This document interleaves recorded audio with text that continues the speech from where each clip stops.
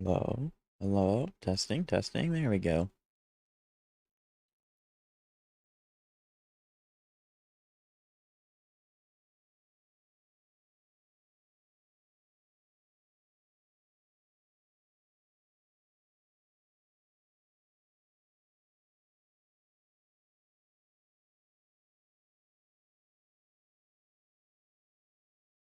Hmm.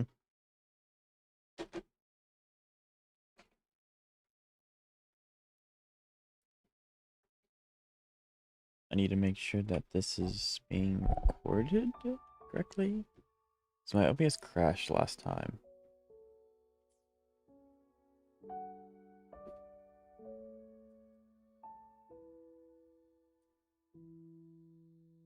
Okay, that's coming in. Is my Twitch gonna come in? OBS will crash again? I wouldn't be super surprised if it does. I wouldn't be super surprised if they do. The stars rest in silence, Okay. awaiting their fated journey. Hello, Xavier. Hello, IDC. How are you doing today? It's nice to see you. Title Defense Simulator. Death Trap mode available? What? I went and slept early for this. I appreciate it, Chip. That's very nice of you. Hey though. Hello, Lance. How you doing today? It's nice to see you. So, I mean, like the title today is account reviews. We're starting in Wuthering Waves just so that I can, do dailies in one of my gacha games. And that also gives people a chance to come in. Ideally, I do them all in one sitting, but if people start trickling in later and then, it takes a little too long for others to come in, I'll do it as it comes up. I'm not opposed to doing that as well. So, still feel terrible. That is unfortunate. Is it like a cold? Is that what it is, Xavier? I'm really mad I overstuffed and missed the tier list yesterday. Don't worry. I think... Yeah, don't worry. It will be a video. And there's also the VOD if you so dearly wish to do that. But it will be a video going out relatively soon. I think I'm going to post the account review video first, because that should theoretically be easier to do. I saw where you put Danjin, by the way. This is where I have to remember where I put Danjin. Where did I put Danjin? I think it was in...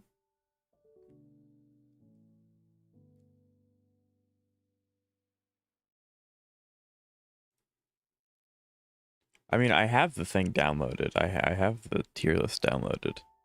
Really? What? Let me see this.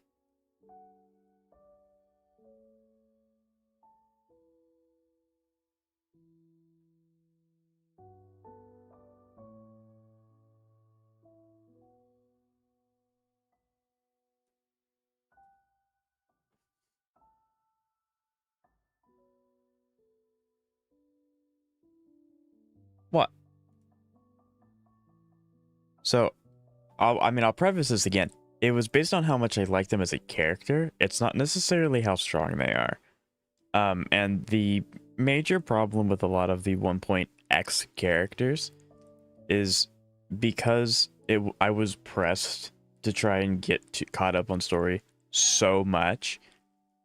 I didn't spend a lot of time with the 1.x characters.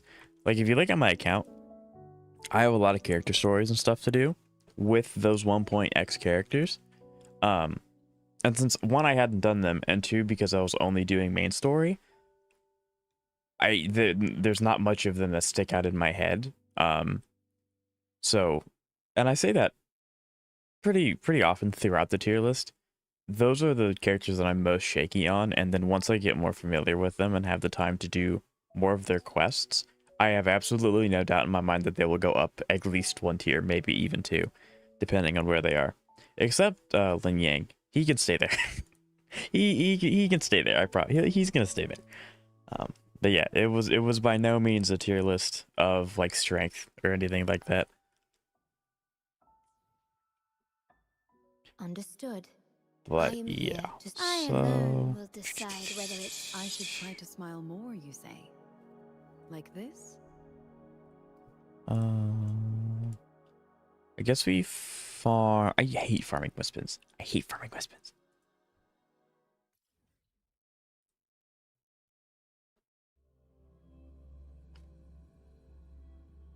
Hey Kentos, how you doing today? It's nice to see you. Everyone's actually coming in the chat a lot faster than I originally thought. Maybe we probably won't have to wait very long to start doing the account reviews. Usually I'll give people like 30 minutes, but y'all just all showed up. Thank you.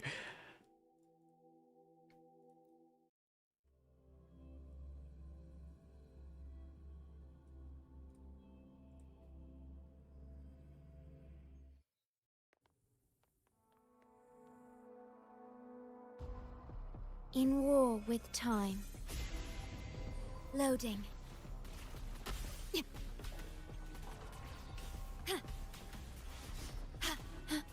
Sentinel, protect me. Judgment time. Be my salvation. I forgot who plays. Doesn't hurt. I'm okay.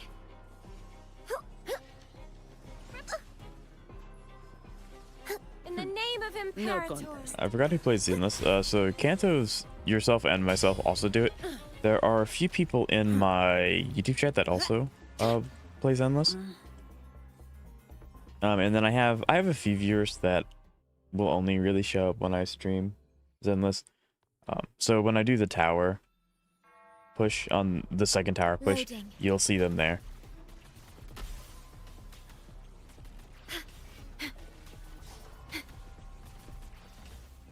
AC account reviews.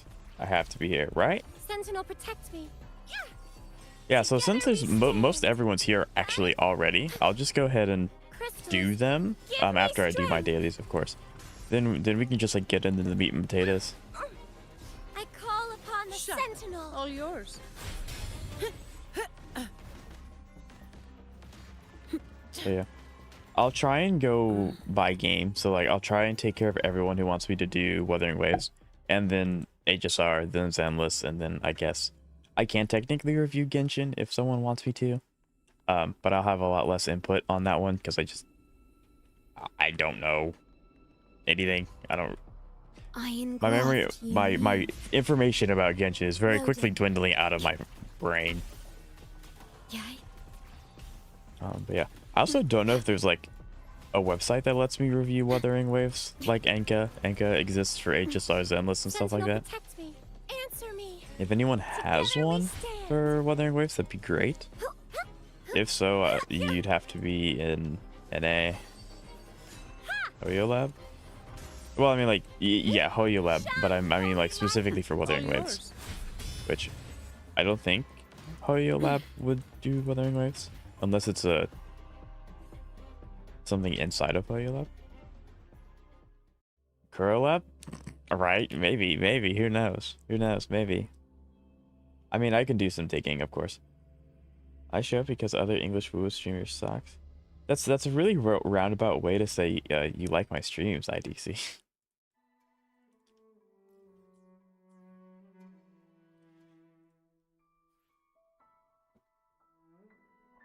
I started building Phanon after I took all of his relics apart. That's fair.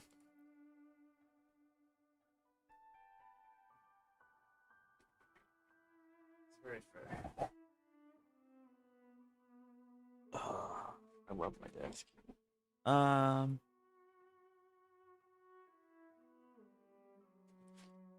My desk fell apart. Hold on.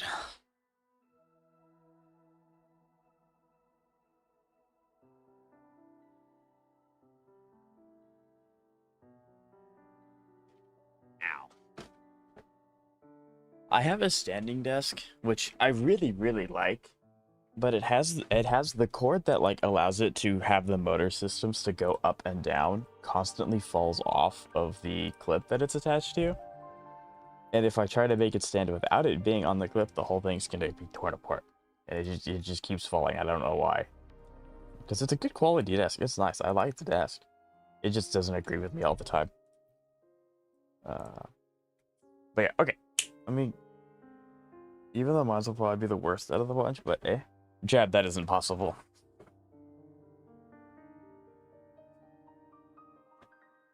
Honestly, with Genshin, I'm about to leave the PS4. I'm about to quit the game. I remember, isn't it in April where they're doing? I think Genshin's leaving the PS4 stores in April. I think, All right. Where are we or off to something like next? that.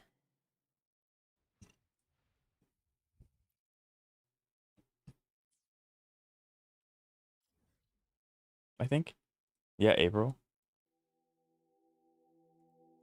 Just quit Genshin. The game does don't care. Actually, with that said, they did something. The Genshin did something pretty freaking cool. Um, they did two things that really stand out to me.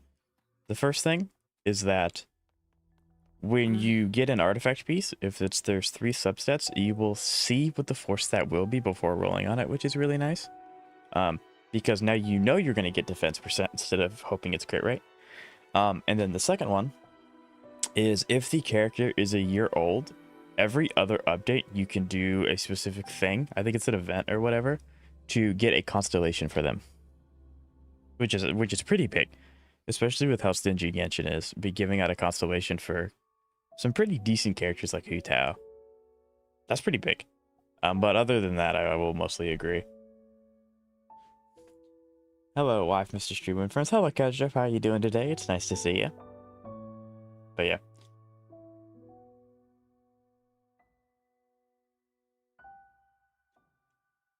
So, most people are here. Who wants to do some account reviews?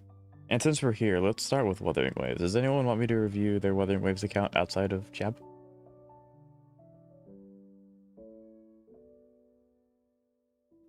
And then I want that constellation thing, but I also want that 50/50 protection they implemented a while back.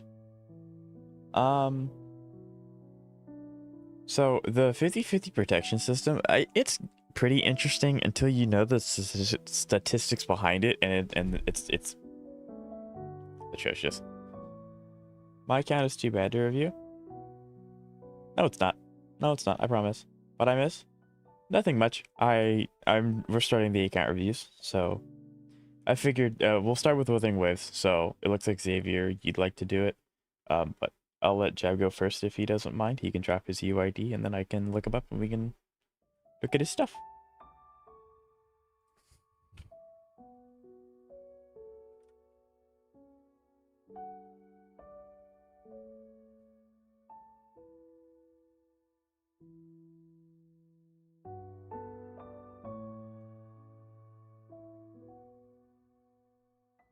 Mhm.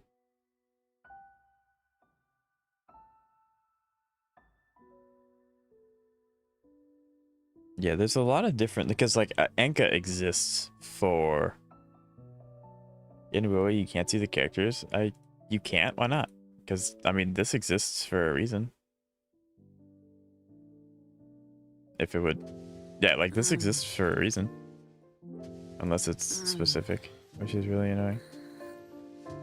I knew Wuthering Waves was going to be the difficult child of the 3, but you can't see stats. But Wuthering Waves doesn't have an Enka.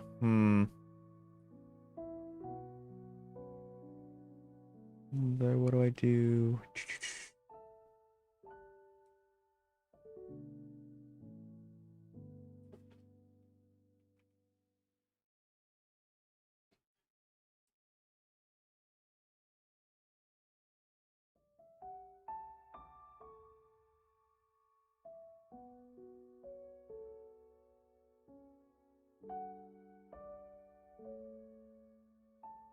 Aha, there's no API, so there's no Enka for Wuthering Waves. A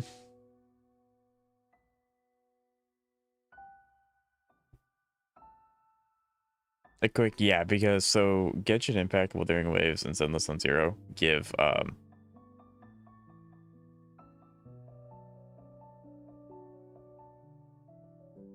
backdoor APIs, so you can take the information from the accounts, and that's how they get. So it's like Enka. Wuthering Waves does not give you access to that, so there's literally no way for anyone to have access to your account builds outside of this. Anything I can help you with? I thought Big Dog was actually gonna go on. No, I'm not gonna go on the accounts. That is dangerous for Understood. my viewers. Not I'm happening. here. Hopefully, we'll make new Not happening. findings. One, you can see screenshots. Nope. Shame. That is a little weird. How like they don't let you show characters by UID.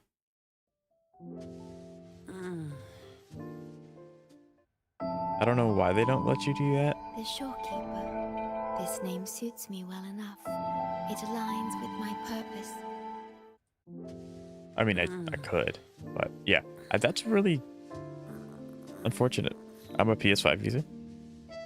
Yeah, I can save you. All right. I mean, I'm not going to, but yeah, you can. It's the same as What's logging the in first thing on on your today's phone to-do to play list? your stuff. That's really unfortunate that it doesn't let you do Wuthering Waves.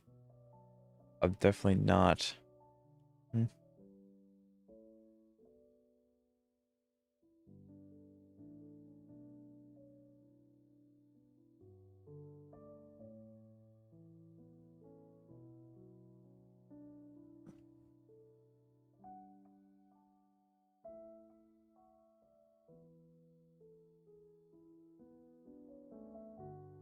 How to get around this?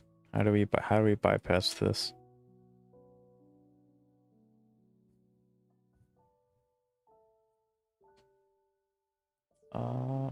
Actually, that might work. Jab, do you play on PC?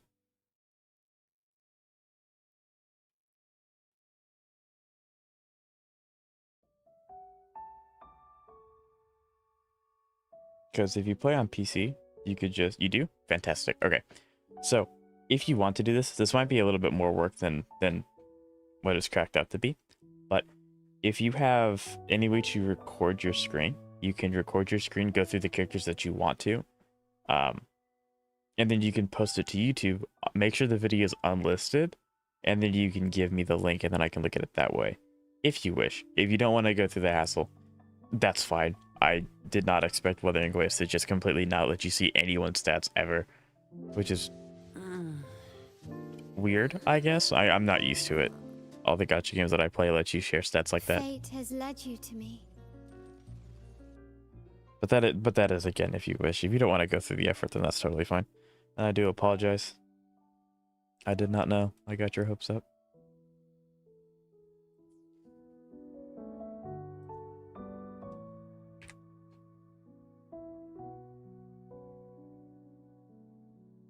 Let me go ahead and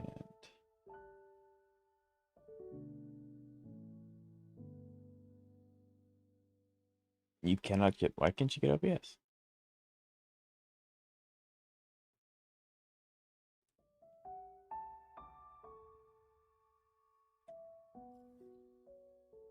That is like unfortunate. No, makes me sad.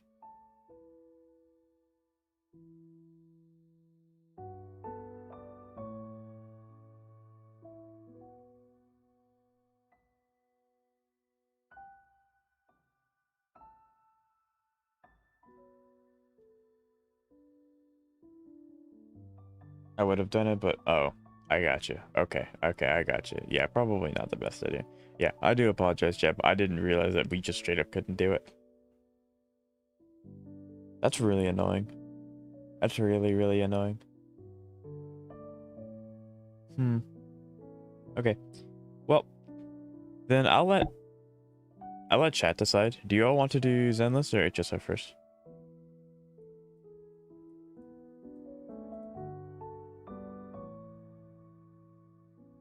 I know we have actually, I think everyone in my chat right now plays Zenless, except 2.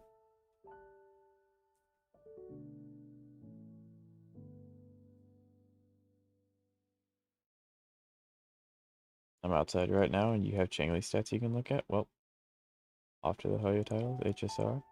Can't start with HSR without Zeka. That is true. Zeka might show up a little later, Or they might be really mad at me for the tier list yesterday. Which is very fair.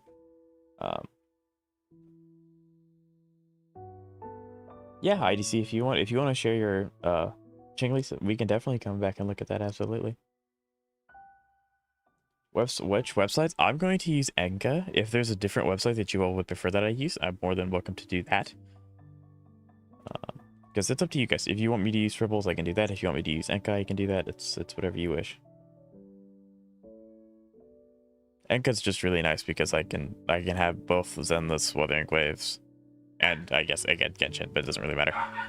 All in one. How do other wuwa content creators do account reviews? I mean, they have to, right? They have to log into the players' accounts, which I just don't like to do. Like, it's your account. I'm good. I don't want to accidentally mess it up. Oh, we speaked it into existence. There's Zeka. Just on time. Yeah, they log into their account. Yeah. Speaking, I know, right? We all spoke and Zeka showed up. How you doing, Zeka? It's nice to see you. Just in time for account reviews.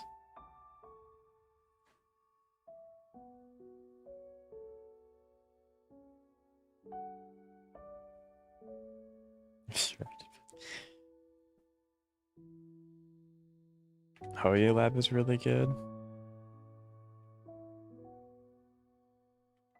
I'm assuming Hoya Lab also...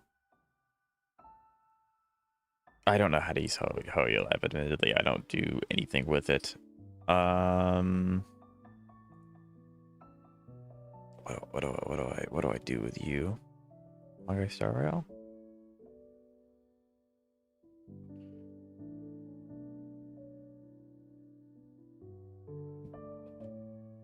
I don't know what I'm doing here. What am I doing here?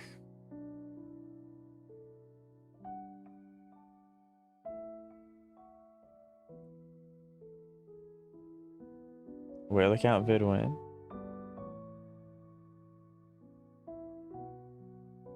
Well, I mean, we're doing account reviews today, so this is like technically it, right?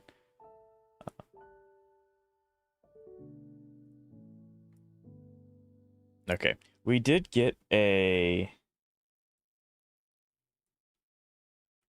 code for... This is another one of those things where it's really hard for me to find it using the code.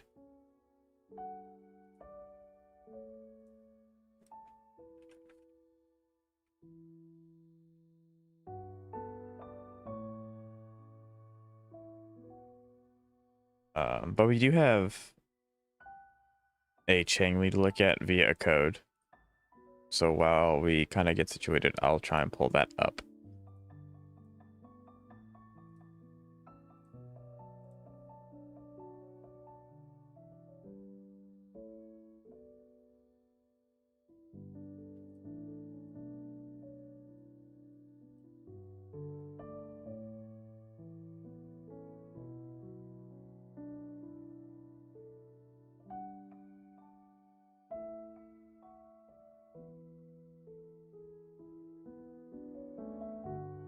This is one of those really annoying things. The bills are at the end of the vid. I know. Every time I'm never good about finding.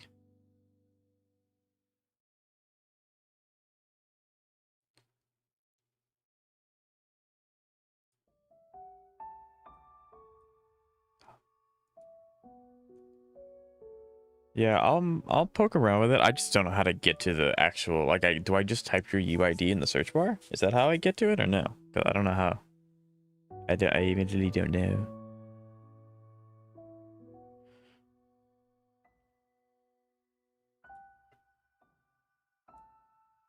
The only reason I use HoYoLab is for the check-in.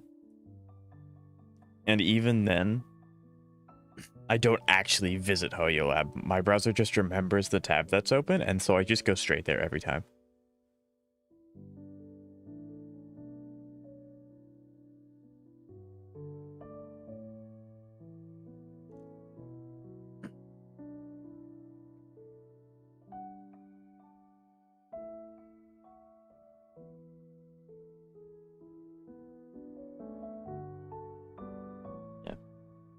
I forgot how Lab is. I see. I use it literally every day, but I just don't use it in that sense. So if I can figure it out, I have no problem using Lab. But yeah. Yeah, and I do apologize, Jab. I got your hopes up. I did not realize that I just wouldn't be able to look at your stuff without getting on your account.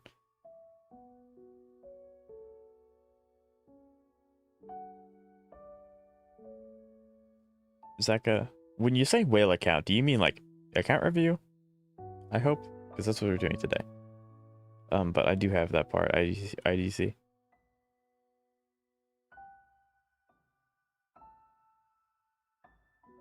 Anka's good enough for me. Here's my UID. Gotcha. Yeah. So we are gonna look at a Changli first, because there's someone who plays with enemies that would like me to look at a character. They also have their stuff. I'll post it on YouTube and stuff so I can look it up if I can find it. That's what I'm trying to do now. After we get this, then we can hop, skip, and jump on over to HSR, and then we can finish with Zenless Zone 0.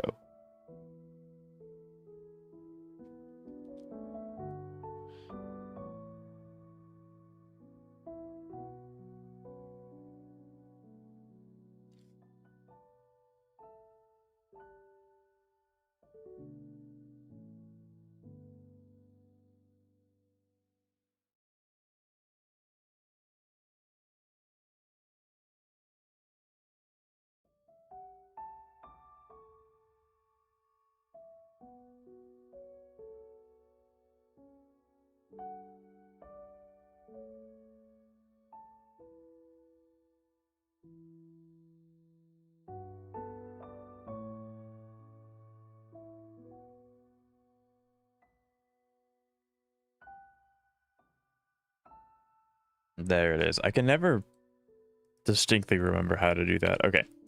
So this Changli build is at the end. There it is.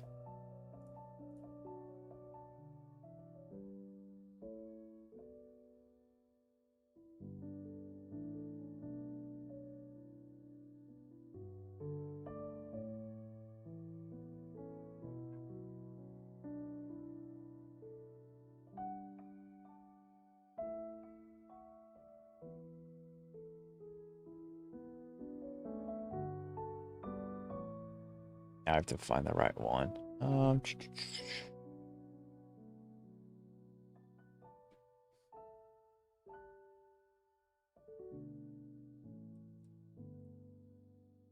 There we go. I'll post all my character builds when you get home. Okay. Yeah. So this is Changli.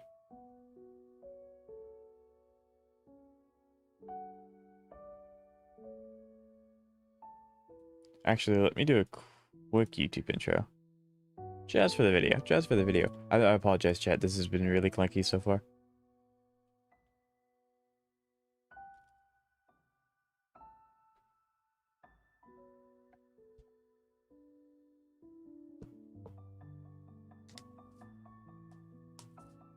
Okay. Hello, Trailblazers, Travelers, and Proxies, and Rovers. And Rovers now. We're adding Rovers to the list. So, today we are doing account reviews. We are going to be doing account reviews for Wuthering Waves, Zenless Zone 0, and Hawkeye Star Rail. I'll have time codes down at the bottom if you want to see specific games. But right now we're going to start with Wuthering Waves, then we're going to go to HSR, then Zenless. So, let's get on to the video. And then that's just the first bit, so. Okay. So my Phanon died. How? A Changli solo, right?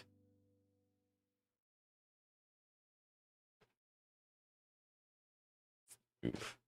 Yep. Okay, so let's get back over here. Okay, let's see this build.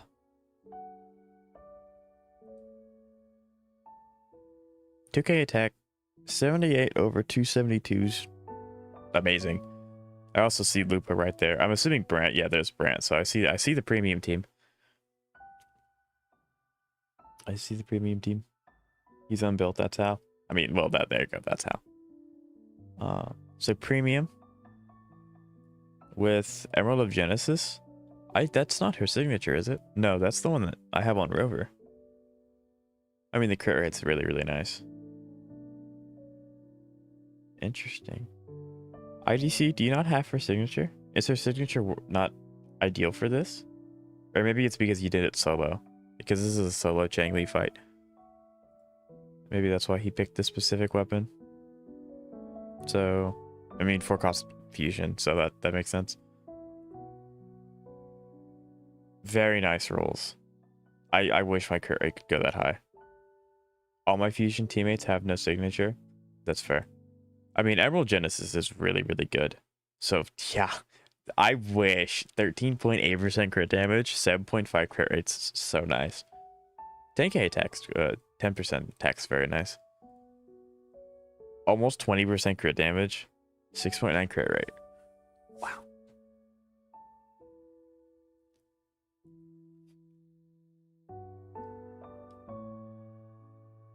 Okay, gotcha. The crit and crit damage is obviously what you care about the most. 9.9 crit rate. I think the max crit rate you can get is 10%. So you were literally 0.1% off, which is wow. And then 12.6. I think the max for crit damage is also 20. I could be wrong. I think it's 20. But yeah, that's a really good build. How long did it take you to get these? I'm curious. And then, you know, max out everything, of course, and then C0. Yeah, very good character. Very, very good character.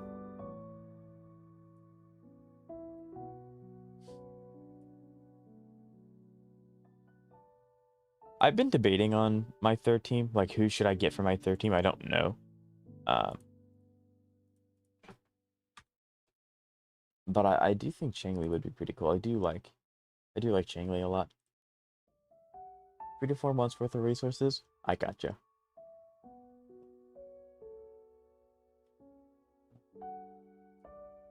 Get my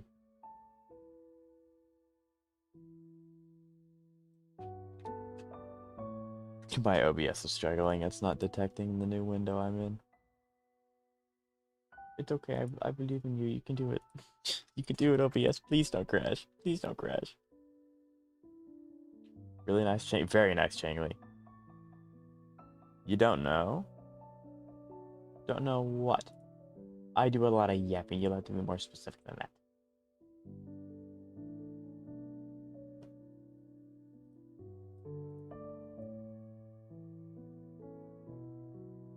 Okay, there it is. Ah, there we go.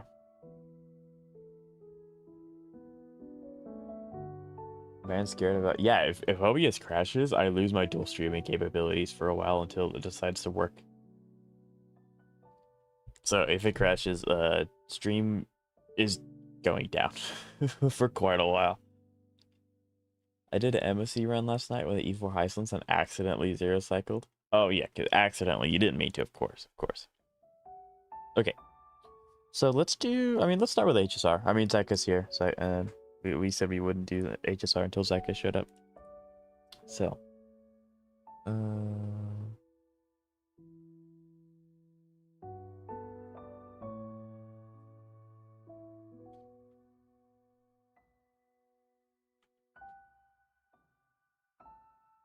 away we go.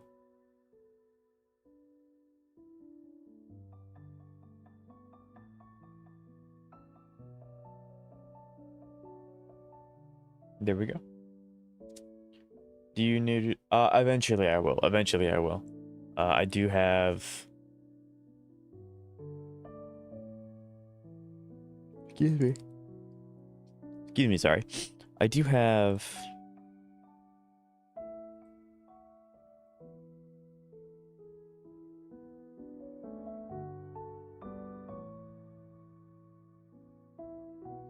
I want to show my Geon too.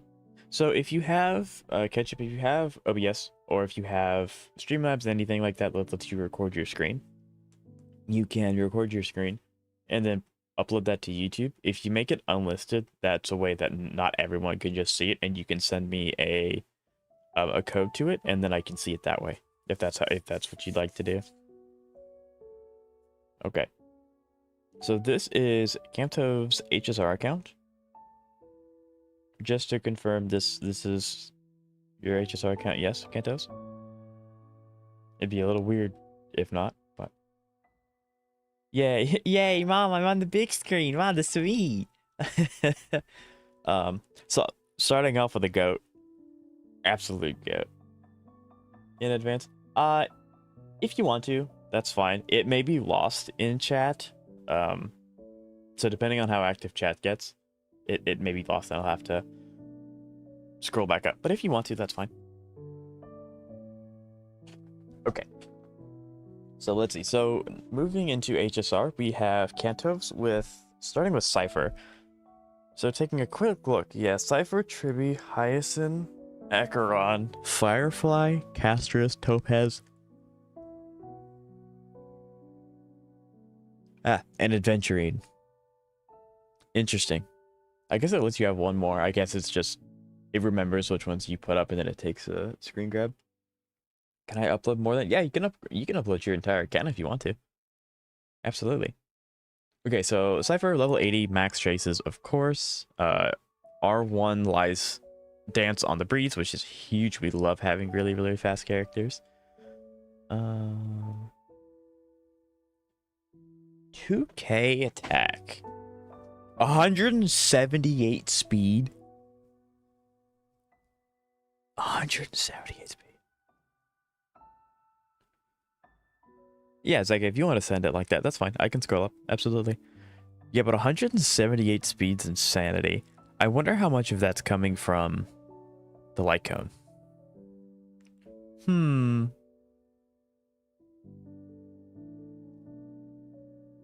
I wonder how much of that comes from the light cone. But it's still a lot.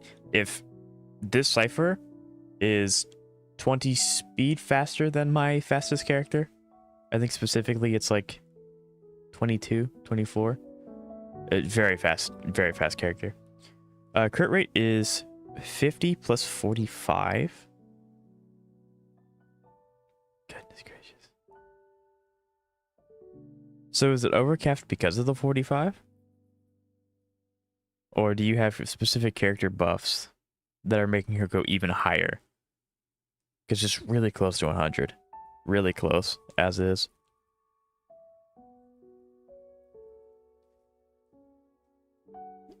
And then 149 over 7. That's really good.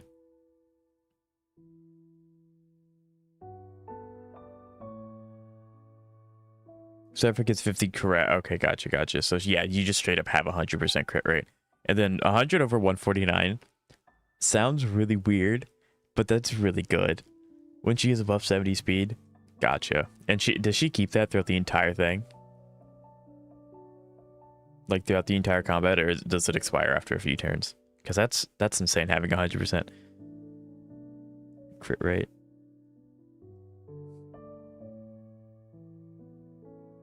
There you go, get my UID. Absolutely. Jap, you play Honkai Star Rail? I dislike Hoyo games. Right, yes. I remember why.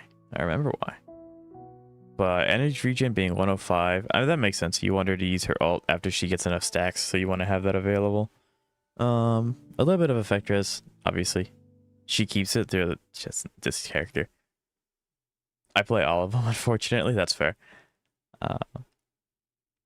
A little bit of effect res is really nice. I don't know how much exactly 12% is doing, but, you know, every little bit helps. And then 53.2 quantum damage. I mean, we'd love to see that. And then looking at your lovely pieces. So your face is 23% crit damage. And then 4 speed, 7.7. 7.7 attack. This is... Cantos, what is this piece? This piece is insane. This one, I mean, this is where your effect hit's coming from. Does Cypher need effect hit rate?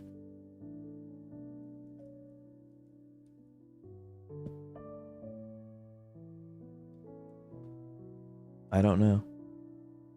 But regardless, I mean, this piece is insane. This piece is also really solid. The nice thing about... Gotcha. Yeah, I don't mind using HoYoLab. I just don't know how to get to like the character preview thing, if that makes any sense.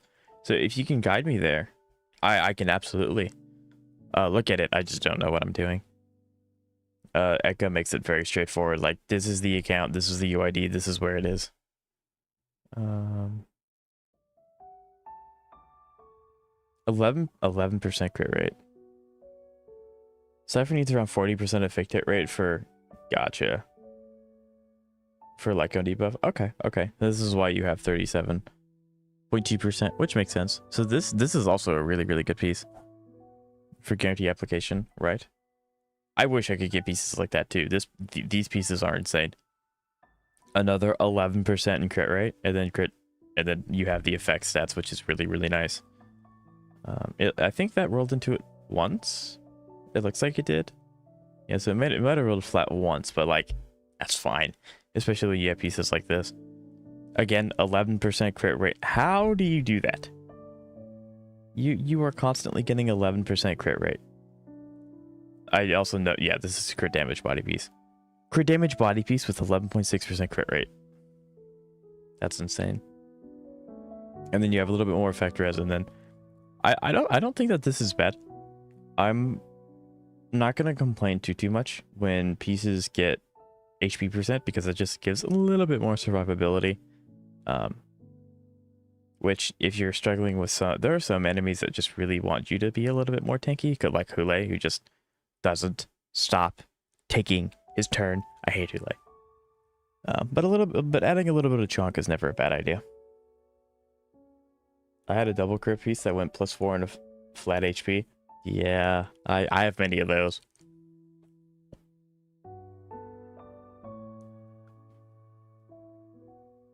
And then we have Lushaka, the Sunken Seas.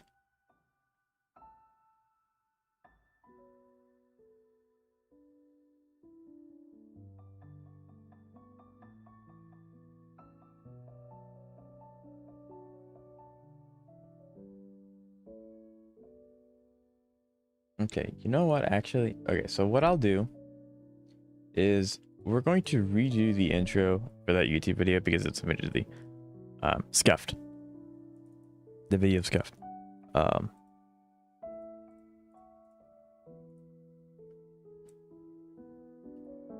Where's the recording? There it is.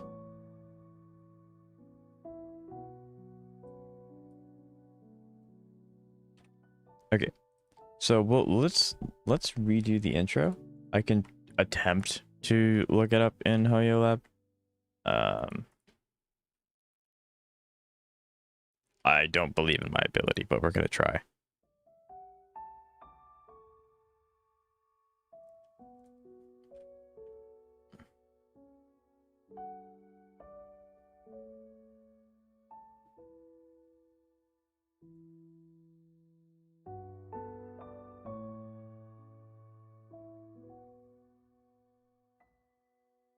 So there are a lot of Hoyo accounts with your name.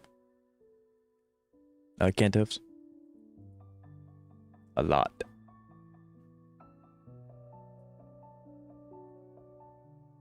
Because your name is Eric, so at ARX. Yeah.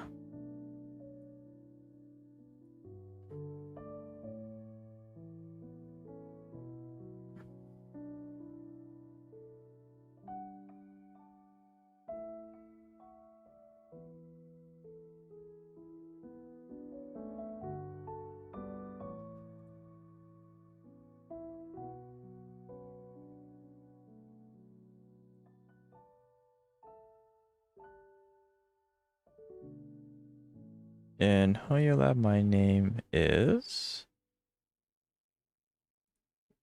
Release me, Hoyo. Okay, whatever. It's not gonna want to work.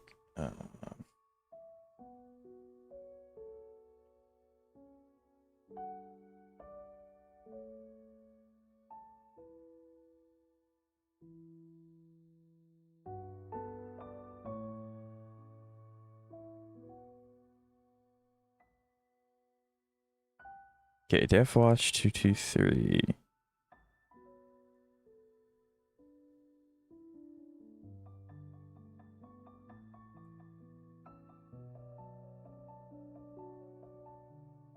Is it gonna pull up?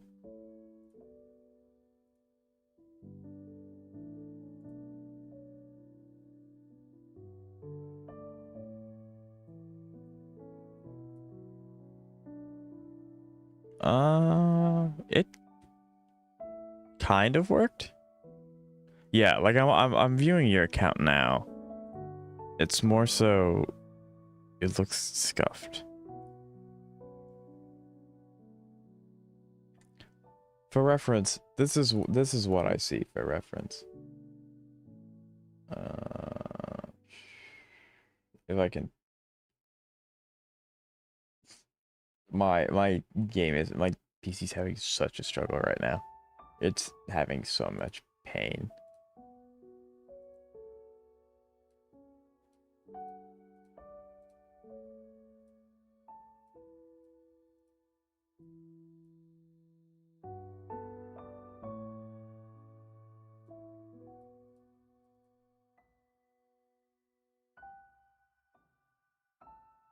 For some reason, Hoyula blocks me from reading it as a source.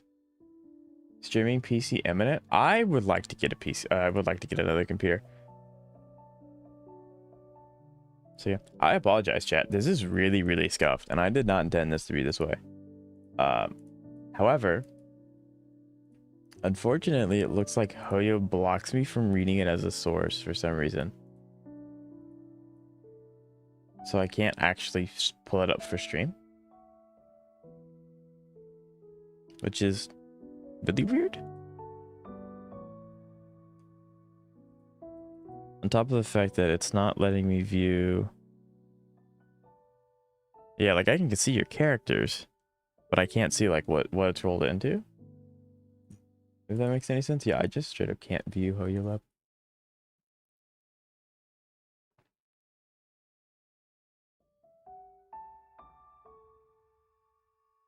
Yeah. I legitimately think, Lance, I will have a dual PC set up at some time in the future. I don't know exactly when, because the next computer, if I get a new computer, I want it to be an absolute beefy monster, which obviously takes a while to get because you have to custom build it, and then you also have to, you know.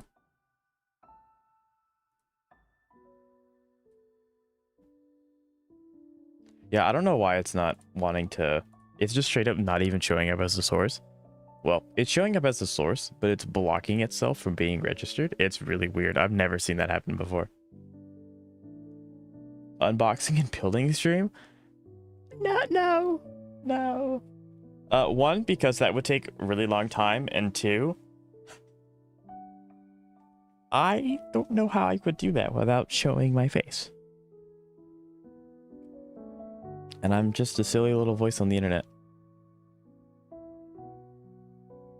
That would also put a limit. Yeah, I do apologize, chat. This is really scuffed. I didn't intend for this to be like this. So I'm sorry. Okay, so but this point forward, there's no more scuff. I'm not gonna allow it to happen anymore. So I'm gonna do another intro for YouTube because that last one was scrapped, and then we'll just roll into it. So, hello, Trailblazers, Travelers, Proxies, and Rovers. We're adding Rovers this time. I know, it's amazing. Character development.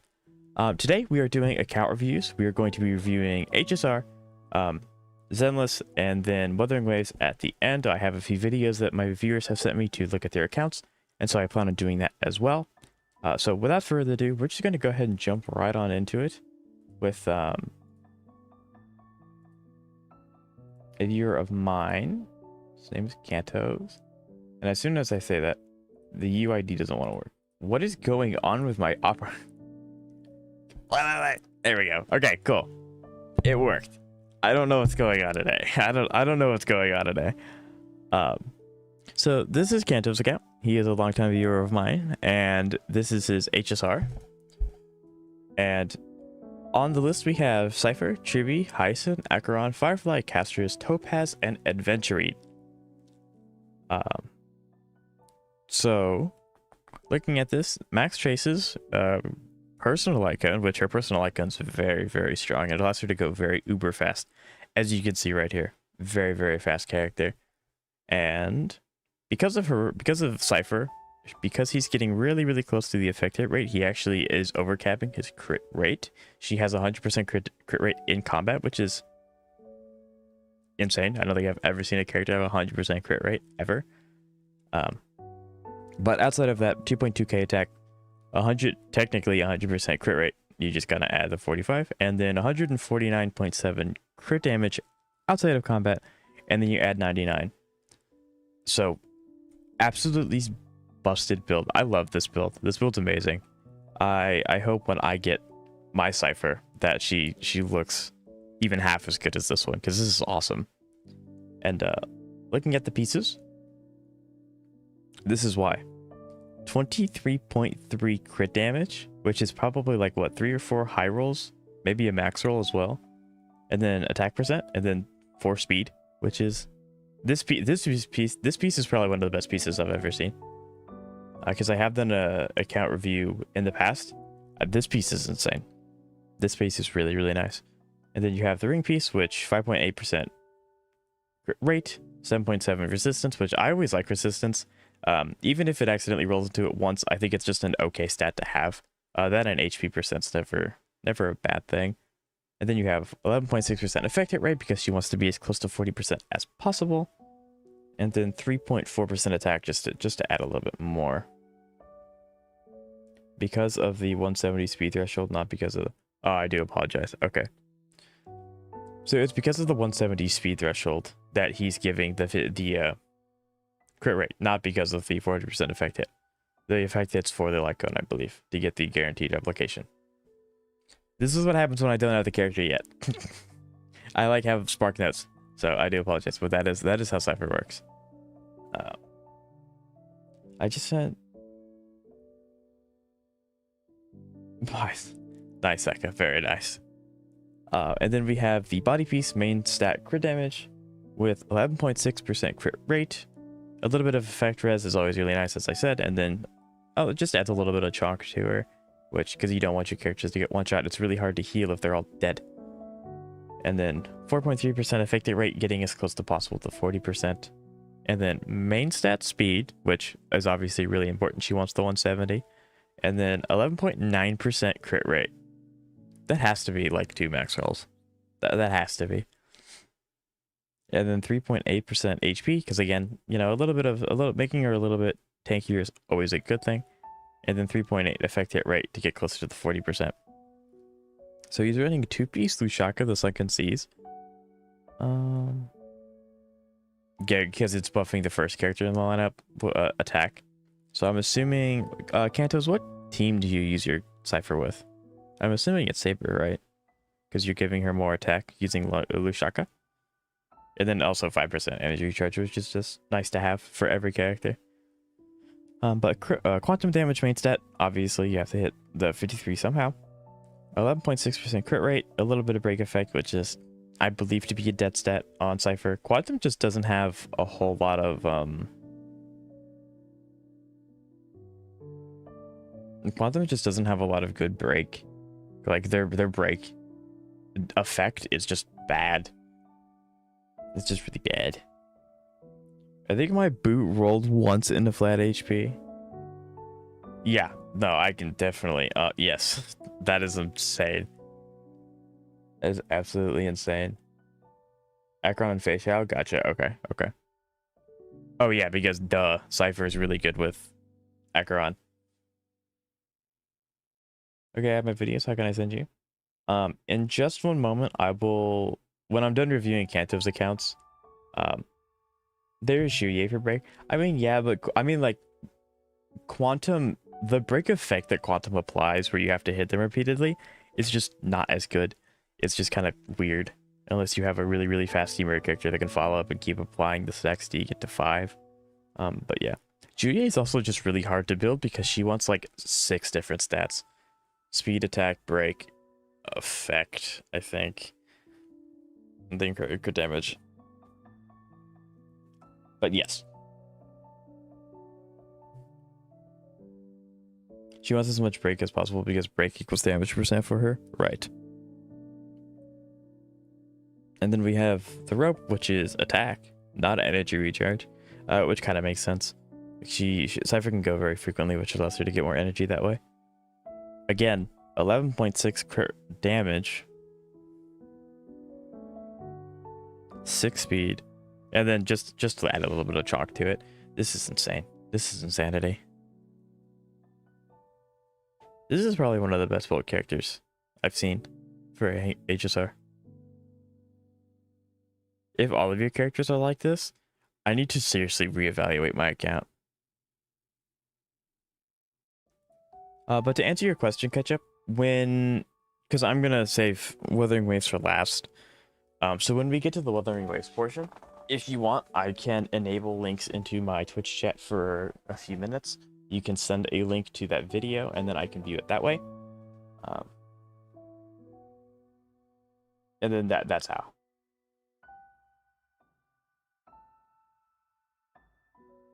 Cypher doesn't need energy regen? Nope.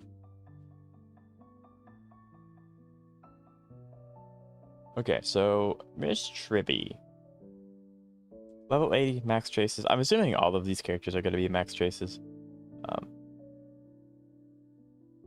Upload it to YouTube, and then make sure the video is unlisted. That's really important. Make sure it's unlisted. And then personal icon, which is huge. I actually don't know what her personal icon does. I immediately see the 36% crit damage, which is a really high modifier. Crit damage increases by 48% when entering battle. And lasts for 2 turns. That's nuts. Yeah, Tribby I know is really, really strong. I just don't... I didn't know that her Lycon gave her that much, which is... Wow, I know the Lycons are getting more and more broken every time they add a character. But 5.8k HP, which makes sense. She's an HP scaler, I believe. Except adventuring, I don't think. Gotcha. Her all damage comes from the bottle team damage. Right, her coin collected, I believe.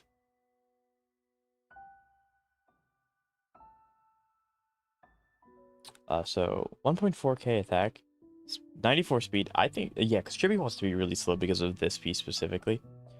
This piece demands that she be a little on the slower side. 261 crit damage. So 49 over 261. I'm sure that this goes up in combat. I'm pretty sure it's 44%. That's closer to 90%. So it's technically 91 over 472, 480, 88. I think if you add in that modifier all at the bottom. So insane. Absolutely insane. A little bit of energy recharge because of Shaka, but mostly you're doing it for the attack for the main character, which, I mean, makes sense. Those don't really matter, I don't think. And then quantum damage is just really, really nice. So, because I think this decreases the burst speed by 8% when they're slower than 95 speed, increases the crit rate by 32%. So there you go, you hit that. And so you're getting 32% crit from that. Gotcha. You can always ask me a question, Ketchup. So crit rate and crit damage and speed, and I don't think you rolled flat attack once. That's insanity. It looks like you mostly rolled in speed and maybe a few times in the crit rate, but having that just there is really, really nice. Same thing with your headpiece, crit rate, crit damage at 16.8%. So there you go, you made up for it. You said that the video must be unlisted. What does that mean? So when you go to upload the video to YouTube, you'll have 4 like bars, I guess. On the far most right bar, it'll be like the publish tab. You'll have public, private, and then listed. Make sure it's unlisted, and then post it. The reason why I'm telling you to unlist the video is so that it's not public to everyone. That way you don't get just random people watching it and then commenting and things like that. If you want it to be public, that's completely fine and up to you, but it's safer to go with unlisted. Ushaka, yeah, so make sure it's unlisted.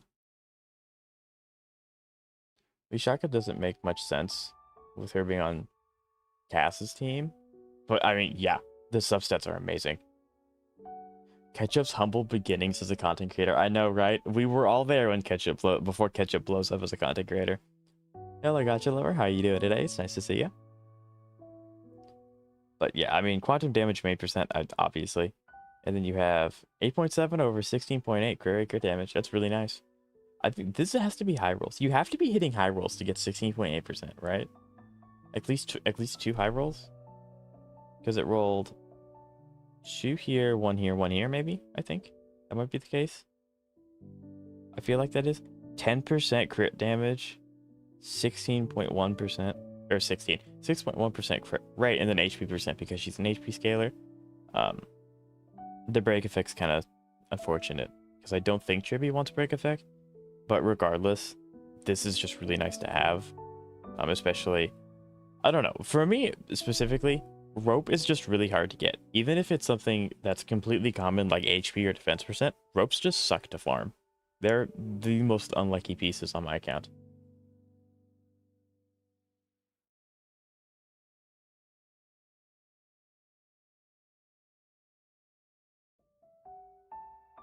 I'm not farming another set for better passive and HP teams. Right, yeah, I mean, you don't need it because everything dies. Everything's just way too fast.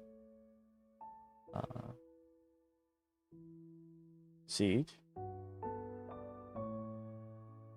Sure, I could review them. Admittedly, I don't play Genshin Impact anymore, so I don't know, like, what their stat values need to be. But yeah, I can definitely review them. We're going by game, so we'll just do that at the end, towards the end of stream, if that's okay. Because I need to do HSR's Endless, and then we'll do Wuthering Waves, and then we can do Genshin. But so it looks like Hyacinth, and then it's I was confused on what the purple things were, but that's the unicorn, which makes sense. It also doesn't help that I don't have a remembrance character, so I'm not quite sure how they work super well. Increases wearer speed by 18%. Do all of these icons increase speed by 18%? Because this also does. Yours won't because you want to be slow. But, like, dude, come on. This is insanity. 5.4k HP, which it makes sense. 200 speed. 200 speed. Cypher's slower than this. Why is she so fast? How is she so fast? She's everything. She's the main DPS. She's the deep. What is this character? How do you do that? I want to do that. Huh? You have to have insane speed rolls, right? No, because of the light cone. What's her innate speed? I mean, she has 5 speed traces. She gets 5, and her light cone buff speed. What is this character? This character is so much more broken than I thought she was. She laps the enemies twice. She laps the enemies twice. What? What the heck? Hyacinth does the Hyacinth. Yeah, Hyacinth's a one-man arm. What is this character? This character's insane. What? Okay. And then 10 over 94. I'm assuming these stats are the way that they are because of this guy. I don't know how. I admittedly don't know how Remembrance works super well because I don't use Remembrance. I don't have a Remembrance character outside of Trailblazer, and I don't use him. So I'm not sure how the stats like work for the summons. But energy regen, obviously, you want her to use her ult so that she can get her stacks back. That's Hyacinth. Yes. Did I say Hyacinth on accident? Oh, right. Well, yeah. My same reaction. Yulei has 264 speed. Well, we're not talking about like MOC. Obviously, MOC is going to be a little different, but like just doing story and stuff like that, nothing's taking a turn but Hyacinth. Also, 201 is on the slower side. Well, saying it, well, it doesn't really matter if it's on the slow side because it's still faster than everything on my account plus some. And I also don't have Hyacinth, so this is my first time ever seeing her as like a stat character. So I have nothing to go again. I have no background information to compare to. So just straight up seeing this number is insane. Even if this air quote slow, which this is not slow. This is fast. I come back, how are the reviews going? It was still a little scuffed, but you know, we're working on it. We're working on it. So she's 4-piece warrior. I mean, that makes sense. And then giant tree. 2 speed, 12.9 HP. Makes sense. A little bit of crit damage, and then again, HP percent. I'm assuming she really only cares about HP. Noted that Hyacinth basically 100% crit rate via a passive. So it's 194. That's kind of funny. Usually the crit damage is always higher than crit rate, but yeah, 100 over 94 is insane.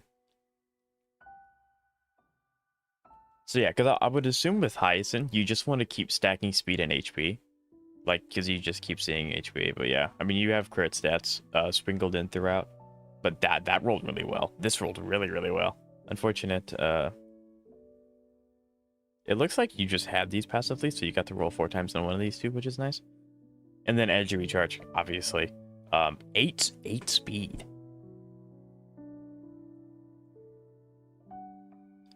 That's high.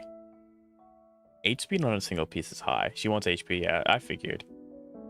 HP, speed, and healing effect and crit damage is also good. I gotcha, okay. And then 8.2% HP, which, you know, that makes sense. Wow, okay. Alright, IDC, that's awesome. I'll do Wuthering Waves all in one because I have someone else who's sending me a video. But we'll do it after I finish.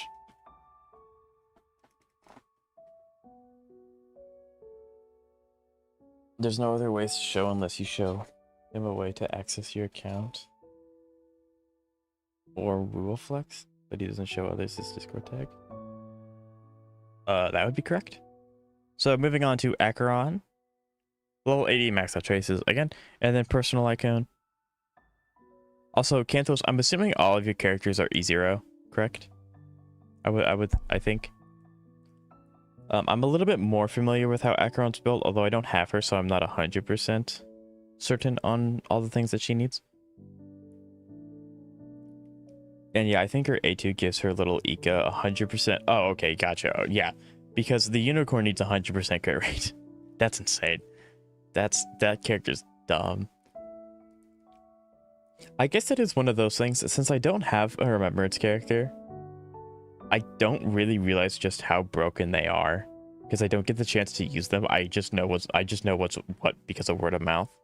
So that, yeah, wow, 100% that fixed crit rate. Bleh. My brain's broken because I can't comprehend the fact that it gives 100%. That's insanity. Firefly and Tribute are E1. Gotcha. Okay. Gotcha. Okay, so 3.8 AK attack, 103 speed. I mean, that's fine. I'm assuming you have someone to push her forward, like Bronya, or probably Sunday, actually. I'm proud of Acheron attack. Oh, you should be. That's a really high attack value. And then you have 81 over 144 is a very, very nice stat line. That's just a beautiful stat block. Honestly, that's just really nice to look at. And then energy regen, affected rate, affected res is, you know, whatever. And then lightning damage bonus is really, really nice. Going over to these, I have so much of this set farm, it's not even funny. Yeah, this is a really solid piece. A little bit of attack, a little bit of crit rate, a little bit of crit damage, a little bit of crit rate, a little bit of crit damage. Actually, a decent amount of crit damage, a decent amount of attack. And then this must be... No, but her ult doesn't need speed. I mean, yeah, as long as you're able, because if her allies are fast and apply debuffs, then she herself doesn't really need to be that fast. So I understand that thinking. Because her ult gets charged by others, not only her. So I think this piece is one of those pieces that you just couldn't find anything better, I guess. Because I guess you do the main stat for crit rate, which is fair. I do that all the time. This piece and the rope are probably the shakiest pieces on my accounts because it's just really hard to get their substats to line up correctly. Attack percent boots because she doesn't need to be fast. Beautiful.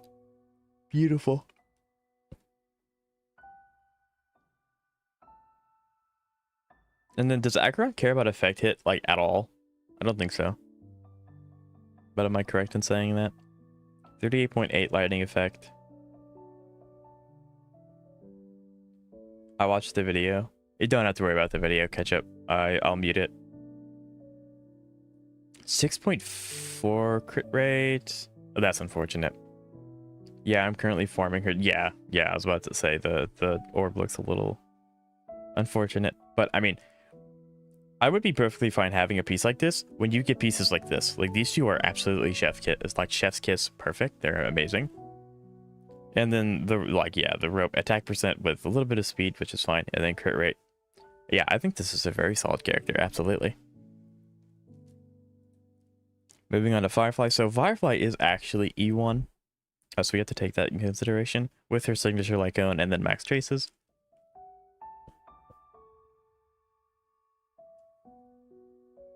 Uh, 155 speed's really, really good. We don't care about the crit values. 259 break effect. Perfect. Perfect. Yeah, because she only really cares about these two stats, speed and break effect. We're running Iron Cavalry, of course. 16% break effect. 27.2 break effect. With speed. Brother. You need to farm on my account. You need to roll on my account, get those. This is insane. 12.9% with attack. Ooh. I mean, the 12.9% is nice. And then the speed makes sense. I guess it truly doesn't really matter what a main set is, because I don't think break effect is meant for the rope. So I don't think you can get break effect on chest piece, so that's fair. You know, means a bit of defense pen and her enhanced skill doesn't. Yeah, not consuming skill points is huge. Absolutely insane.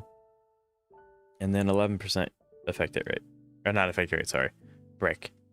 Yeah, solid pieces. Absolutely solid pieces.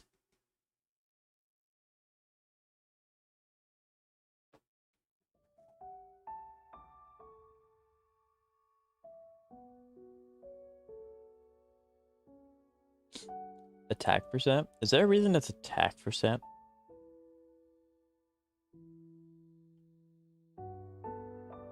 Because I mean, 9 speed, that's probably why. The 9 speed plus a little bit of break effect is probably why it's attack percent. And then break effect rope, as I said earlier, you want to add the break effect rope.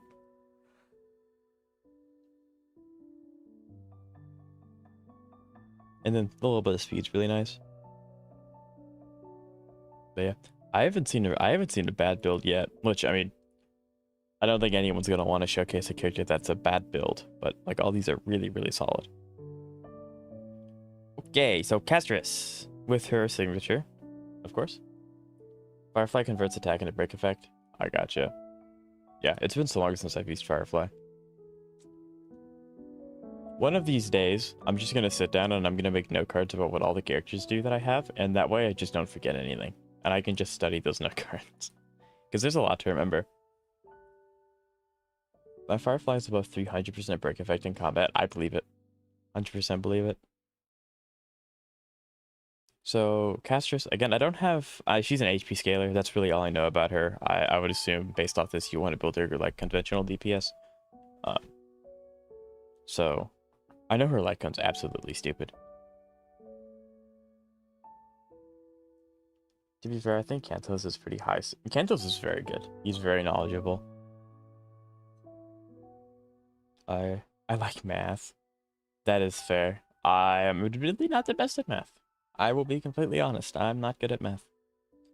8.2k HP is phenomenal for HP scaler, and then you have 61 over 196, and those two stats only go up in combat, which is amazing. And then 63.2% quantum boost. Ah, that's why. Okay, there we go. We have three quantum boosts in her traces. Okay, and she wants to be really slow because of the Poet of Morning collapse. So that's fair. 7.3% HP, crit rate, and attack. This is probably one of those pieces that just kind of rolled in a little bit of everything, which is fine. I mean, you want chunky specifically, and then you want crit rate. So it's not a bad piece. This is the ring where you have crit rate. 23 crit damage is huge. Little bit of HP is nice, and then you have crit rate just for the cherry on top.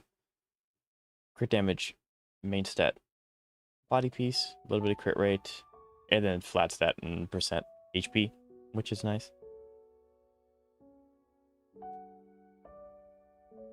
Gotcha. I'll reload the page after our casters. And then the boots with HP percent because you want it to be slow, so that just allows your HP to go even higher. 10.3% crit damage, 5.8% crit rate is always really nice. Kind of unfortunate. 9.7% defense is probably rolled in the mat twice, which is not epic. Bone of Collecting Serene Demise increases the wearer's max AP by 12%. There you go. Right. Okay, so I'll refresh it after we do adventuring. So quantum damage is at 38.8, 3.2, a 34.3. 34.3 is insanity. Really? Wow, that must have been like a 4-piece relic set, and it only rolled crit damage, and it rolled high every time. That's insanity. And then HP rope, which I'm not surprised on. That's unfortunate, but I don't know what else you'd really want. I mean, crit damage is probably what you'd ideally want, but it dodged the speed roll, which is optimal. So yeah, very, very cracked character. Very strong.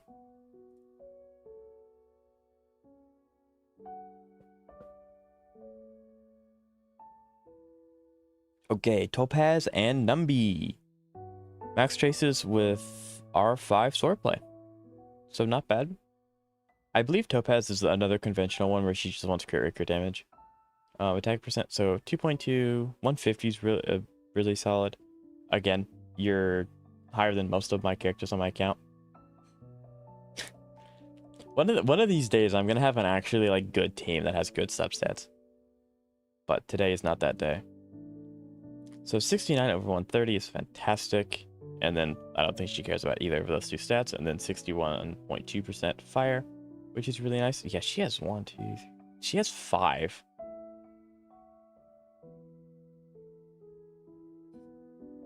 Yes, wuwa flex is manual input, I believe.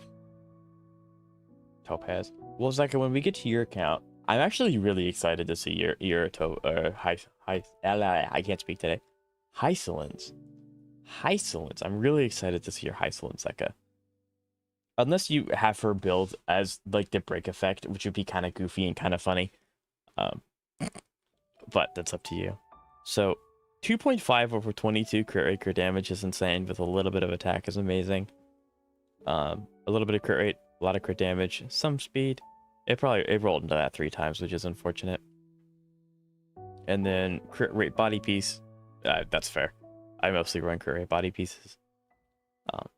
17.4 crit damage, 11k attack, which is nice. And again, I mean, like, it's unepic to see it roll into this twice, but a little bit of chunkiness is never like a bad thing. Cypher just outscales her, right? Yeah, it's kind of unfortunate. Speed boots with, again, a little bit of crit rate, a lot of crit damage, and it rolled into attack percent twice. Absolutely massive. My Iceland's on her normal build right now. Gotcha. Can you review? Hello, Moon. It's been a minute. How are you doing? Do you want me to review your HSR account? I'm assuming HSR is Endless Wuthering Waves. Which one? And then we're running Durin, which makes sense. Fire damage, 5.8, 8.9, makes sense. And then 11, 4 speeds, and then you have attack percent, which makes sense. I don't know. I don't know what else you'd really run on the rope. Maybe energy recharge, but I don't think that's necessary. So yeah, I mean, that makes sense. And then adventuring. He has max traces, and then he has R1, Journey Forever Peaceful. That's fair. Adventuring is really strong. HSR, I can absolutely, yeah. Because I want to do all of HSR in one sitting, then we'll go over to Zenlist, then we'll go over the Wuthering Waves. I also think that HSR is going to be my biggest portion of the reviews, because that's where I started my channel with. Okay, so if I remember correctly, he just wants a lot of defense percent, and then you want to just stack crit damage after that, I believe. I admittedly don't know too much about adventuring. I'm still farming for some better pieces, so a few of them are placeholders. It's fair. I mean, I play all three, so I don't mind all three games. That's fair. So if you want to do Wuthering Waves, unfortunately, there's no like website that I can use. You'll have to record a video and then post it to YouTube and then send me the link. So if you want to do that, that's fine. If you don't want to do that, I understand as well. But we can definitely do HSR and Zenless. So Night of Purity makes sense, and then Broken Keel also makes sense. Like Kantos, you just have really solid substats across the board. Like you have really decent. That's one of the things I've noticed. I just maxed def on fair. Survivability is insane.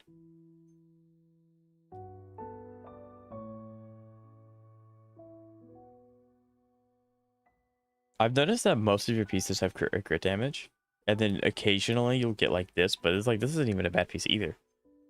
Don't see the point in any other stat. That's fair. I'm an adventuring main. Nice. Defense. Like I said, yeah, if you just stack defense, nothing's going to die, which is fair. So yeah, good character. If I do that, there we go. Yeah, so it looks like you got a Facia, Linksha, Kafka, Heislands, Black Swan, and Jinglia. Based, absolutely.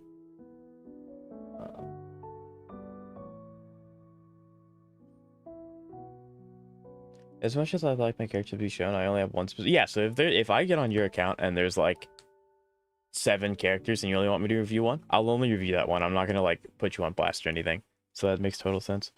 Who's next in line for review? So it's going to be, we're on Kantos' now. Then it'll be Zeka. Then it'll be Xavier. And then Ketchup. Do you want me to review your HSR account or just Wuthering Waves? So that's the order. Sub DPS Infantry is solid as long as he has 4k defense or more. Right. Miss. Okay, then Jeb. Absolutely. You will see why. And then Moon, sorry. So, yeah. Zeka, Xavier. Ketchup if they want. Jab, then Moon.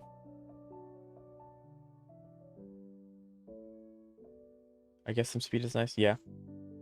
So Xavier, if you don't want me to review your HSR, that's fine too. I can just go to the next guy and then we can get to ZZZ. It's completely up to you guys. I won't force you guys to give me any characters you don't want me to see. But I'm also going to probably pick up the pace. Like I'm not going to go through every single substat and relic piece. I'll just glance over at them just so that it saves a little bit of time because I want to get to everyone. So Fei Xiao, max traces. This is the universe Lycone, which is interesting. But I mean, it's fair. It's not a bad Lycone either. So it looks like a lot of the newer characters you have Lycones for, which is also fair because the newer Lycones are really, really strong. I think Fei Xiao is also one of those characters that wants a little bit of everything. So yeah, 155 speed makes sense. 70 over 166 is amazing. And then 2.6k attack is phenomenal. Like, wow, this is a perfect piece. A little bit of everything, and it just rolled really well. That's really nice. You have a really high roll here. Crit damage main, really solid. Really, and this is kind of unfortunate, but this is really good. And then you have wind damage, crit damage, and then attack percent. Very, very solid character. Absolutely. I have noticed a lot of your builds have crit and crit damage on the same relic set, even if they don't necessarily roll into them. But they're still there, which always adds up. Check my sold. I mean, if you sold it, it's not yours anymore. Right? Or no? I don't know. I'm not too big on selling accounts since it goes against TOS, but I don't know. It used to be very fed on my fish speed, but compared... Right, well, I mean, that's also just speed creep being a thing. Speed creep's insane. Just not all my... Yeah, so if you tell me the name of the one character you want me to review, and I definitely will. So Fue, this enables Kantos to use his Himiko build, which is Really, really nice. The Himiko Super Break team's really funny and goofy. She has her signature, though, which is interesting.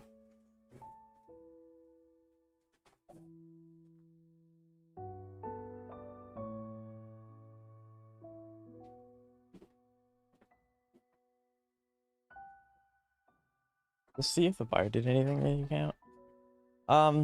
I don't think I'll do that. I apologize, IDC, but it's not, if it's not technically your account anymore, you know, because that would be similar to me just going up to the UID and just typing in random numbers and be like, this guy has a carrot. Like, that wouldn't sit right with me. But Fuwei, I admittedly don't know too much about what she wants. She's a break character, so like obviously I can tell she wants a lot of breaks. She probably wants to be fast. And then a little bit chunky to survive some hits, which is fair. So yeah, 16.8, and you have 11 for attack. Right, I should also have my Himiko there. That's okay. Effect hit rate to obviously apply. Maybe she scales off of... Yeah, there we go. Effect hit rate scaling. Gotcha, okay. Gotcha. And then speed to make her fast, which is fair. Yeah, 158's a really, really good speed. And then you have characters like Cypher that just blow everything else out of the water because of their light cone, making you get 32% more speed. Attack percent, energy recharge makes sense. That's how she gets her stacks to apply super break, I believe. So, and then break effect. A little bit of sustainability is always really nice. Very good. Buff to the Jingliu. Just a quick look. Probably not. Let's see, R5 Secret Vow. She's HP scaling now, so she wants a lot less in the new attack. She still wants to be moderately quick. Like, this is fine. You're hitting the 131 speed threshold, which is what you need for speed break point. Your 7.6k attack's fantastic. 36 over 111. The 36 goes up in combat, of course. So that's the deceiving number. No energy recharge, which makes sense. You want the HP percent here. These two don't matter, and then having 78% ice damage is really, really nice. My HSR account is buns. I don't think so, Zach. I don't think so, Jeb. Yeah, so there we go. 12, 51, 12. Then you have 5.1. 10 speed's huge.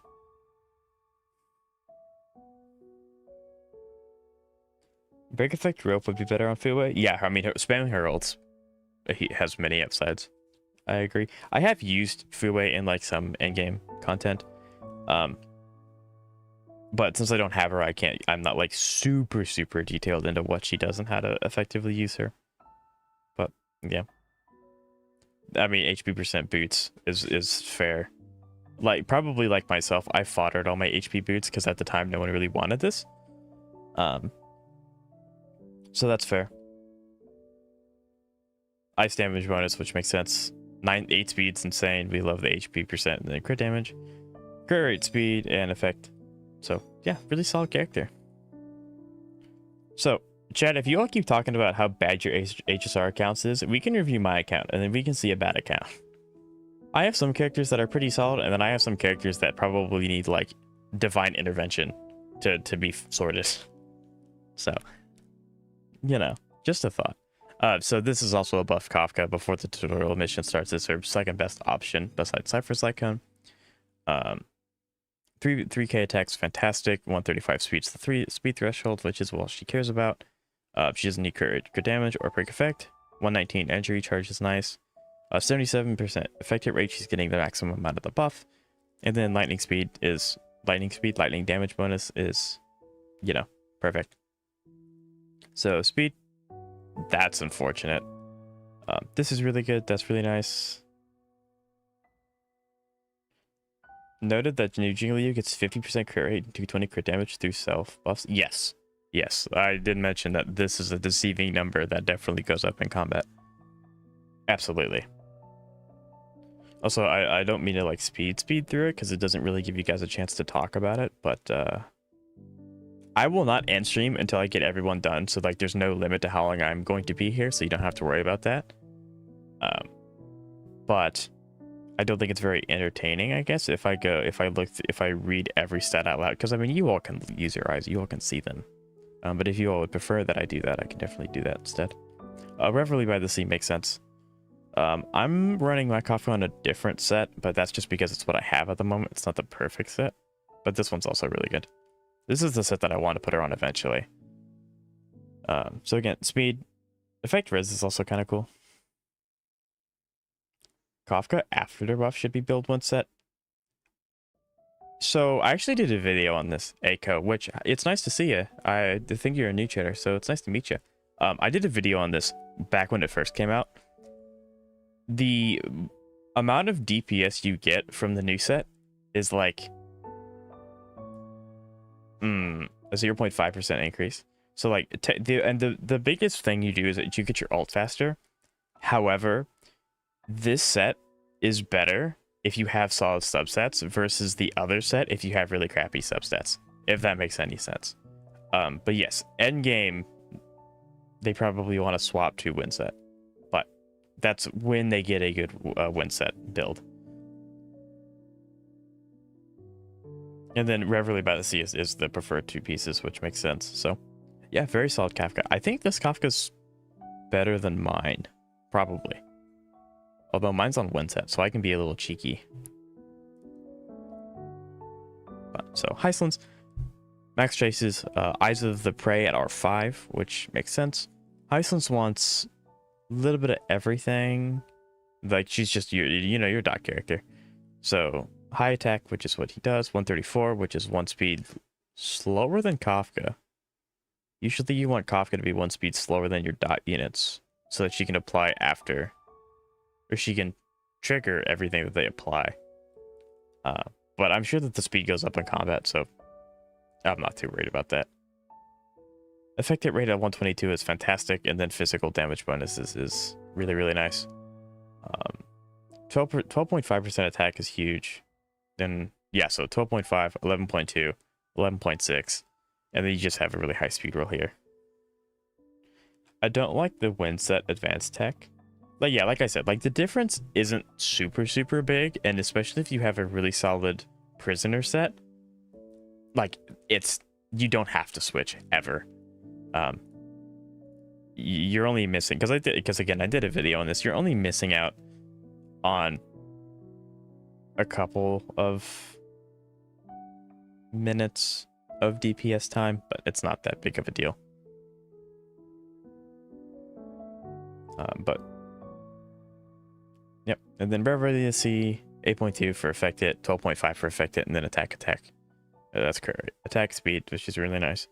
So very good build. Most of the characters, all of these characters have been very, very solid.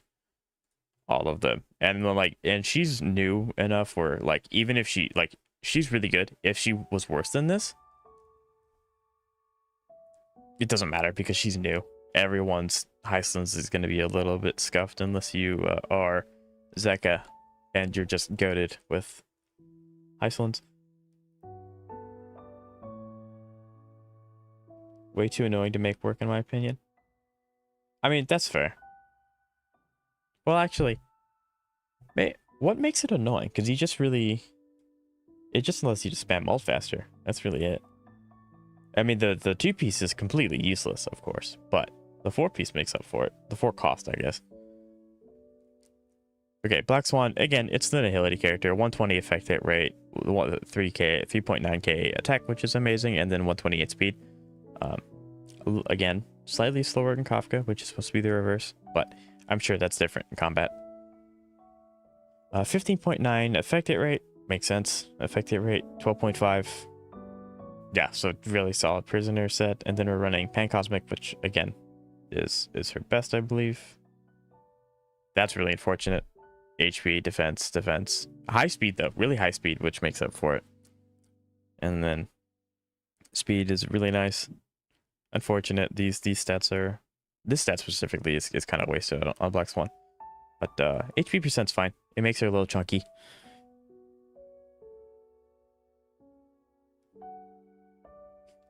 I always thought Black Swan and Shade were the same character. I mean, Yeah, I don't know how. I can't. I'm sorry. I can't spin that in a way that makes sense. I'm sorry. But, so AKO University, would you like me to review your accounts as well? Okay, so that is all.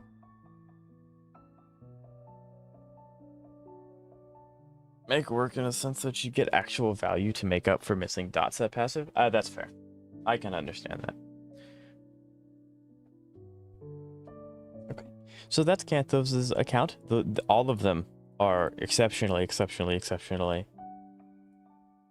Oh yeah, 11 speed is insane, especially with attack percent, because usually this would be speed, which is 25, but you're making up for it because you're still getting 11. And the Lycon. Yeah, you're running Jet Chat's personal, which increases effective by 60%.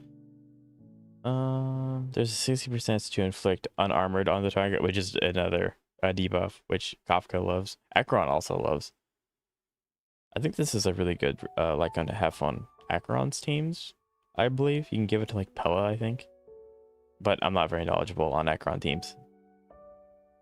If the target is under dot state influenced by the wearer, there's a 60% base chance to upgrade to unarmored state. There you go. Glad that you had me. Oh yeah, no, reviewing your guys' accounts are always super cool, because one, I get to see other characters and like how they're built, and two, you'll have really good builds, significantly good builds. I will absolutely review your account, AKO. I do have a little bit of a line going, but it's not going to take super long, and I'm not going to end stream until I get to everyone. So if you don't mind, you're more than welcome to hang out and chat, but I will get to you. Okay, so I said Zeka's next, right? I should probably get a list going. Let me get up a list.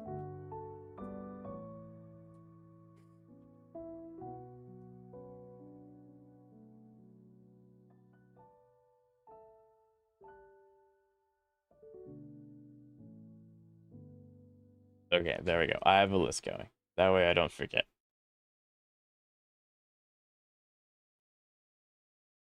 Okay. And Lance, did you want me to review HSR? I don't think you I don't think you have played it, or you did in the past. So Zeka, did you end up sending a UID? I didn't see it.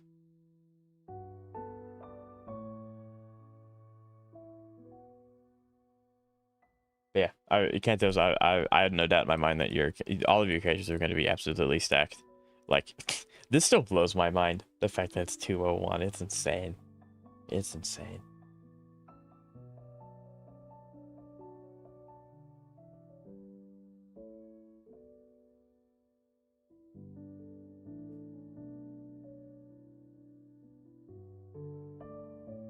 Oh man, my HSR account is dead. Like I said, if you don't want to, you don't have to. I want to give everyone the opportunity to, if they wish.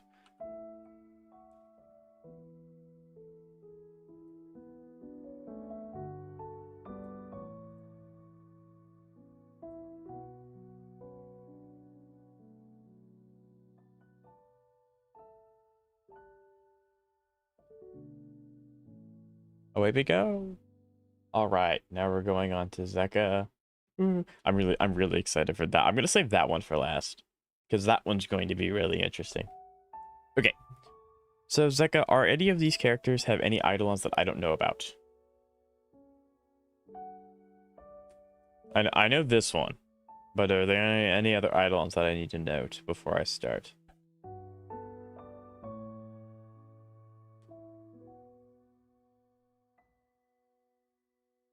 Gotcha. Okay.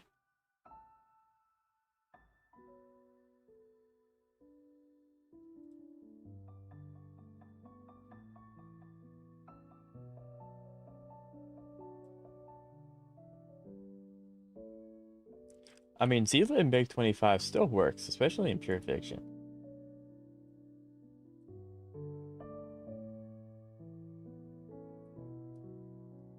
Okay. So I was like Aventurine's E1. Gotcha. Okay. Aventurine's not up here. It's fine. So, Level 80 Sela, max traces, personal light cone at R1. Very nice.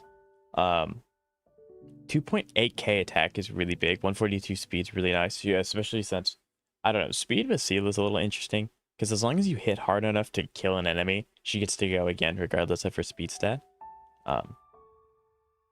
So I like her being at 142 is good, but you also don't have to make her like super fast. 73% crit, yes, and that is outside of combat. So I'm sure that this is capped at 100. Yeah, I'm sure that this goes over 100% crit rate. So 73 over 184 is a beautiful stat line. Beautiful stat line. Oh, he used to be. It's okay. If you put him on there, I can refresh it. It's not a big deal. And then quantum damage is at 48.8. I forgot that Hyslins replaced him. That's okay. Okay, so she's running Genius or Brilliant Stars, which makes sense. That's like the quantum set that you like to run on your characters. 16.1% crit damage, 12.9% crit damage, 11.2% attack.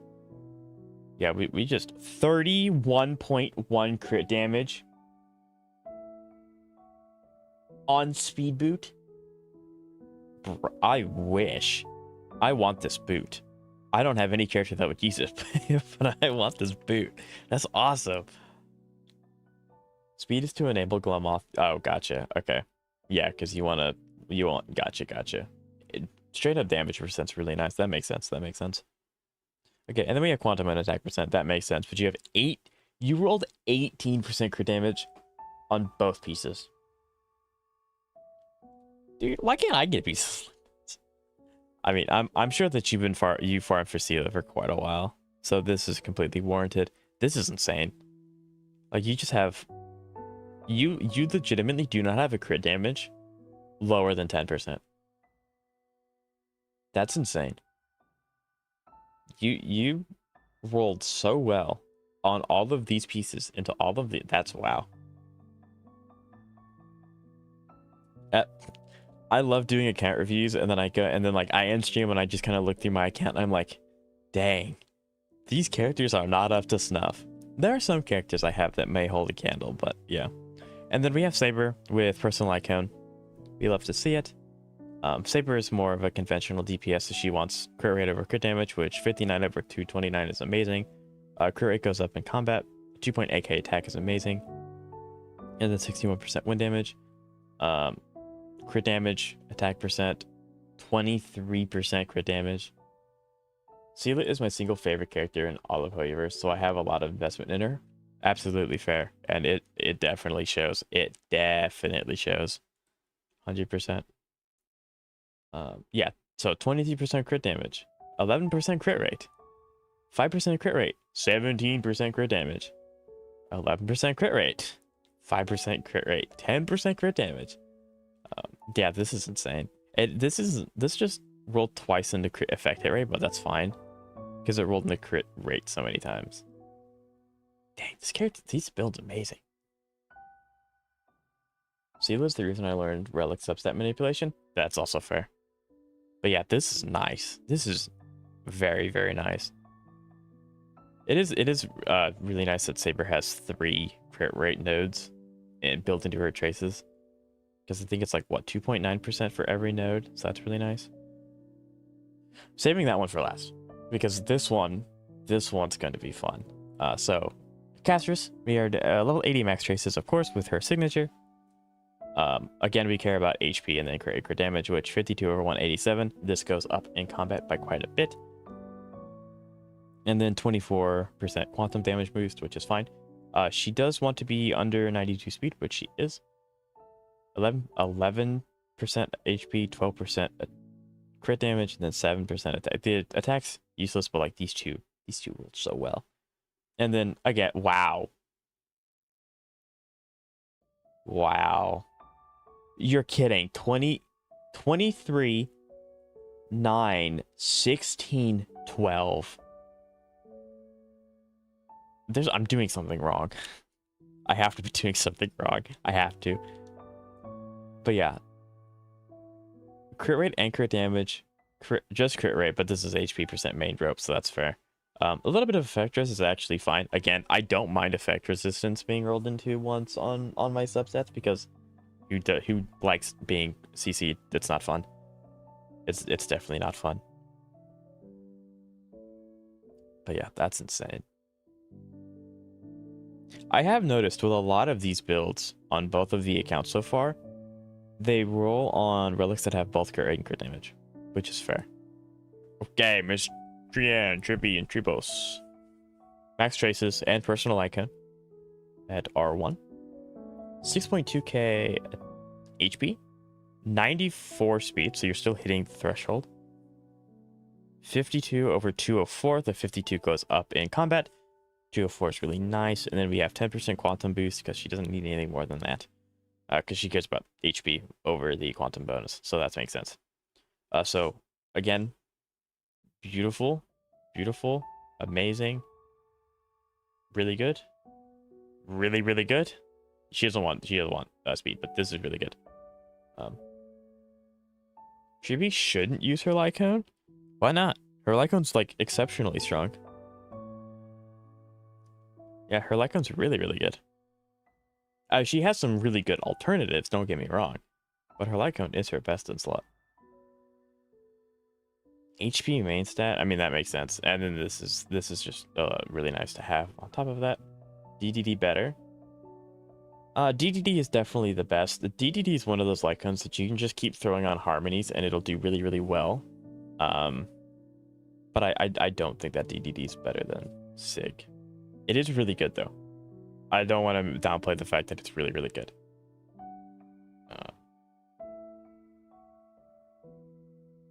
Energy recharge makes sense. You want to pop alt so she's constantly able to do follow up.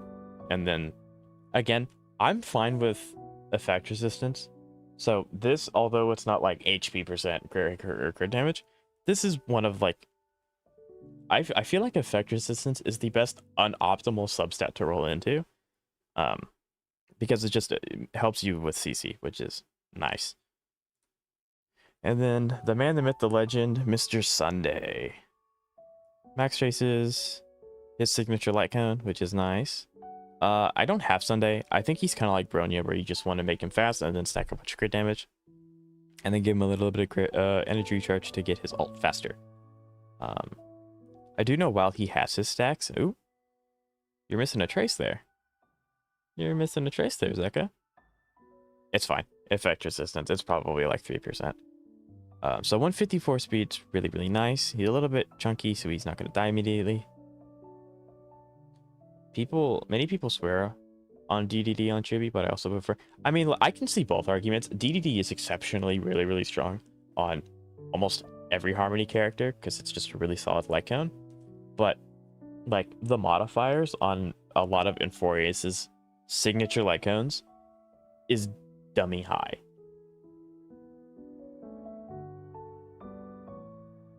DDD is good if you don't have her sick, but DDD can't beat the energy regen and damage. Yeah, like, because both are really good, but like the signatures do so much in Inforius, it's insane. So, you know, as a person without DDD, right? As free-to-play, it's bad to pull for light cone. I'm a free-to-play, and every 5-star character I have has their signature light cone. Do I recommend playing that way? If you want, it makes my character slightly stronger and slightly, I can kind of like bully my way through more endgame content. But no, I think getting the occasional icon is not a bad thing. But yes, assuming you're free to play in the sense that you don't get any personal icon ever, DDD is the best option. Getting as many DDDs as you can, you're eating good. Well, that and the fact that Zeka's a whale. So this is a whale account. I probably should have prefaced this account specifically is a whale account. So, but yeah. Would you all at the end of each segment, would you all like to see my account, or do you all just care about your guys's? Because I don't. If you all don't want to see mine, which is fair, mine's going to suck. That's fine. Boot Hill. I've heard a lot about Boot Hill. So Max. Signature R1, which makes sense. Boot Hill is another one where he like is a mish between break effect and then crit damage, so he wants a little bit of everything. but Whale should have 10 DDDS5, right? Depending on if the light cone has a rate up on light cone banner, and it's possible, sure.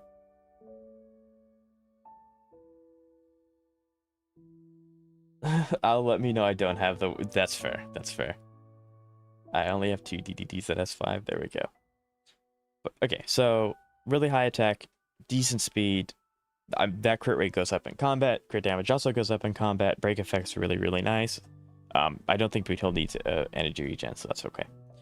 But yeah, incredible piece with those 3. It's perfect piece, actually. The not a wasted substat. Really, really nice. I don't think whales pull that much on Lycon banners. No, I think even for whales, it's like you get 1 copy of the light cone, and then that's it. I don't think the light cone refinement is like super, super big, because the damage jump from a character Eidolon is bigger than a light cone refinement, if that makes any sense. But yeah. But a lot of people who do whale just want to have all the characters. They don't necessarily care about the light cones, because you can technically use 4 stars for every character in the game. You just kind of have to share for a little bit, which is also fair. And they're running Talia Kingdom Banditry, which is at a break effect piece, which is understandable. Survivability is not the worst thing in the world. Obviously, it's probably on here for those 2 things. Gold with a big character, every piece has to have break effect for substat. Very true. Very, very true. Except the speed, no, because this is break effect. Yeah.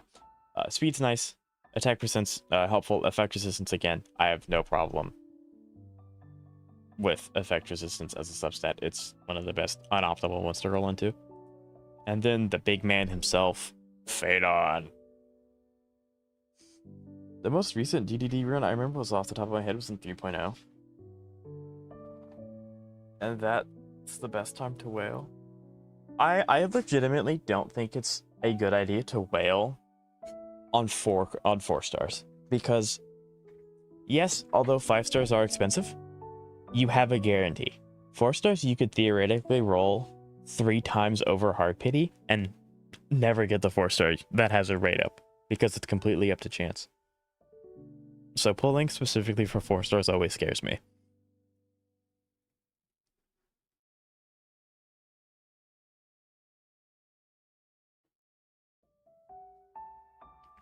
I pull on every Lycon banner for whoever, same. Okay, so Mr. Phaedon. Obviously, signature, max chases. Does Phaedon need speed? He doesn't care about it too much. Because especially if you have characters like Bronya and Sunday and Robin, since you can run sustainless with Phaedon, he doesn't have to, because he just keeps being pushed up by his teammates. But yeah, so not really. He just needs to hit really hard. So 2.8k attack, 115 speed, which is, again, is fine. He's going to be pushed up by his teammates. He doesn't need a lot of speed. 70 over 202, and that does go up when he goes into his alt state, is insane. These are amazing substats. And then he doesn't care about energy regen because he doesn't have an energy-based ultimate. And then 38.8% physical damage bonus.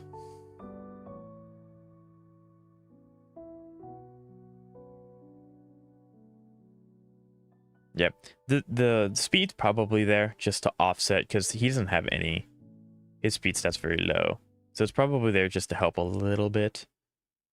Signature Lycones make a huge difference. It's yeah, like the Herda without her Lycone is. Okay. I don't know how to say this. The Herda without her Lycone has to be played differently, except Silverwolf. Yeah, Silverwolf and Kafka don't want their personal icons anymore because the buff changed them. Maybe the same with Jing Liu. I think Blades is fine though, because his is just more HP. But yeah, so a little bit of speed is fine. But because you can kind of run him with like Bronya and Sunday, he doesn't have to be super, super fast. But yeah, 5.8 over 17. You have 23 with a little bit of survivability is fine. 17 crit damage, 11% crit damage, 6 crit rate. these rolls are impeccable. Like, even though she's like they're rolling into inadvantageous substats, their rolls are really high. So it's making up for the fact that they're not rolling all the time. And now Jinglia needs Mighty Lycone. Yeah, another great example. Physical orb and then attack percent rope. I mean, that's fair. 8.7 over 11 is perfect. 17% crit damage is amazing. Very, very solid character. And now, I saved this one for last because this character is E4 with signature. I'm really excited for this one. Heislands. Level 7 basic. Level 12 ultimate. Signature Lycone R1. And so, I mean, we've reviewed a Heislands already. She's a dot character. Effect hit, effect resistance, speed, attack. This is gonna be awesome. 3.7k attack, 152 speed's amazing, and then 124 effect hit rate. I think she needs 125 to get the full set of her buffs, so it's literally 0.3% away. So that's a very nice stat line to have. Well, Hyacinth isn't reliable on her sig, but you shouldn't pull her sig. Acheron, Hyacinth, and Cass are the most reliable on their sig. Wait, what? Well, Hyacinth isn't reliable? Could you explain to someone who doesn't have? Oh, should, but you should. Okay, gotcha. That makes, okay. It's the buttons are turning. Vibro, hey Kafka. Zeka's, we like Zeka, but sometimes they have a wrong opinion, but that's okay. I hate autocorrect based. Kafka's my favorite character, so don't worry, AKO. My favorite character. But yeah. Effect. Attack is huge. Attack is massive. Attack is also huge. 7 speed's amazing. A little bit of effect resistance is always fine. Speed boots with high attack, flat attack's also fine here.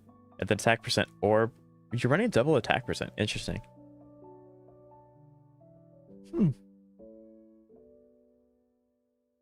That makes sense. I mean, decent speed, high effect risk. You have some pretty high. You've definitely made Heisland's chunky, so she doesn't die very fast, which is understandable. Especially since Zeka doesn't have a DPS team, not a DPS team. She doesn't have a dot team, so she doesn't have Kafka or Black Swan. So Heisland's assists more in the debuff department rather than applying dots. So this build makes sense. This build absolutely makes sense.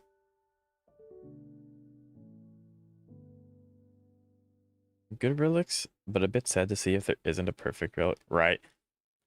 I mean, I don't think I have a perfect relic yet, but all in all, this being E4 and not having a dot team is amazing. Heislands doesn't need energy regen? No, I mean, she doesn't, no. But I was more interesting as to why you didn't go physical here. But again, having a high, because you want 3.6k attack, so as long as you have that attack, that makes sense why you have the attack percent orb as well. So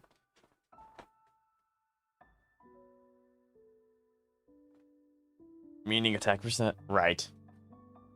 Yeah, I don't think I have a perfect relic like that either, though.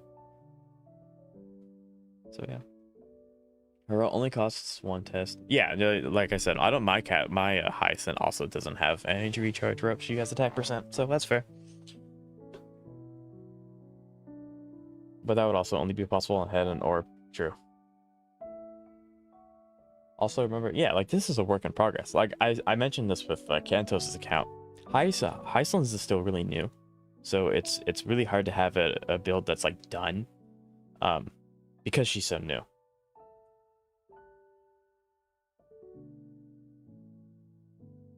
Your Heislands will have the biggest fall off when MOC stops buffing dots and keeps. So AKO, just as a reference. Okay, well actually true.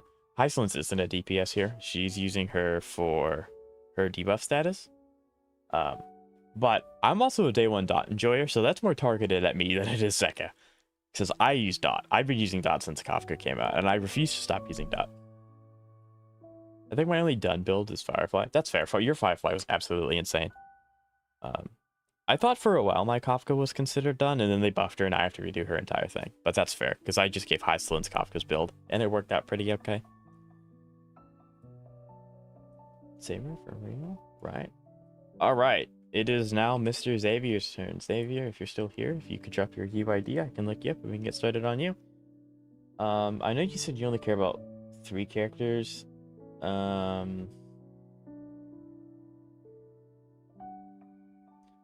Castrus, Tribby, and the Herda.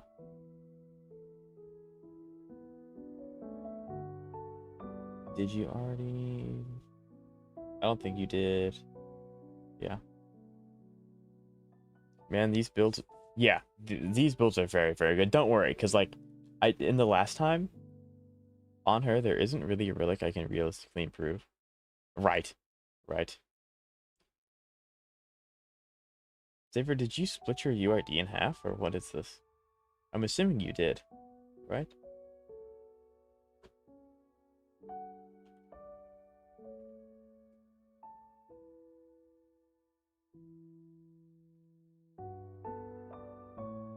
There it is. Alright, I got it. Iceland does the defense shred on all vertical and skill speed, but like on 90%. Yep. Yeah. So if anyone that's going to suffer from the MOC changes, it's going to be me, Akko, because I'm a avid Dot enthusiast. With that said, we are looking at Xavier's account, and he requested that we only look at 3. These are all work in progress, except Castrus. Gotcha. So he wants us to only look at these 3, and I will oblige by that. So starting with Chibi. Now, Xavier is actually a relatively new player, so he has done a lot of work in a very short amount of time to get these characters to where they are. So we're not gonna be super brutal. Not that I've been brutal at all to begin with. I don't believe in that kind of thing.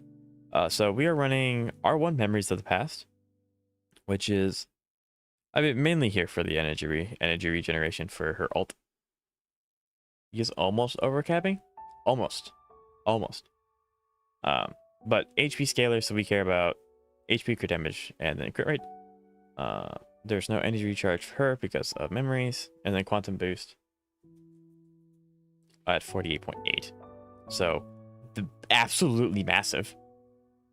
It should be noted he is hitting the speed requirement for the full piece effect of the set, but this is insane. Chibi can use the 4-star Lycon for cast stream. That is true. Keep in mind he's very new. He does not have very many Lycons. But yes, at some point, with time, you get more Lycons. But yeah, so it's just, especially when you start, it's kind of, what do I have? What can I use? But HP percent's great. It's kind of unfortunate. Break effect is almost a completely wasted stat on Trippy, but that's okay. Like I said, you're new. You have a lot of stuff you're trying to work on at the same time. Flat HP, crit rate. I can understand it. Maybe, but he has the right planner set for the cast stream, contrary to me. That is true. Yeah, but your planner set was just really good in general. And then HP boots, which makes sense. Your HP is really, really high, which is what's going to matter. And then crit rate is really nice. Effect resistance, again, I like effect resistance. So very good pieces. And then quantum damage, we have crit rate, perfect. Effect resistance, and then defense, we like it when Mar supports resist CC and then can tank some hits. So that's always fine. And then HP percent rope with 10 crit damage. A little bit of chonky. So yeah, considering how little time you've had to build this character, it's off to a very good start. Especially since it has max traces. Very good start. Castrus is E1. I'll save Castrus for last, because I think Castrus is your highest investment character. Yeah, and long-term crit damage body piece would be better, and you get a few more crit rolls in there. Right. Okay, so we are running the Herda max traces with Night in the Milky Way. Definitely not a bad option. Yeah, because attack percent up to 5 stacks is very nice. So she is your conventional DPS build. You want to build her crit damage. So 2.7k attack's amazing. 129 speed. You're getting so close. So close to the 131. Why you don't pull Sunday? Echo, because he's new. He hasn't had the opportunity yet. Unless that's directed at me. I didn't pull Sunday because I didn't have the summons.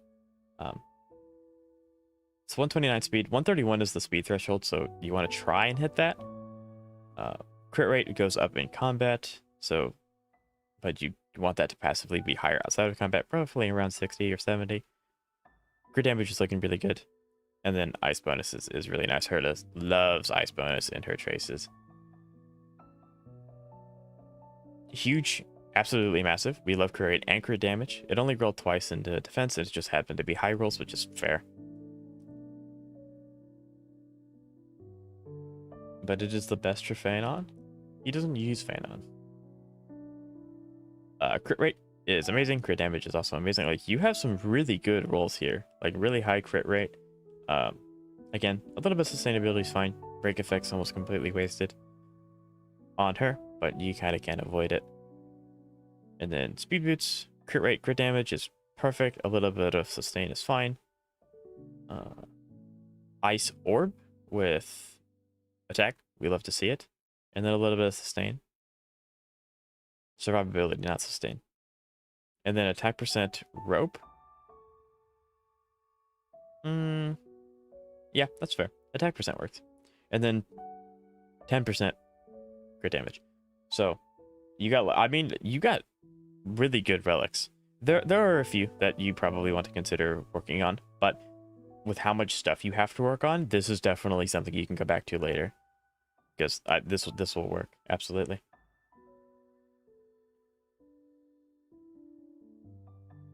Okay, now this is who I'm really excited for. Your E1 Castress. You are running R1 Victorina Blink, which is fair. You are running Max Traces.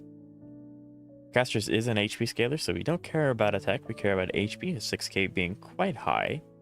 94 speed, so you're hitting the threshold for her 2-piece. 54 over 204 crit damage. Big claps. Big claps. Big. We love that. That's huge. Massive.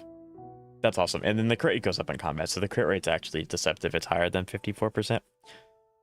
And then 63.2% quantum damage boost is amazing. So, this good rolls. Unfortunate, it rolled in the defense 3 times. It would have been so much better if it was HP percent, but that's okay. We have HP percent here. Crit rate and crit damage. Crit damage body piece with crit rate substats. Probably the best you can get. Flat HP is helping a little bit. HP boots, again, makes sense. 18% crit damage. You are really good with your rolls, Xavier. You have really good rolls. Good crit, but HP. HP could be a bit higher.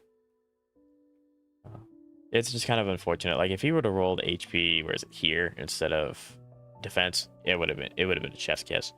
Done deal. Stamp of approval. You should be quite proud of your Castress. This Castress is perfect. Oh, it's really good. Really good. Sadly, almost no HP percent. True. But yeah, no, this is very good Castress. Very solid Castress. And you know what? At the end of the day, it's better than my Castress. Significantly. Quantum bonus. There's the HP percent. There we go. Now we're cooking with gas.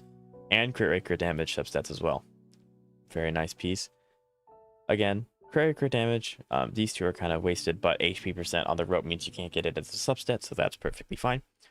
Yeah, I would say 10 out of 10, especially with how little time you've had to build Castress. She's amazing. You come back to her when you're done with everything else, spruce her up just a little bit, give her a little bit more HP, and you are golden. You are having such a good time.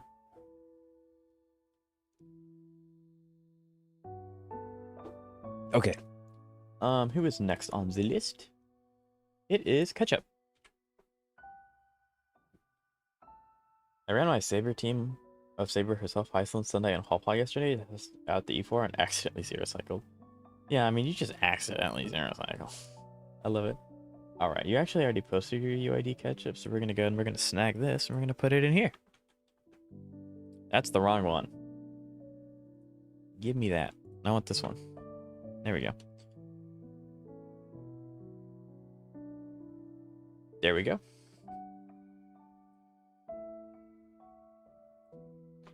Also, Renner and Apoc with the same team and ended up clearing at 3,800 score for the node. We do love that. It's awesome. Okay, so Ketchup would like us to look at Phanon, Mighty, Sparkle, the Herda, and Tribi. Absolutely. The orb is almost perfect, which is great since it's so hard. The orb is so hard to get. The orb, chest piece, and rope give me the most amount of headaches, which is fair because they're the ones with the most amount of variety in the main stats. So when I get R5 victory, I bet I'm going to have around 200 something crit damage. Roughly. Well, I mean, you had 204, so you'll have like 216, roughly, I think.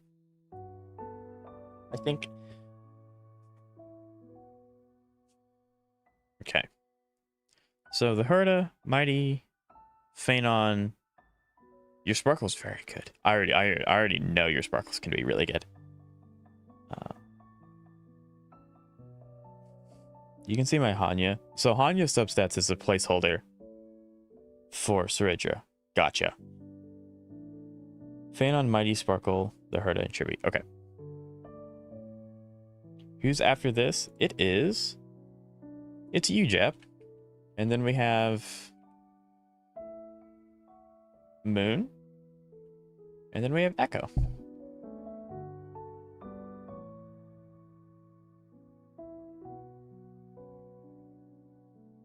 You should get Lycone, maybe get Evernight if you can. Yeah, Xavier's having a problem where he can't keep people alive, which is a little problem. But eventually I would recommend picking up Castrus the Lycone, but that's later on down the line. Okay, so starting with the Herda, 200% crit damage, that's higher than mine. That's way higher than mine. We are running R1 into the Unreachable Veil, so signature R1. Off to... Does the Herda get crit rate buffs from other characters, not from herself? So, depending on the team, this will go up. So it being that low is okay, depending on the team that you have. I know she likes to run Sparkle a lot, so the crit damage will go up even more. I don't know if Sparkle does anything with crit rate, though. I don't know. But with that said, 2.6k attack is beautiful. 135 speed, you've hit the 131 threshold, which is perfect. 42 over 201. Maybe a little bit more crit rate if needed. I don't know what kind of teams you run with her, so maybe she ends up getting more crit rate. If she does, you know, that's fine. But yeah, this is insane, especially if you pair her with Sparkle. She's going to hit like a truck. She's going to hit so freaking hard. And then 61.2% ice. Very, very good Herda. Sparkle does... Yes, Sparkle only gets crit damage. That part is true. Hyacinth is an amplifier at E4 outperforms E1, S1, Robin. I would assume so. Which is sad because that body piece is insane. Oh, yes. Oh, yes. I heard the relics are really, really good. Like, there you go. 16%. 16%. 8% with 6 speed. You have 17%. 18%, 17%. You all are insane. I don't know how you all do this. I don't get this lucky. And you also have like crit rate on these two as well at 2.5 and 5.8. A little bit of survivability is perfectly fine. Like I said, I like survivability a little bit and effect resistance. So yeah, this is really good. Yeah, that body piece needs to stay. That body piece is really good. Like Ketchup. These relics are pretty solid. I would venture to say all of them are really good. It's just kind of unfortunate that like you just happen to get unlucky and like that's not crit rate or this isn't crit rate. So if you can either get one piece with a lot of crit rate or kind of intermingle crit rate throughout, this Herda is going to be insane. This Herda will be significantly better than mine. So yeah, already off to a great start. I'm going to save Finon for last, because I know that he's probably the character that you have the most investment into. So I want to do that last. Okay, so we have Mighty with max traces and personal signature light cone, which is huge. He is an HP scaler, so we don't care about attack percent. So 8.2k HP is very nice. He's 100 speed. I don't know. Admittedly, I'm not super familiar with Mighty, so I don't know if that's good or bad. I'm assuming it's fine. He does good crit rate on his own, I believe. I think, right? No, that's crit damage. What is the crit rate problem here? And that's also damage. Crit rate. Mighty rerun when? Mighty, actually, I think it's coming relatively soon, I think. But yeah, Mighty deserves a rerun. Mighty's super cool. Rappa also. Yeah, Rappa hasn't been back in a while, hasn't she? That's fair. I don't know. I don't know when we're gonna get... We really need a patch that's just rerunning characters. Like, give us 2, 3 choice banners and just rerun characters for a patch. Give us a moment to breathe. He gives himself crit rate. Gotcha. Okay, then that's all I needed to know. Then this is really, really solid. 240 crit damage is higher than anything I have on my account. So this is very, very good character. I need Mighty Lycone, so do I. Actually, I need Blade first, then I need Mighty Lycone. HSR and ZZZ need them Genshin breather patches. Very true. 3.7 and 3.8 have 1 new characters, so it's the best time. Yeah, that is true. I think it's 3.7 is going to be Serene, I think. Maybe at some point. She's coming eventually. I know the next patch is going to be Donghung and Evernight, but after that, I don't know. His Lycone is perfect for Jingliu. Yeah, exactly. So HP percent, crit rate, crit damage is perfect. Really high crit damage. A little crit rate being there is just really helpful. HP percent's massive. Crit damage main stat. Crit rate being there is amazing. HP percent boots as well. Crit rate, crit damage is again amazing. I don't know how you all do that. Have I chat? I don't think I've seen a single piece lower than 10% crit damage this entire time. Every crit damage roll I've seen is higher than 10%, which is really good for you guys. And then this is just once you get 5k HP. So again, 17, 18 HP. This is insane. This character is awesome. And then we'll kind of briefly swing through Hanya because she's more for Saridra. She's just a placeholder. 3.7 is going to be Serene only, and 3.8 is going to have a Nihili character related to Pinnacle. Another Nihili character? Ooh, that's going to be rough for me. I hope I get enough by then. Maybe, depending on if she's good. I don't know. He or she. The Forever Fictual, which is going to be on Saridra, which is fine. I really don't know much about Saridra, so I'm just going to consider her more of a general harmony. So, high speed, probably crit damage is what you care about. 3.8 is break characters. Oh, break would be huge. We haven't gotten anything with break for quite a while. I would love break to be better again. The Nihili character is break related. That's fair. That's fair. Break also needs some assistance. I would prefer that they don't buff attack is most important for her. Gotcha. But I would prefer that HSR doesn't buff Nihility and break by adding new characters, but buff the old characters so that they're usable.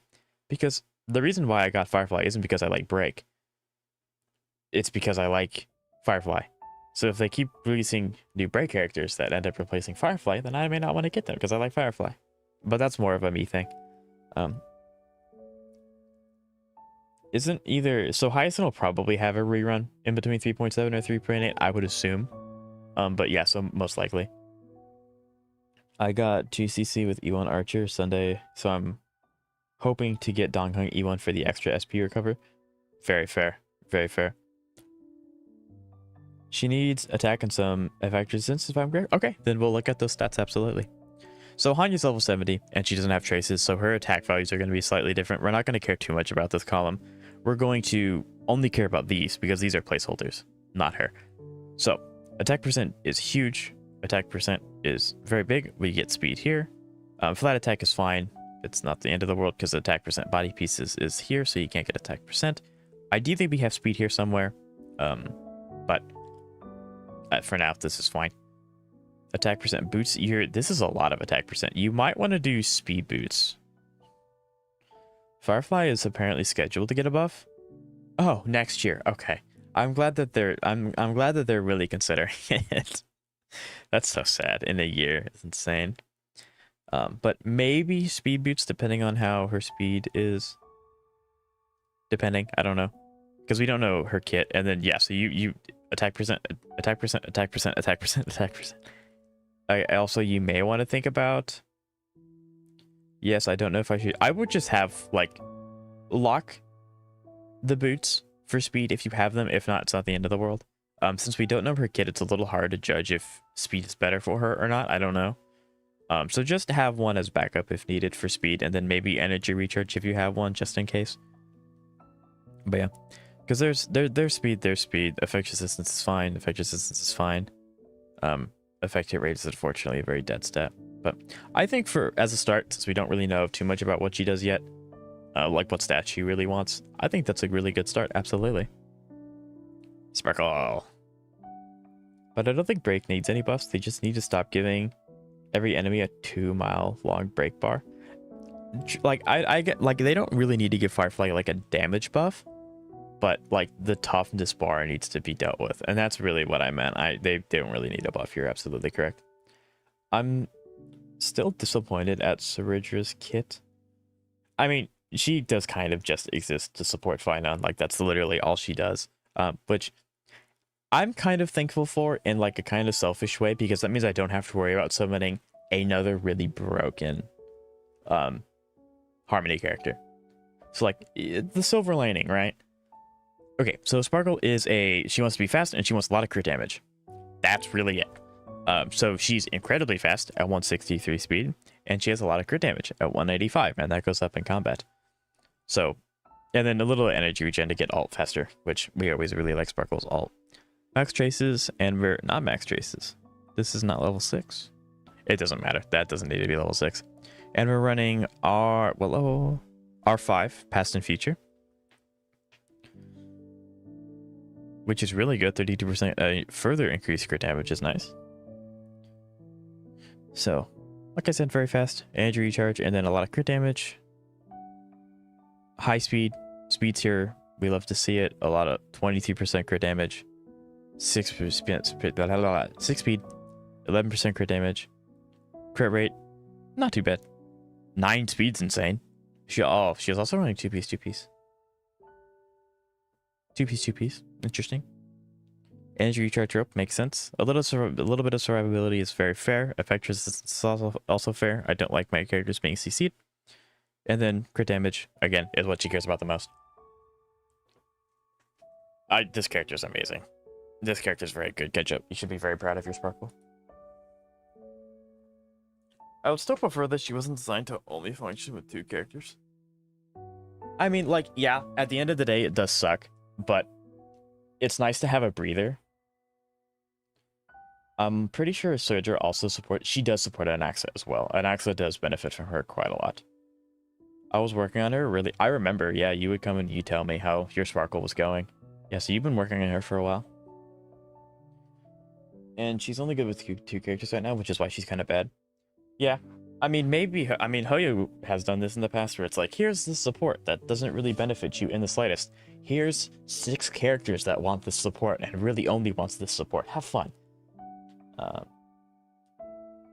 Man, I have to rebuild my Archer.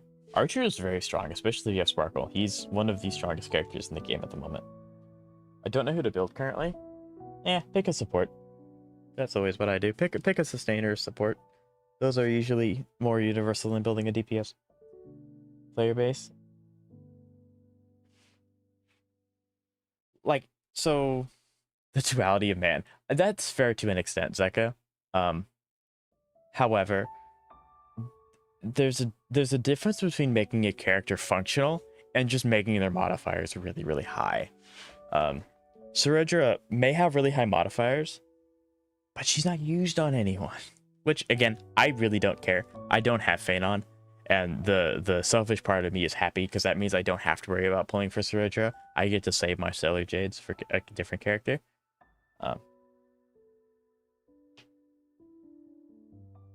I saw that a few people were excited that Ceridra could make Hook semi-viable, but that doesn't work because Ceridra can't give Hook double right. You only get the one enhancement. I'm still beating content endgame with Boothill, so yeah, like there are still really strong characters like Boothill, Rappa are really good. Firefly can be Firefly's good in APOC. Every break character is good in APOC. Like I've been using Kafka in endgame content since before the buff, so like you can still do it. Ceridra E1 is only good for Phanon. Yeah, I mean like that's what she's meant for. Then we have Castrus, who can't stop getting support. Yeah, Castrus is getting 2 premium supports. Yeah, I don't know. Castrus is the favorite child for Enforius, definitely. But, okay. Archer. He is a crit rate, crit damage based character. He doesn't have to be super fast because he gets push up from his characters like Sparkle, who ideally wants to have Sparkle on his team. You have his signature at R1, which is fantastic. 2.3k attack is good. Speed, again, doesn't have to be fast. He's going to be with Sparkle at all times, so she'll always push him up. Castle's the anniversary character. Very true. 68% crit rate, and that goes up in combat, which is nice. 193% crit damage, which again goes up because he's with Sparkle all the time. Very high, we love that. 71% break effect. I don't know if he needs break effect, but with it being... I don't think it really matters if he doesn't, because like this is really, really high anyway. Effective rate, he doesn't need that stat, so it's good that it's low, and then Effectress is always just kind of nice to have as a number. Quantum damage bonus at 32.4%. Okay, here we go. Oh, he actually wants to be slow because he's on 2-piece. Oh no, he's on 2-piece, so he doesn't care about... Oh, that's a pretty interesting build right there. Okay, so crit rate at 8, 12, 9, 3. Very solid. Crit damage at 11, 12, 18, 19, 16. We love to see that. And then crit damage makes that body piece. That's kind of unfortunate, but there's not really much else you could have rolled here. Maybe attack percent would have been nice to have, but it rolled into crit rate a few times, which is nice. And then you're running ice damage orb? Question mark? Ice damage? I mean, it's probably one of those things where this is just the substats. This is the best substat that you have, so you just kind of have to. You honestly catch up. Since your Sparkle is so good, you might want to do a custom craft and custom craft a Quantum and see if that rolls well. But like the substats are still really, really good. But yeah, I'd like to see what this goes to, because this will probably go up to like 63% with the Quantum bonus. You might want to custom craft if you want. His substats are still really good regardless. And then break effect rope. So it looks like he does care about break effect, which is interesting. Or maybe this is another one where it's just you happen to have a rope with 16% crit damage, which is very fair. And then a little bit of survivability is perfectly fine. Apparently they are course correcting for Evernight and Cyrene so that they are more universal and aren't relying on cast synergy. But I'm not sure if that's still possible for Evernight without making her just strictly worse. Yeah, like I was highly considering skipping Hyacinth for Evernight because I really like March. And I don't get the opportunity to use Hunt March because I don't have Facial. But as soon as I heard that she was supposed to be with Castrus, I just gave up because I don't have Castrus. I don't plan on getting Castrus. So, you know. But yeah, I don't know how they would like course correct without making her strictly worse, except maybe they make her own DPS. But I don't know, that would be an entire rework, so I don't know. So I don't know. So let's catch up on some chats.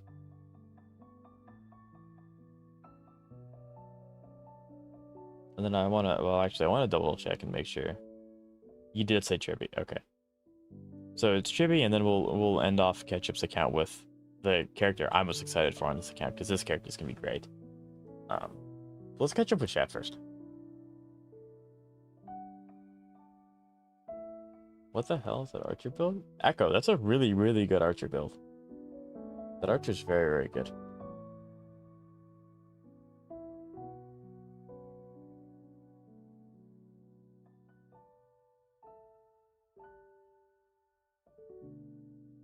which is half the reason I'm struggling. Right. Good for you, Evernight and Castro on next patch. Yeah, so Echo, actually, I only summon when I have guaranteed character for and Lycum. So I only pull when I have 320 summons on my account. So I'm very picky with who I summon for, and Castrus is just not warranted. I don't need Castrus.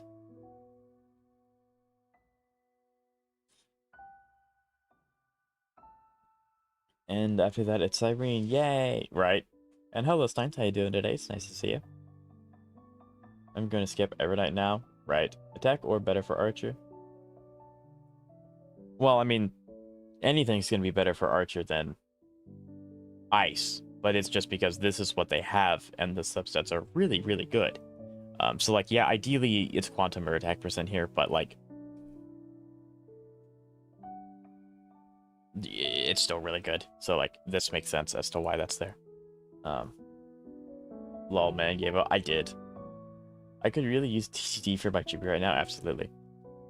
Are we still doing ZZZ? We are. I'm not ending stream until everyone gets a chance to show their account. So we will be going for as long as necessary. Or we stream for 6 hours, because 6 hours is legitimately the cap that I can do. But I don't think we'll go that far. So yeah, so we'll do everything today. I told Chad that we would do everything today, so we'll do everything today. Stick to my word.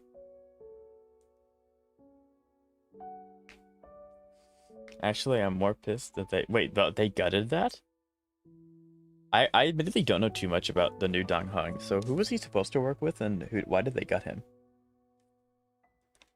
I'm excited to show my CCC account, right? Yeah, so... Oh yeah, I made the video for wuwa one more. Sweet! So yeah, just upload it to YouTube. Make sure it's unlisted, unless if you want it to be seen by everyone, that's fine.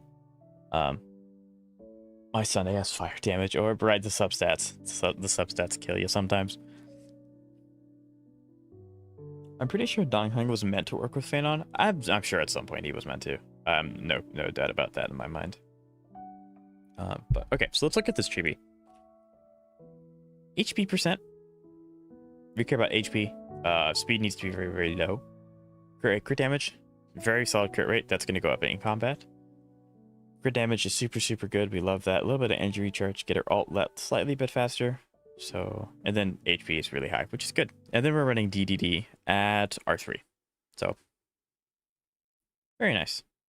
Max traces. Her basic's a level 2. Her basic can be whatever level. It doesn't really matter. Insane crit damage. Insane crit damage. Body piece crit damage. So you can't have crit damage here. But crit rate is on every 4 piece, which is huge W. 5.1, 5.8, 5.5, 8.0. That's fair. You mainly want crit damage on Chibi. HP percent orb. Again, that's ideally what you have. And then crit rate, crit damage, substats, energy recharge rope. And then most of it went into HP percent, which is very fair. And then 2.9% crit damage. Or crit rate, sorry. So, I'd say that that's really, really good. Ketchup, you have really good supports on your account. Like, really good, really, really good supports.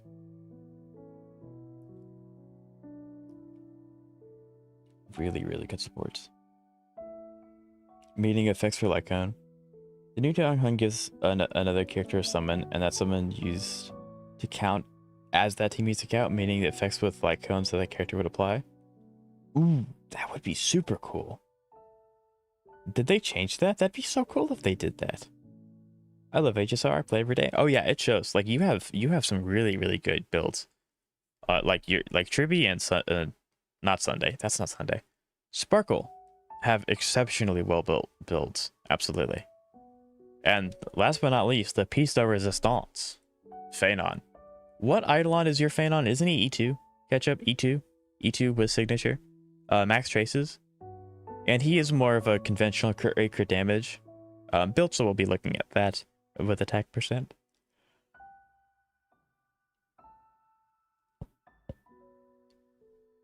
Okay.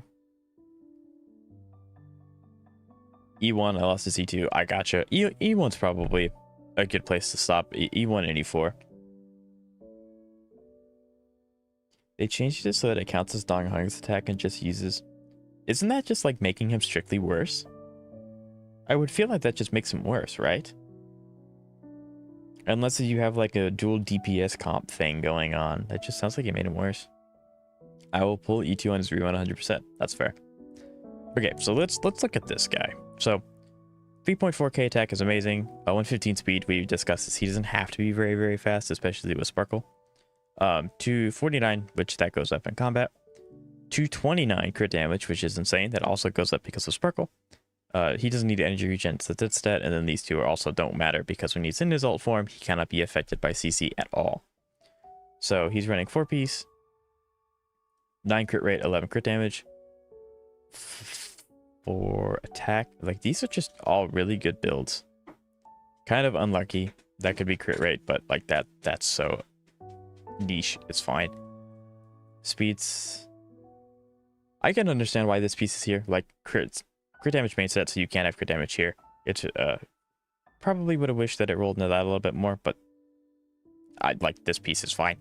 It's really hard to get good pieces like this, especially when the two substats you care about the most, one of them is the main stat. And then attack percent boots because he doesn't need to be fast. Crit damage is great. Attack rate. I can't speak today. Crit rate is nice. 17% break effect, I believe, is a wasted stat on him. And then we have Arcadia of Woven Dreams with attack percent and attack percent. Interesting. I guess that's fine. I don't think he necessarily has to have physical damage bonus. So 8.4 crit, 6.4 crit rate, and then 16.8, and then 5.1 crit damage. So very, very, very, very, very solid character. Incredibly solid character.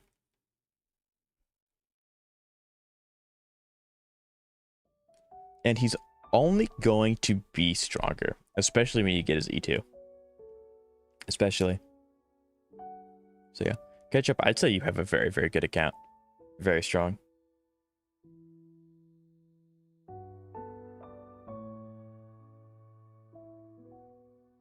Okay. So with that said, we're going to be moving on. It is now Moon's turn. Moon, if you're still here, if I could have your UID, that'd be greatly appreciated. Saridra will help him. That is also true. He'll also get stronger with Saridra. Okay. Let me catch up with chat while we wait on Moon. If Moon's not in chat, then that means that Echo, you're up. Okay, so let's catch up with chat. The new Dong Hung gives another character a summon. Okay. But I guess he is a free character, so he can't be too down. I don't like that mindset. I mean, like, I can see that from a company perspective, but that's kind of unfortunate. Because he's still going to have a banner, kind of like how Ratio worked. With that, they removed most of his synergy in return for some more damage from Dong Hung, which is irrelevant, right?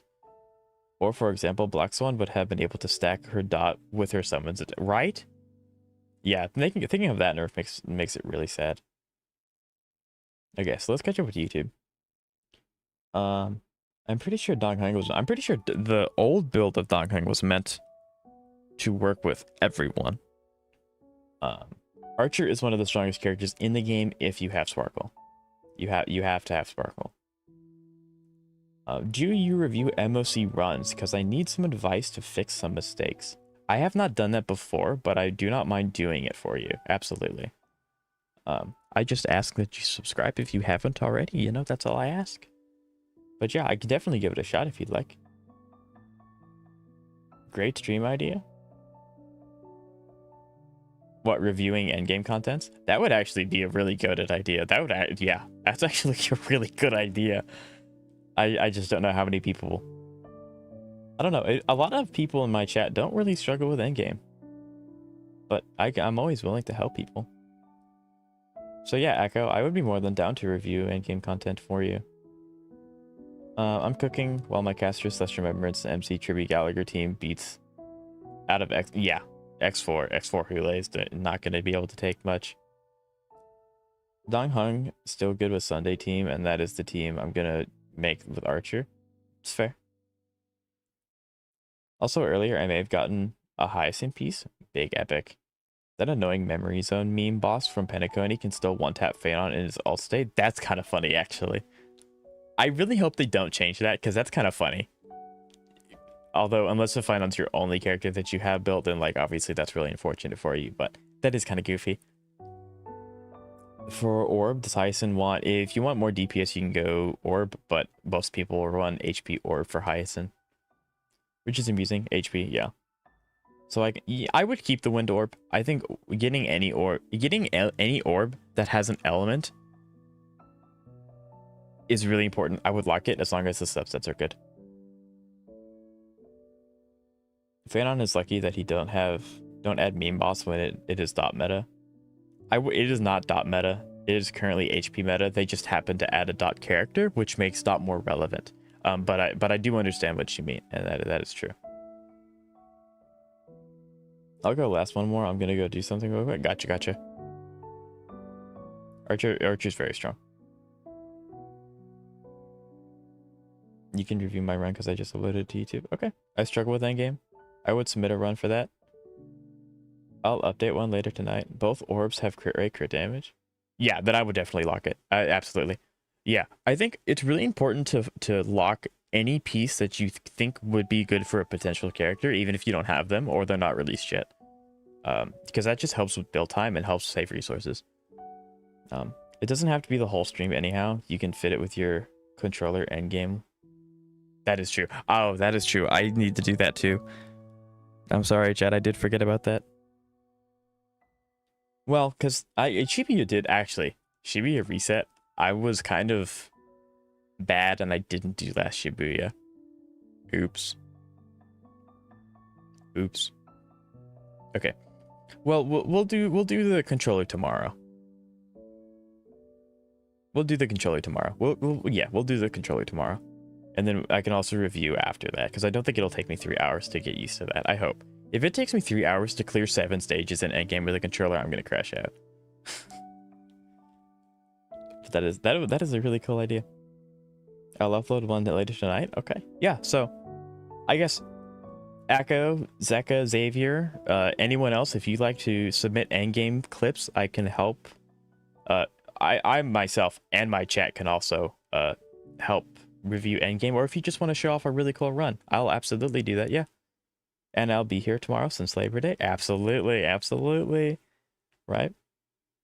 Okay, so it looks like Moon's not here anymore, so I will be on a PS5. I believe in you. You can do it. I can record and upload things on my PS5.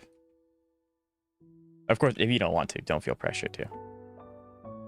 Okay, so we are going on to Echo. Echo, is there any character you do not want me to look at? Or do you want me to look at all of them? How do I submit clips on a PS? So you'll just upload them to YouTube, and then I'll look at them through YouTube. That's it. How do I... You can record up to 10-minute segments on the PS5. You can take that, and you can then upload it to YouTube using the PS5, like, YouTube app. So... And if you have any struggles, like, you can Google it. There are many guides. I'll tell you right now, my runs are more of a flex than anything. That's fair. Like, if you want to submit runs that are flexes, that need help, or just ones that are really goofy, you can submit whatever you want. He was and is designed as a sustain for Phanon. Since it is Phanon summon, it stays on field. But the old Dong Hung had interesting synergies with many characters, which made him exciting. True. You could review him at a later date if he shows up again. Yeah. So, Echo, unfortunately, it won't be today because I'm going to be over the time that I usually stream with doing these account reviews, but we can definitely do it tomorrow after I bash my head on a wall with a controller for the first time. I think the problem with endgame for me is not... Yeah, so so Zeka, or not Zeka, sorry. Xavier, you're gonna have to, like, do some really scuffed stuff. But we'll figure out something to help you with, Xavier. Okay, so Echo. This is Echo's account. Named I'm Trash. Nice. So we're looking at Boot Hill. Use a break, DPS hybrid thing. R2 signature. Echo, do you have any characters on this list that has Eidolons? I could upload my Super Break Highlands. You could? But Phanon Herda isn't currently my priority. Right. Free to play. Check break team. Okay. Okay. So we'll go through all of them. So attack percent, speed is really high, which is really good. Crit rate, crit damage isn't his highest priority. Crit break effect is absolutely goodness. Energy charge rate doesn't need to be any higher. Those are also stats we don't care about. So 265 break is really, really, really nice. He's running 4-piece iron because it's a break character. Of course he's going to. 10 speed and break effect. Wow. Wow.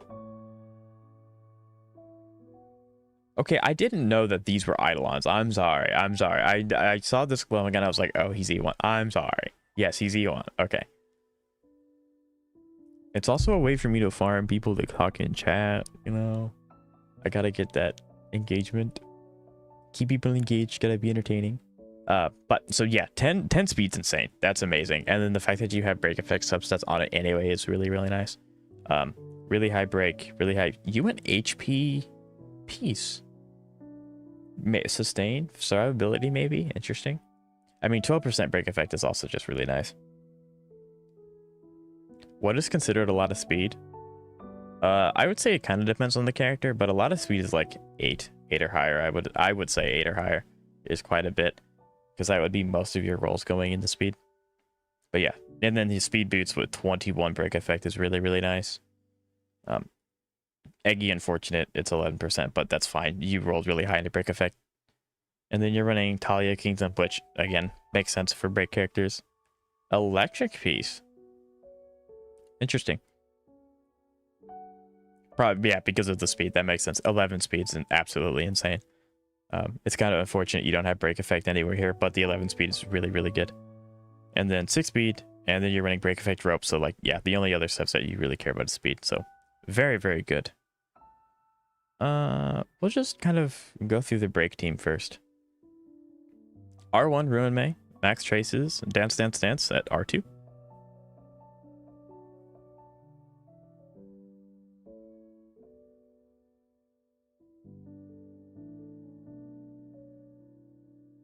Right. So Ruin May's a support, so she cares about speed, and then break effect for her buffs, energy generation to get her ult faster, and then a little bit of sustainability. So she's running 4-piece Watchmaker, which is the set that you want to. Defensive main sets are fine on Buto. I gotcha. Okay. I'm getting the Spark Notes version from Zeka. I appreciate it. Thank you. So 21, 12, 16. Interesting that none of this must be like a piece that you just have to have for the 4-piece, which makes sense. This one probably wants to be changed at some point. But you're running Springly Von Walk. It's not interesting. Defense percent. Yeah, so I mean this is survivability, makes sense. And then energy charge rope. A little bit of speed, Having 16% crit damage is kind of goofy. But the effect resistance is nice. I don't know how I got him to 4k HP. What do you mean? It's that right there? HP percent body piece?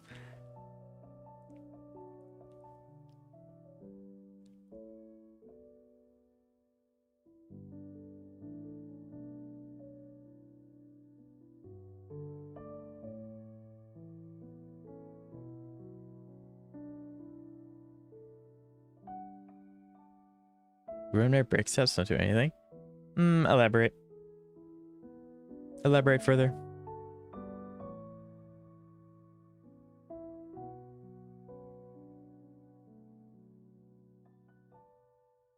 I guess, yeah, her stats are very, like, flat.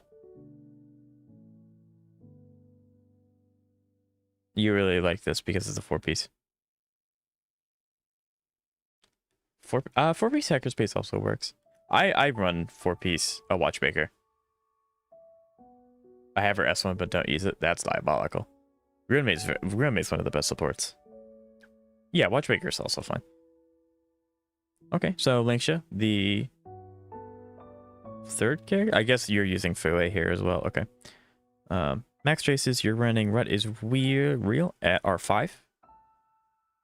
Is another break character, so wants to be fast, which she is. She's a little tanky, which is nice. A little survivability. Break effect, of course, you want that to be as high as possible. And then an energy recharge to spam her ult. As a person without Ruinmei saves you, you're great. Ruinmei converts break effect. Yeah, that's what I thought that Ruinmei wanted break effect, but maybe it was one of those things where I just thought about it and then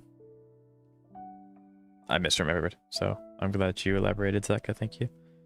So again, break effect, HP percent's also really good for Linksha. Speed, you want her to be relatively fast. So like this is a really good piece. This is really good. This one's kind of scuffed, but I understand why, because you need the main stat to be what it is. The speed is really nice though. So like if only that was HP percent, you'd be really chilling on that piece. Speed boots, again, makes sense. Break effects, great to have. Doesn't really benefit. Attack percent's fine, I guess. But yeah, really solid set. And then you running defense percent orb. Why? I mean, the orb is one of the hardest pieces to get, so that's fair. But you might want to custom craft this. What a username, right? Yeah, I mean, the HP's good. But yeah, you might want to custom craft this, because this could definitely be improved. And then energy recharge rope makes sense. You want her to use her ult to get her bunnies up if you need it for emergencies. Speed's really good, but no HP or no break. So, really solid character. Absolutely. A little chunky so she doesn't die immediately. And then decent break effect. And then Fuwei finishes off R1 Fuwei. Or E1 Fuwei, and then you have R1 Signature Lycan. Finishes off the break team. Autos at level 1. Doesn't really matter. Ultimate at 2 is kind of interesting though. That might want to be a little higher. You have all of her like nodes unlocked though, which is good. 170 speed is absolutely good. We love that. A little bit tanky, so she's not going to die immediately. 221 break effect is amazing. No energy recharge, which we discussed earlier, is fine. But sometimes you being able to spam ult's really nice. And then effect hit rate is also good. So 15% break effect, a little chunky is great with some speed. Her ult bad, bruh? No, it's not. No, it's not. What do you mean it's bad? How is it bad? I mean, you're not using it with Firefly or Rappa, so like I can understand. Only good of E2.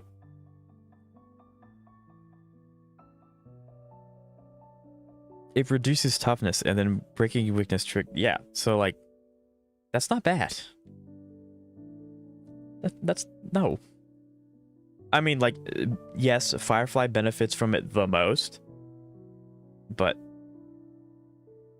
it's not bad. Or all being level 2 is fine. Like, yeah, it's fine to have your traces not maxed. You really care the most about your relics because that's where a lot of the damage is coming from. But like, you could get it higher than 2. But again, as long as the subsets are fine, that's where a lot of the damage is going to come from. So good speed, high break effect. Yeah, I mean, like, you just have really solid break effect across the board, and then you have some really solid substats for speed. That's kind of unfortunate. I'm trying to get E2 and 3.8 new break support. That's fair. Yeah, if you're saving for a different one, that understands. That's fair. And then you're running Forge, which, you know, that makes sense. Attack percent orb. That's fair. You're probably running it for the speed. Survivability, maybe. And then break effect rope is like the staple. You don't really get an option on anything else. And then the speed is nice. And then a little bit of survivability. I like her ult, but it gets a lot of flack because it doesn't provide. I mean, like, yeah, I understand that, but it is a good thing to level up. Isn't Fuwei that... yeah, so Fuwei and Trailblazer Harmony are the only 2 characters that provide super break. So yeah, if you want to build a break team, one of those 2 is mandatory. Unless you have Boot Hill. Boot Hill kind of has it like embedded into his kit, so he's a little bit of an oddball when it comes to that. But he's also a hybrid, like HP, like crit damage, crit rate, break kind of character. So he's really good, but he's a little goofy. And then that leaves us with these 3. Is someone staying? Yeah, so especially with your team. Cantos, absolutely. So looking at Silver Wolf, she did get a buff. So we're looking at buffed Eagles. That's interesting though. So yeah, her traces are maxed, which the ones that matter are this is fine being at level 2. You might want to level up these 2 traces though. The quantum damage is going to help a little bit, but it's not necessary. She's mostly here for support and debuffing the enemy. Running R2 resolution makes total sense. You want her to be relatively fast so she can keep applying her E and her ult as needed. You can build her to be like a kind of pseudo DPS kind of thing after she applies her buffs, but it's not necessary. And then you want the energy regen for her ult, which is fair. And then the effect hit rate needs to be high enough to apply it. They can't resist the weakness embedding. Yeah, so you really care about speed. Speed's going to be the biggest thing, because like 7, 8, 5 speed boots, which obviously it's not going to show up here then. And then 6, which... So yeah, speed's really good. A little bit of survivability is totally fine. Like you have a little bit of defense here, a little here. You have some HP here. Survivability is fine as well. That's kind of unfortunate, the flat defense. But yeah, I think Silver Wolf's great. The build's very good. She's very much just here to do the debuffs and that's it. But that's also really what she's meant to do. Mr. Archer. 10, 10, 6, 1. It's fair. And you get his, and then you have a signature icon. You do have E1. Very nice. So E1 is attack, and crit damage should be very high. You don't have to worry too much about speed because you can push up with Sunday. And his crit damage goes up even more because you do have Sunday, and he will be with Sunday. Okay. So we're running 4-piece Hackerspace, makes sense, and then you're running Rutilant Arena. I haven't done building Sunday because Archer. It's fair. Yeah, absolutely. But yeah, Archer's really, really strong, especially if you have Sunday and or Sparkle. So yeah, 13% crit rate's insane. I think that's the highest crit rate I've seen today. 5.8 crit rate, and then 23 crit damage is nice. Crit rate. Attack percent's great. That's kind of unlucky, but crit damage is here, so you can't get a substat, so this is a really good piece. Attack percent boots is also fine. He doesn't have to be fast because he has a push-up in his team. And then crit damage is perfect. Archer wants Sunday. Yes. Yes. So Archer does more damage the more skill points you can provide in a team. And since Sunday is technically skill point neutral, he's really, really good. Only if you know what you're doing. Yeah, so as long as Sunday has his stacks, every time you use his E, he refunds the skill point, which allows him to be skill point neutral. So just give him, slap on an energy recharge rope on him, and then make sure his ult's up and you're good. So Bronya works? Yes, Bronya will work as well. Bronya is slightly less effective because she's not as skill point neutral. If you have her, what is it, E1, I think, she has a 50% chance to refund her skill point every 2 turns. But Sunday will just always do that. But the biggest thing is you want Sparkle. Sparkle is going to be better than both Sunday and Bronya. Specifically with Archer. Bronya with Sunday Lycon kind of work? Hey, yeah, it does. Like, Bronya can work. You just got to be a little conservative with your skill points until you start to do things with Archer. I do have Bronya E1. We do love to hear that. Bronya E1's awesome. And then you have attack percent, which is fair. You want him to do a lot. So speed's huge, although it's not like necessary. Crit rate and crit damage is nice. Crit rate's very high. We love to see that. And then crit rate, crit damage. Crit damage is very high. We love to see that. So yeah, all in all, very good build.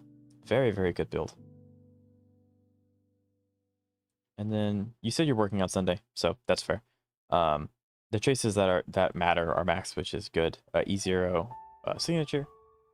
You want him to be a little tanky so he doesn't die immediately, so that's fair. You want him to be very fast, and you want him to have a lot of crit damage so he can implant energy recharge to get his ult faster. And then effect resistance, I appreciate, so that he's not CC'd by anyone, which dismantles the entire flow. He's running...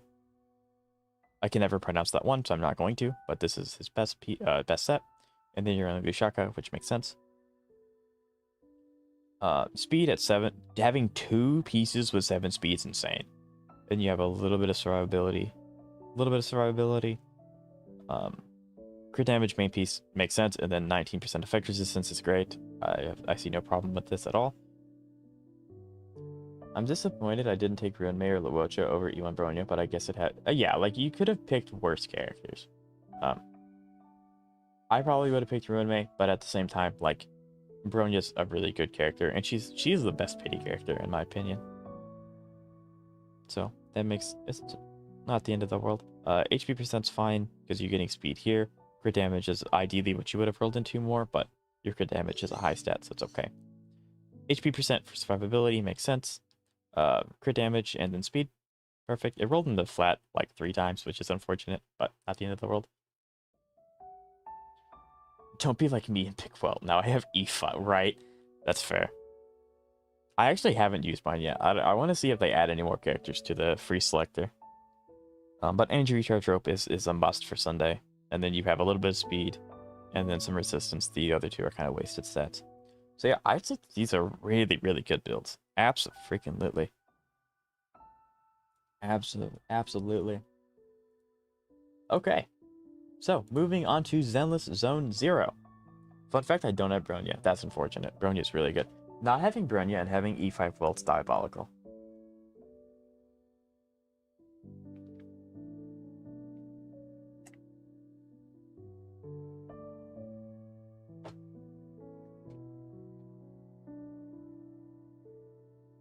That is, like, actually diabolical.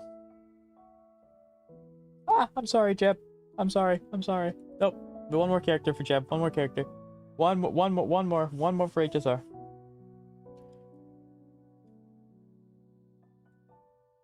And then Zenless.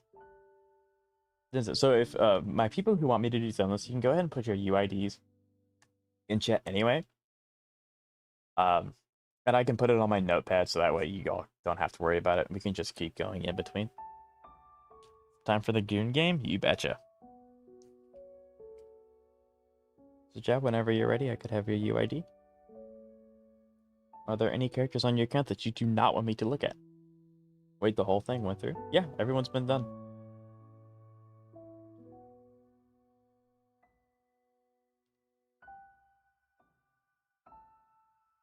You were next, but you went back to do something, which is why you said I'm back. So yeah.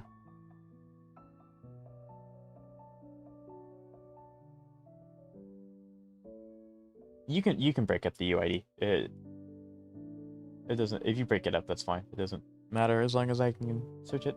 So you can break it up into 2s or 3s.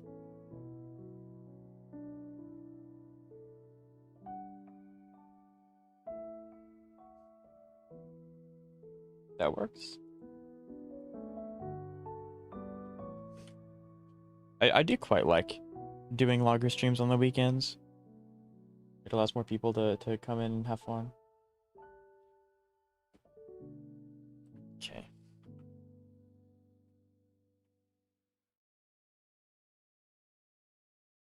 Zeka, you still don't have proof. If you have undeniable proof, I will be surprised.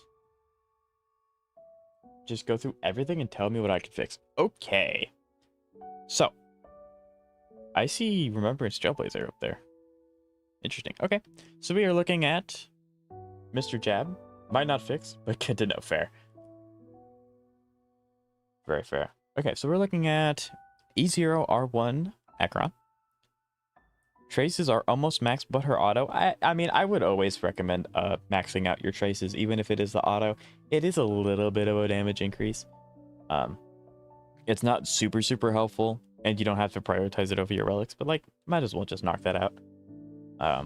So yeah, you should get E6 E0. It's not bad. Right, yeah, honestly, terrible character. Honestly, no. She held Nihili as a path together for quite a while. So we're looking at attack, speed, crit, and crit damage. More crit rate, otherwise it is a good slow Acheron build. Right? So attack at 3.8k, crit rate at 55, and then crit damage at 203 is very nice. Yeah, I think first glance, your crit rate is a little low. I think you want to shoot for around 70%. But other than that, very good build. It's a slow Acheron, but there are Acheron builds that are very slow. and that's okay. Going on to your pieces, you're running 4-piece prisoner, or pioneer diver. I cannot English today at all. Great substat rolls, amazing. That's really good, especially like you have a little bit of attack, crit damage, and speed on a crit rate piece, this is a really good piece. And then attack percent boots with crit rate, crit damage, and a little bit of defense. It rolls once into defense percent, not the end of the world. And then electric percent with crit damage, attack percent, and then okay, so that's that. And then attack percent rope with crit damage. Yeah, I think you just need to try and worm a little bit more crit rate in here somehow. The problem being a lot of these pieces are really good, so it's going to be a little hard to justify swapping up any of them. But if you can get one piece with a lot of crit rate, your build's done. I have a friend with E2 Acheron. Yeah. I'm not super familiar with what all the Eidolons do, because I myself don't go for Eidolons. But it's just nice to have 70% crit rate. But some characters don't need it. Okay, Ms. Ravine. Easier Robin. Max traces on the things that matter. And you're running R5 for Tomorrow's Journey at level 70. So get that to 80 at some point. It's not the end of the world if you don't, but the flat attack is nice to give it more attack scaling. You're running 2-piece, which is exactly what I run. 3.8k attack. Now, Robin really only cares about attack. You care a little bit about speed so that she can get her E and her ult slightly faster, but it's not the end of the world, so you really only care about attack.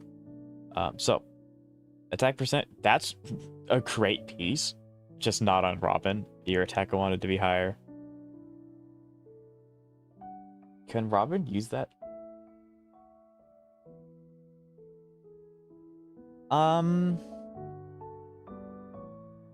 think so. It's not ideal, but she can. She can use that new Lycon.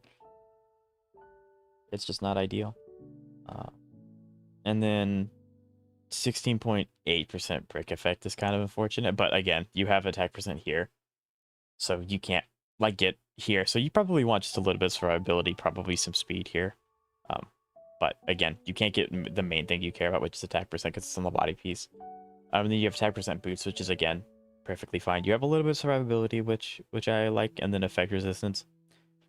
Effect resistance on Robin is a little weird because if she's in her ult state, she can't be controlled at all.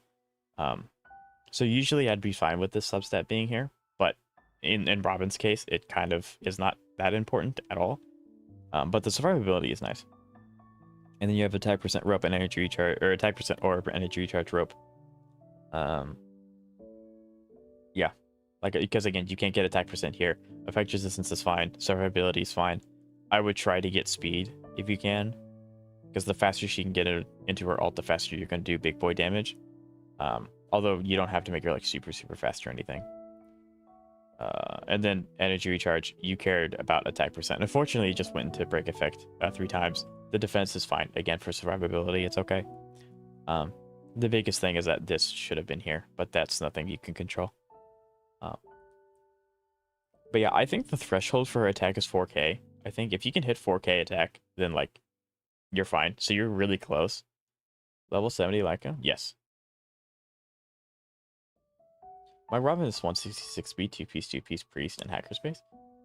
Right, like you can make Robin fast, but like once she's in her ult, like as long as she gets into her ult, that's all that matters. But yeah, I actually think, Jeb, if you level this up to 80, it'll give her more base attack to scale with. That might actually push you to closer to 4k than what I think. So maybe just level that up and that might fix Robin. Okay, E6 Trailblazer with Sim Lycone, which is fair. It is R4, so you're going to get that soon. I admittedly don't know too much about Remembrance Trailblazer. I do know for a fact that you don't care about crit rate in the slightest. You only care about crit damage. So 146 speed's fine as long as it's over 131. Everything higher than that's just nice. 1.8 attack 22 crit rate. Like I said, crit rate doesn't matter too much. You care a lot about crit damage and then entry recharge. So perfect stats. You're running 4-piece Hero of Triumphant, which is like the default memo sprite build, I believe. So 6.1 over 12 is great. Speed's amazing. Attack, this is a perfect piece. 18% crit damage is amazing. A little bit of survivability, I'm not going to say no to. Crit damage main stat body piece is probably the only option you really have here. A little bit of effect rate's kind of a wasted stat. It's so you can get her ult as fast as possible. Right. But yeah, this is kind of a wasted stat. Ideally, it would go into like almost anything else, honestly. Effect resistance would also be fine here. That's fine. Speed boots, you know, you want her to be fast, and then you're hitting 18 in crit damage. Perfect. A little bit of survivability is okay. HP orb. Interesting. I'm not going to say that's bad. Especially if Mem scales with HP, because again, I don't use her as Trailblazer. I don't know if she scales with HP or not. It would make sense if she does, because most of Inforius does. So I'm not going to say that's bad. This is really good. This is really, really good. Effect resistance is fine. I said it's my favorite unoptimal substat to roll into. So yeah. Effect resistance is fine. Energy recharge is really, really good, because that's where she's going to do her big damage from with her ult. And then a little bit of survivability with her ult, especially if she's HP scaling, is nice. And then, you know, I don't know what the hell to put for that orb. Well, yeah, I mean, like, I think, like, the top 1% build has, like, 160, 170 speed, and then just a bunch of crit damage. So you can put a few things. I think HP is fine. You can also put ice damage bonus here. Or attack percent, or like whatever she scales off of, attack or HP percent. But like the top 1% builds have like 170 speed and like as much crit damage as humanly possible. Those are the stats that matter the most. Our RMC is attack scaling, gotcha. So you probably want to swap this out for attack at least. As long as you have good substats, of course. So yeah. But again, you really care about just being really, really fast and hitting really, really hard with your crit damage and then attack. So you might want to swap this for attack percent. Other than that, really good start. Saber. Saber is E0, level 80. I would definitely recommend getting the talent to 10. They scale on attack, apparently. Again, I don't use them. So, like, I'm a little iffy on, like, the super in-depths about them. HP still good. I mean, like, yeah, having survivability is never a bad thing, especially if your sustains aren't able to go on a moment's notice. So yeah, survivability is fine. But yeah, I'm being told that they scale on attack, absolutely. So I would recommend getting this. Basically, yeah, so I'm gonna, like, Saber you just got, so, like, this is going to be perfected, I have no doubt. This is going to be 70. R3 is perfect. Attack percent, speed is, like, 1 off the speed break point.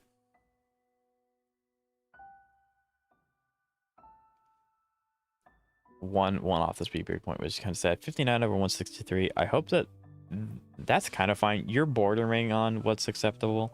I think 65 is the lowest crit rate a conventional DPS should be on. Outside of, like, you know, you have some characters that give crit rate. If that's the case, then that's fine. 163 is really good. Not having any recharge is fine because of her talent.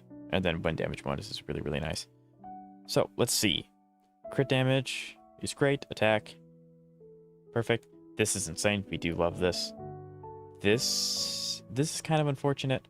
Ideally, it would have rolled all into crit damage, but that's just kind of how RNG works. You might want to try and swap out this piece at some point. But again, you said you just got her. You're working on her, so. And then kind of same thing here. This is really good, but unfortunately, it rolled in the defense percent 3 times. So eventually, you might want to swap that out as well. Wind orb's fair. Kind of, again, it did roll high here, so this isn't a bad piece by any means. You also did get attack percent. It's just kind of unlucky that it rolled defense percent 3 times into this. And then attack percent rope, which is, again, okay. Crit damage at 19 is great. A little bit of speed's good. Defense percent. Wuwa build vid. Gotcha. Okay, we will do Wuwa after Zenless, so. But we will be doing Wuthering Waste reactions today, absolutely. But yeah. I don't know what it is about you, Jab, but it looks like defense percent loves you. Like, it loves you a lot. Which, I mean, she's not going to die as easily, which is nice. But yeah. I think if you can change out these two, your Saber build will be really, really good. But at the same time, these are the two pieces that are kind of hard to get. I would be pretty ticked too, absolutely. So Firefly, we are looking at E0, R5 Fall of the Aeon, which is good. I like this one. This is okay. When a character, Gepard and Adventuring are characters based on defense. Most preservation characters are. When I say most, I mean there's 4 of them and 3 of them are based on defense. I would level that to 6. It's not like super necessary, but just a little bit of damage I do like. Anyways, I gotta go, my barber, so I'm probably gonna miss the ZZZ stuff. I'll still absolutely, yeah. If you wanna, I'm gonna make this a video, so if you just want to check out the video portion, absolutely. Yeah, so I'll make sure to write down your UID. Yeah, so let's look at Firefly. So she's a break character. Yeah, it's good for survivability. I should be back for Wuwa, hopefully. If you're not back for Wuthering Waves, I mean, I can't get your video without you. So if you're not back, whenever you come back in next time, I'll review your account. I don't want you to miss that because you asked for it. So if you don't make it back, there's no worries. I'll just review it whenever you get the chance. But okay, let's see. She is fast, which is good. She gets the 131 speed breakpoint. And then break effect is at 180. That could be higher. That could be higher.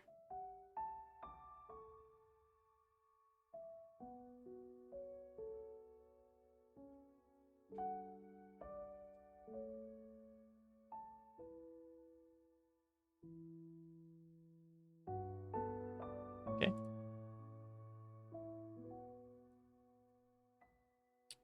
Yeah, that's really good. That's really good. Kind of unfortunate that that's really low. You might want to swap this off for any piece that has a higher break effect subset.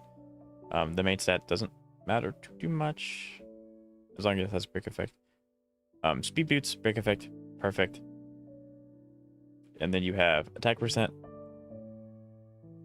which is okay. I don't know, maybe fire percent might be better here, as long as your subset's higher break effect. But again, you care mostly about break effect here. Here's your ZZZ. Okay. There we go. I have it. Thank you. 10.3. I mean, yeah, 10, and then this has the rope, which is that. So this is more about survivability, which I like the defense here. The effect resistance is also very nice. By the way, the speed break point is 134. I don't know. I knew that. I don't know why I kept saying 131. My brain's been all over the place today. I've been looking at so many numbers. But yeah, I don't know why I kept saying 131. I knew that. But yeah, it's 134. But thank you, Zeka. Anytime I build any character, whether they're support or not, in any game, I always think crit rate, crit damage now. It is kind of a condition that you start to develop when you play a lot of these games. But yeah, it's kind of just unfortunate. Like, you just swap out mainly this piece, I think, for more break effect. And then this one, you can't really do much, but maybe try to find a better one here. But overall, pretty good. I quite like this. And then make that 6. Feisha. Feisha's an interesting one where she wants a little bit of everything. So she just have her signature, and she's E0. She has her signature. 3.2k attack is great. 141 speed, we like to see it. 66 over 155 is very nice. Energy regen being at 0 is fine because she doesn't have an energy. Also, this is a dead stat. Effect hit rate, I think, is also a dead stat, and then effect resistance is okay. I think, doesn't she want break effect, chat? Does she want break effect? I think she does.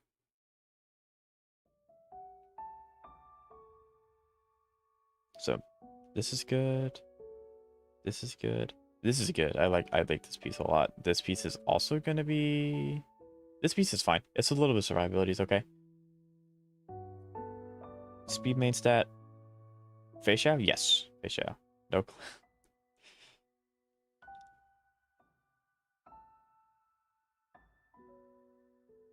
This is good. I like this. It's kind of unfortunate it rolled into that so many times because this is a dead stat.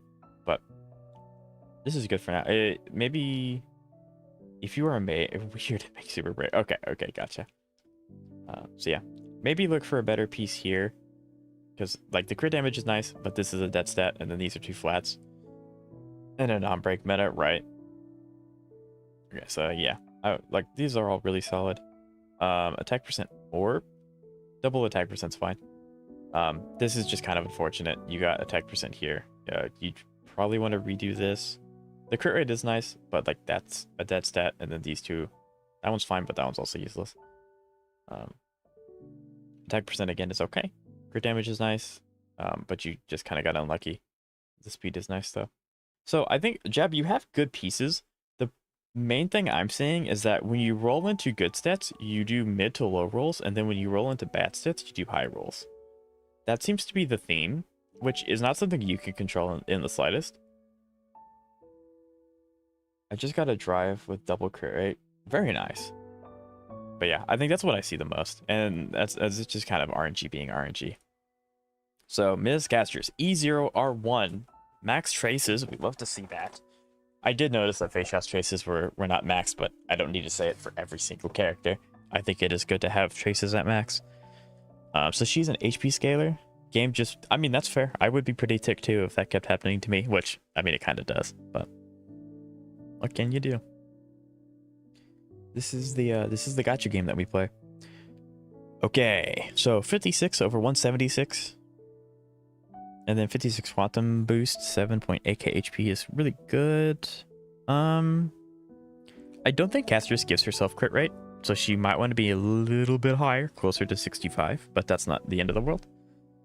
Looking at this, very nice. Love this. Very nice. Main stat crit damage, so this is the optimal.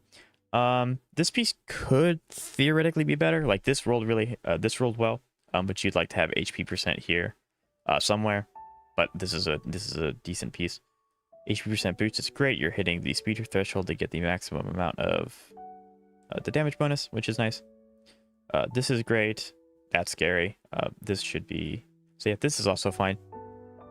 I feel like it's easier to farm HP boots than it is to farm the chest piece because you get more HP percent than you do like speed. So this should be relatively easy to try and get a better one for. And then you're running Bone Collection, which is her best quantum damage bonus, which makes sense. Kind of unfortunate you rolled in the flat HP 3 times. Crit rate's nice, but yeah, this is kind of unfortunate.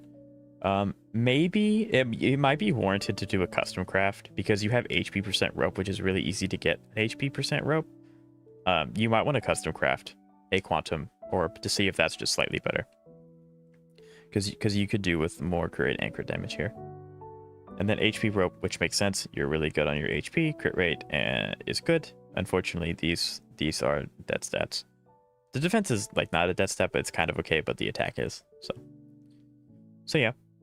I would say the immediate thing is maybe just try and custom craft a sphere, I think. But other than that, it's a really solid build. And then Silverwolf max traces at before the tutorial starts, which is her second best, her best being Cypher's personal. 2.4k attack, a 153 speed's very nice. And then what's your effect? Hit rate at 145. Absolutely love to see it. So hacker space, you're 11% attack, 2 speed, 6 speed, 7 effect.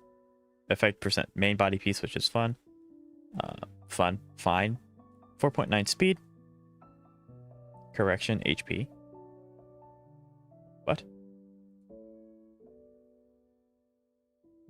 correcting HP. HP main stats are easy? Yes, HP main stats are easy for boots. They're a lot easier to get over speed main stats. Until you actually want one, then they don't give you anything. New Silver Wolf only needs effect hit rate body. Yes, this Silver Wolf is very much, she exists to debuff. That's all she's here for. She's not built to do anything else. Which, I mean, is fine. If you only care about the implant, then this is going to be totally okay. But yeah, that's good. Pan Cosmic's fine because it increases effect hit further. Quantum bonus, we do like that. A little survivability is okay. Attack percent rope, I would argue energy recharge would be better. But it's not the end of the world, especially since you're getting 7 speed and 6 effect rate. I would probably say if you can look for a energy recharge rope, which I know is the hardest rope to get, that might be best here. But yeah, I think this build's really good. Your, like Echo said, your effect hit rate doesn't need to be that high, so you may be able to like diversify her stats a little bit more in a crit damage. But if she exists solely for the fact of implanting weakness, she's fine. You don't really have to do much else. I would still recommend the energy recharge rope though, so she can start spamming her ults. But yeah, other than that, I'd say really good characters. Really good characters. Okay. Now we're gonna go to ZZZ. Now we're going to ZZZ. Okay.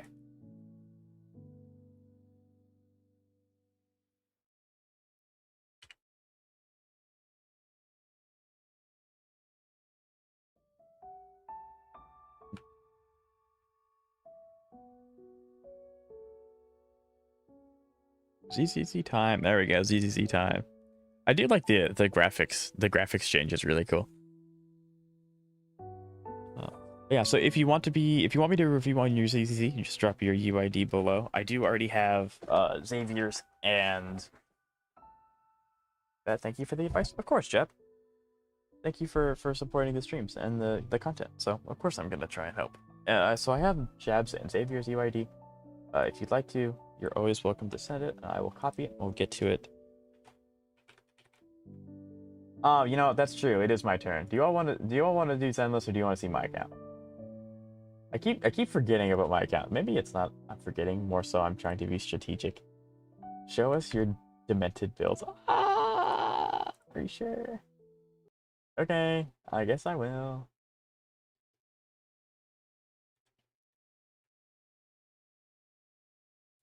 Your account first? Okay.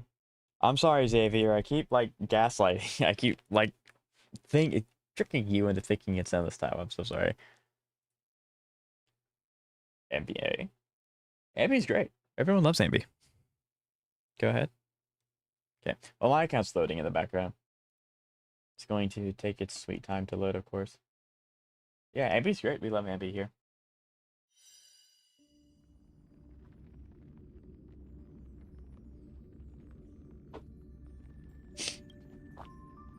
My voice is going to be dead by the end of the stream. Can you all hear it? Can you all hear the music? Here we go. I cannot express how nostalgic that this intro music makes me feel. Like, I love listening to that soundtrack. Marathon stream? Apparently. HSR time. Right, we're going back in time. Yeah, I didn't expect there to be this many people, which I'm very thankful for. I'm not going to complain about it. But I also try to do the things that I say that I'm going to do. So, yeah. I said I'm going to review everyone's account. I'm going to review everyone's account. And apparently I'm reviewing my own. What characters do I want to show? I'm only going to pick like 5, because I think you will only got to show 5. So, I mean, I'll show my dot team. I think it's probably my most prevalent thing, and then the Herda probably. So we'll just go down the list then. So, Hua with 149 speed, she is rocking 133 energy recharge. borrow my E4's license to farm something? I actually did that yesterday. It was very fun. Energy recharge. And then that's really it. I mean, she's a healer. She's running R4 post-op conversation, max traces. Relics are a 2-piece fleet of the Aegis 4-piece messenger at E0. We are looking at Hyslins at 161 speed with 3.1k attack. 124 effect hit rate, so I need literally 0.3% more effect hit rate. And it's going to go higher, and then that's the max that she needs. She's running R1 with her light cone. Max traces. Y'all remember to hydrate and stand up. You know, that's fair. I'm going to put my desk in standing mode. Yeah, I'm going to put my desk in standing mode. So, I'm gonna get really loud, and I'm going to get really quiet as the microphone slowly lifts away from my mouth as it lifts up. You still hear me? I don't know how loud I'm getting. I don't know how quiet it is. I'm looking at my OBS, and it's like slowly getting quieter and quieter. Hello? Hello? Hello? Anyway, I'm gonna stand up now. Okay, we're standing now. I do love my standing desk. Okay. So, I guess I didn't show the actual pieces. Her stuff is fair. Mostly roll a little bit of attack, a little bit of frick. It kind of just... How'd it go? I mean, everything died. Like, too fast. So, it was really fun. But this is a piece that kind of rolled into everything once. Same thing with this one. This is a very scuffed piece. This is I have to have the main set. This is what I have. So yeah, it's kind of scuffed. And then this is just the main stat exists. The substats are terrible. Same thing with this one, and same thing with this one. I got Huahua kind of like now. I got Huahua when I got a bunch of other characters, so I was like putting bandages on a bunch of different characters and then going back to them. I just never went back to Huahua for it. So that's why her build is so bad. But going on to Hyslins. Hyslins is Kafka's old set. I mean, if you've seen my streams before, you know what my Kafka's old build was. It's pretty okay. There's pieces like this that are kind of scuffed. But, you know. Like, and then you get pieces like this that are relatively... Like, this piece is really good. This piece, it only rolled HP percent once, so like, it's pretty decent. But that's her. I want E6 Burial. I kind of want E6 Castress. I don't see a problem with that. Castress is really, really strong. Yeah.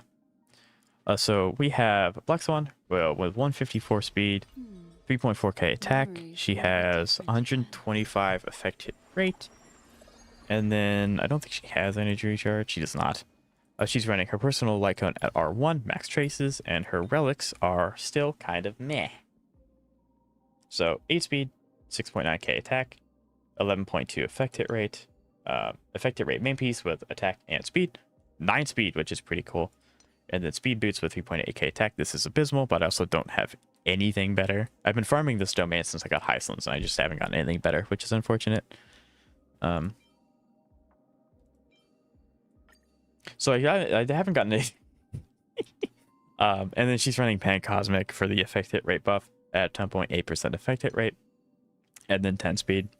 So this is kind of what I'm talking about when I say I need to go back to my older characters and kind of fix them, because although their substats are fine, they could be better because of the lack of good substats on their relic pieces. And then we have my Kafka at 138. She is significantly slower than the other two, so that she can, you know, go after them and always proc. She does have her buff active. She has 2.3k attack. Should be a little higher than that. And then 148 effect. So that's nice. She's running, before the tutorial starts, R5, and then she has max traces.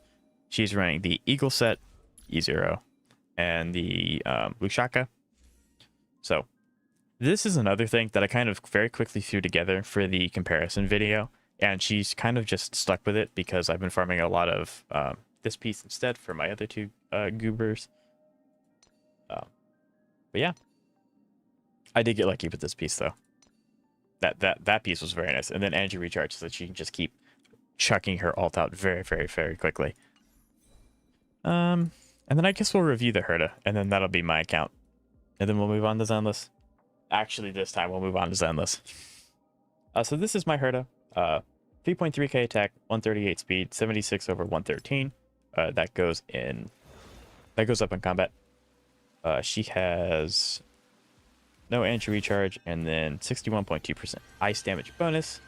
She has her signature Lycone, which is really strong. Max traces, and she's running Scarlet Lady of Lost Erudition and Izumo Gensai and Takama Divine Realm. E0, by the way. Headpiece. I think she has the most consistent build on my account, where it's like everything rolled kind of well, but there were a few kind of iffy substats on it. Like this is good. But then you also have this, which is the best piece on her, I think. And then, like, she has a lot of attack. Ideally, she'd have a little bit more crit rate and crit damage, but I think all in all, she's probably my most consistent and well-built character on my account. So yeah. I guess, is there anyone that chat wants to see specifically before I move on to Zenless? Like, everyone beyond this point is built. Everyone to the left of Ruin May. But if not, we can finally go to Zenless. We can find...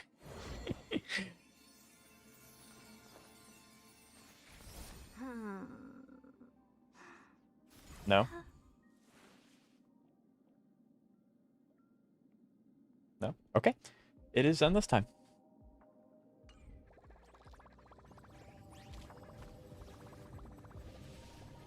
Bro wants Zenless. I mean, my accounts aren't like super interesting, I think. And I want to give you guys a chance to actually like show off your accounts, because I can show you guys my account whenever I want because I'm the streamer. Now your okay, so I'll save my Zenless account after for the end. We'll do it for the end. But okay, so this is Xavier's Zenless account. Can you all see the subsets okay? Like, is it not too small? I hope it's not. Because looking at OBS, like, the subsets are really small. So if I need to change them, I will. So it looks like level 60 each one. She cares about HP, a little bit about attack and crit damage. I can see them okay. Gotcha. Fantastic. I also changed my OBS microphone settings, so I hope I'm not too loud or quiet. I hope I sound fine. So very nice HP. Sheer force is a very healthy number. Crit rate and crit damage is chef's kiss. Your crit rate is a lot higher than mine, I think. I don't know. I tend to underestimate my builds on Zenless. I don't know why. But very, very nice build. Very good character. You are running P1 Puzzle Sphere, which is fine. Yeah, that's totally fine. If you have anything that might give you better subsets, maybe. Probably not, because it gives crit damage and max HP. So, never mind. Never mind. And you have, obviously, her maxed core skills. And then everything's level 11, which I recommend. And then your One Piece. The One Piece. 19.2 crit damage is very, very nice. 4.8. I think that's flat HP. I think that's flat HP. So, flat HP is also relatively fine on Yixuan. She's one of the few characters that's totally fine with the flat stat. She doesn't care about anomaly proficiency at all. Having the crit rate stats here is also really nice. I told you Zero and Miyabi are probably the best build. Gotcha. Okay, so I'll save those two for last. But having the crit rate on almost every substat is super huge, even if it's not rolled into very much, because that definitely adds up. I see that this has the main stat crit rate, which is obviously really needed. And then you have crit damage, 14.4, which is nice. HP percent, which is, I think, her best in slot. And then you have attack to increase the sheer force. That's fair. 7.2 or 9.6. This is overall a very, very good build. Very good build. I'll save these two for last. We can look at regular Ambi. Okay, so she is M6. Max core traces. I believe... I almost got her signature. Almost. You do have Ambi signature. I actually didn't use Ambi signature. There is a fossil one that I think is slightly better for her. My ZZZ people can tell me if I'm wrong. Dang, crit ambi based, right? We love ambi. But yeah, because the fossil gives her more impact because it's an impact percent instead of crit rate. So my ambi just exists to stun. But if you want to build crit ambi, that's okay. I am the most ambi player ever. That's fair. Ambi's great. Ambi's fantastic. So these are essentially level 11, except her auto, which is fair. I mean, completely understandable. That's where her stun's going to come from. You can combo it into her E. So you're running a 4-piece woodpecker, 2-piece branch and song.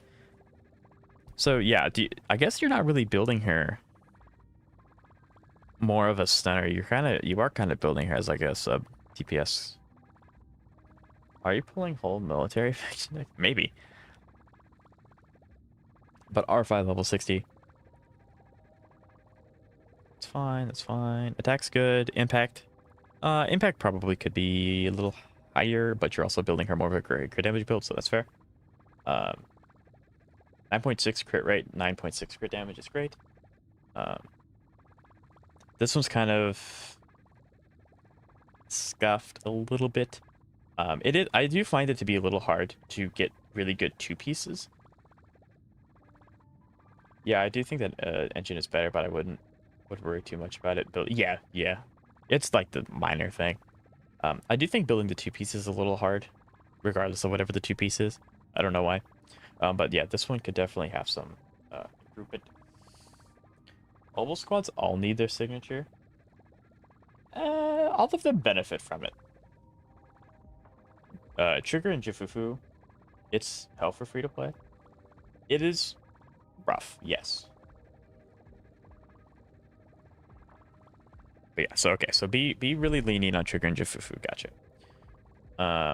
This is the 3rd piece, it has to be defense. Crit damage, crit rate's really nice. HP percent's not the end of the world. Survivability is okay, especially in Zenless. I feel like the enemies just can really obliterate your HP bar if you're not careful. This is crit rate, which makes sense. You're building her DPS. Crit damage is really nice. Attack percent's great. I'll be pulling on Orphe though, right? Orphe is very nice. Electric damage bonus, again, makes sense. 19.2 crit damage is huge. The other substats are kind of bad, but you dodged all of them, so it doesn't really matter. And then this is also attack. Attack percent 6-piece is interesting. I mean, I understand it because you're using her more as a DPS. You're not using her as a stunner, so like you could run her energy recharge to get her E faster, but that's not necessary for the build that you're going. Trigger has a very good engine as long as you don't play her with rep. Yes, I really like Trigger. She's probably my favorite stun unit at the moment. But her and Jifufu are relatively similar. And then 4.8. I guess you just kind of unfortunately rolled into these 3, and that one's a low roll. And then Anomaly Mastery Anomaly Proficiency, sorry, isn't needed on Ambi at all. So.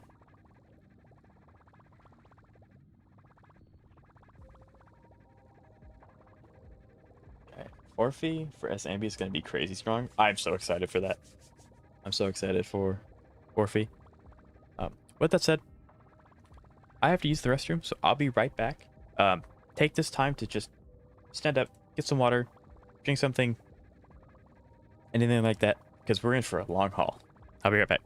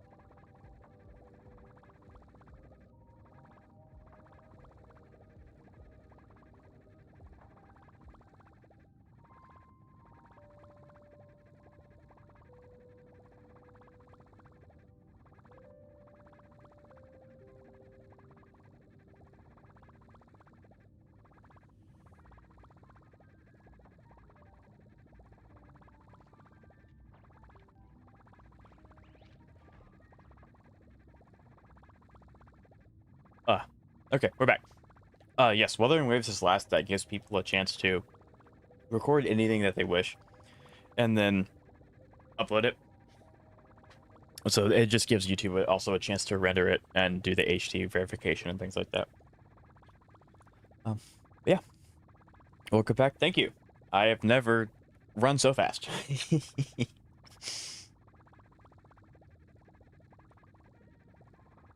ZZZ first review? Absolutely. 3-hour review? It's longer than that. It's we're pushing 4. But okay, let's just plow on through. So Trigger, you said these two are you're working on, so I'm not gonna be like super. Welcome back. Thank you, IDC. Actually, welcome back to you too. So 14k HP, 2.7k attack, 154 impact, 41 over 117. Okay. Max core, so you're at M0. You have maxed some traces. You maxed her E and her auto. Interesting. I've been a little bit of a goober. I have not maxed a single character's talent yet, but I'll talk more about my account when we get to my account. You are running Hellfire Gears, which is Kaleda's signature, I think. I think it is, with 18 impact. Trigger wants a lot of impact. Well, not a lot, but she wants impact. Interesting. So, crit rate is nice. It's unfortunate it rolled into the flat stats a bit, because I don't think... Pen's not bad. It is Kaleda's? Gotcha. Let's go. I got it right.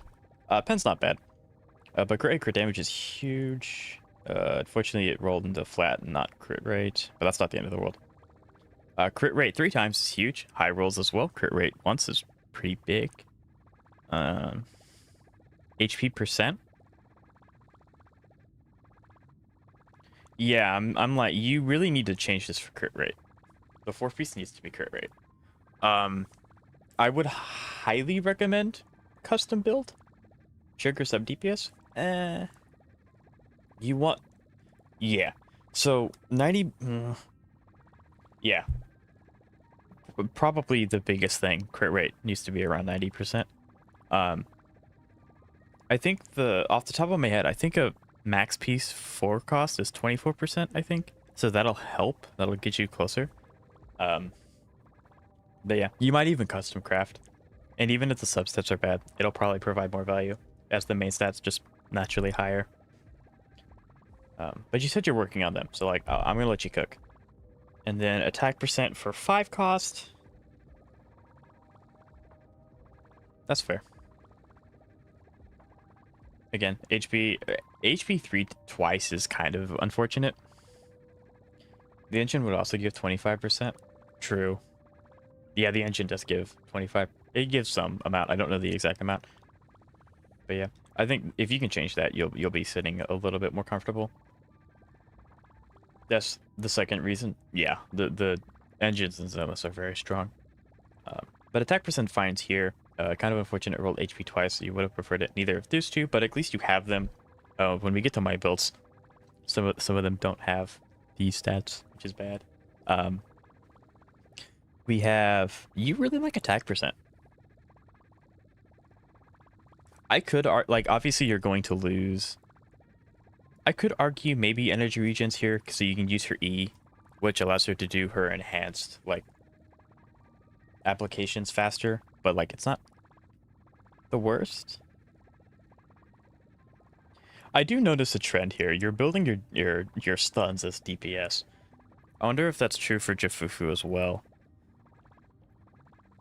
Kind of. I mean, to be granted, Jifufu and Trigger do want these substats anyway. Jifufu also wants higher than 36. But attack is fair. Max core, we're doing M0. 9, 10, 10, 11, 11. So you're getting there. And then you're running Roaring Furnace. So you do have her signature, which is super, super big. That's going to provide a lot of the attack, which is very nice. And that's going to give you some buffs to that as well. Okay. So this rolled really well. Fortunately, it was flat defense, but we do like crit damage.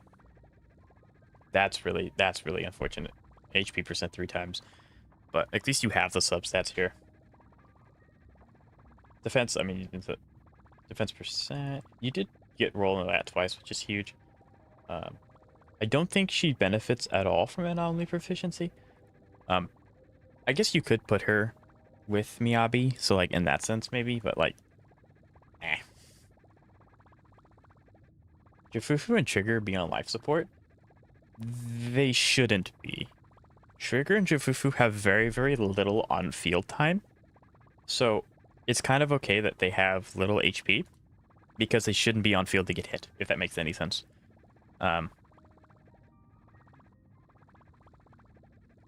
Unless you meant like their builds are a little scuffed, which is fair. You said you're building them, so I'm not going to be like, this build sucks. How dare you? This is a terrible character. Like that. That's fine. You're building them. They're working on them. There's room for improvement. I think again, custom craft to 4 cost for crit rate, and then that'll help your build tremendously, even if the substats are not that good.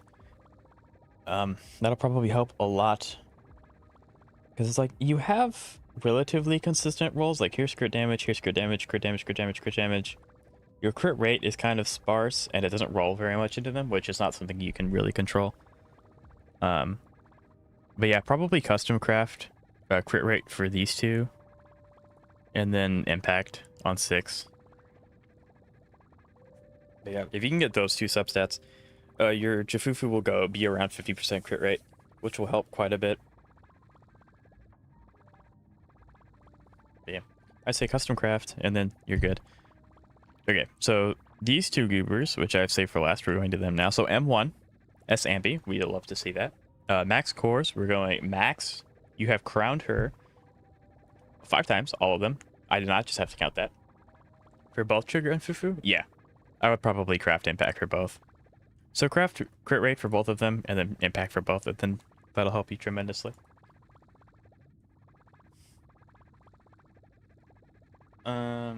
Admittedly, I don't know too much about S Ambi. I don't have her.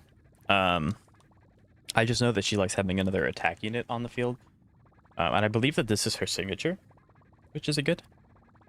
M1 is big. M1 is very big, absolutely. The crit rate and crit damage seem to be really good. You have crit rate here, which is nice. It's probably where a lot of this is coming from.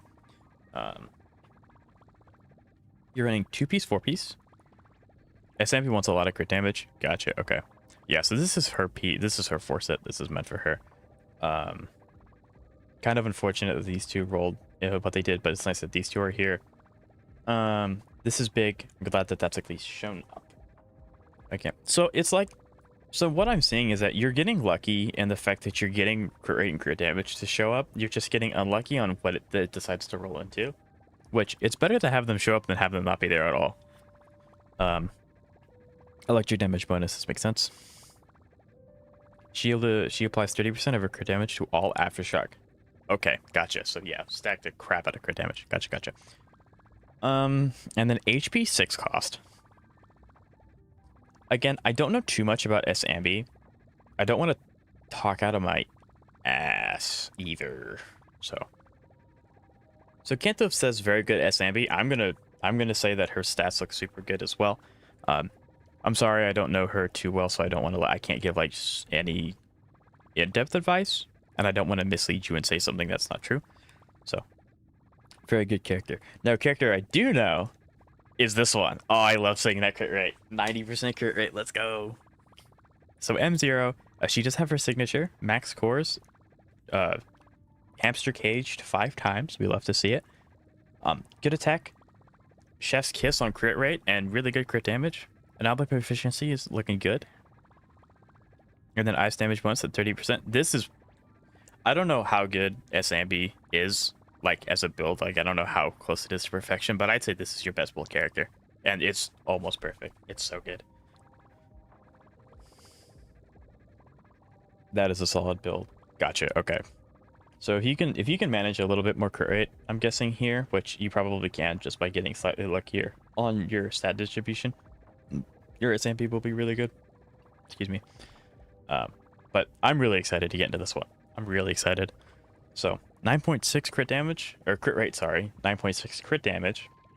4.8 crit rate, 14.4 crit damage, 7.2 crit rate, 9.6 crit damage. Yeah, so this is just all like super solid rolls. Attack percent's huge here. Attack percent crit rate, like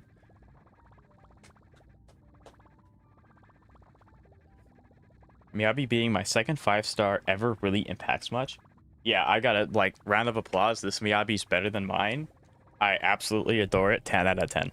10 out of 10 build.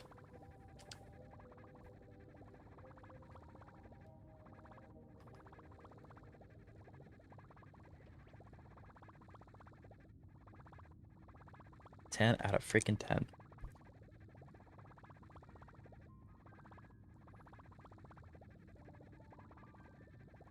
Okay. And moving on. We are in the spirit. We're going to look at Jab. Am I next? I guess since you're here, I can put Jab back up there and we can go to you, Cantos. There we go. Cantos. And still building, of course. Lance, do you want me to review your Zenless account? If you don't want to, that's fine. But I know you play Zenless and I want to give you the opportunity. I'm also gonna sneeze.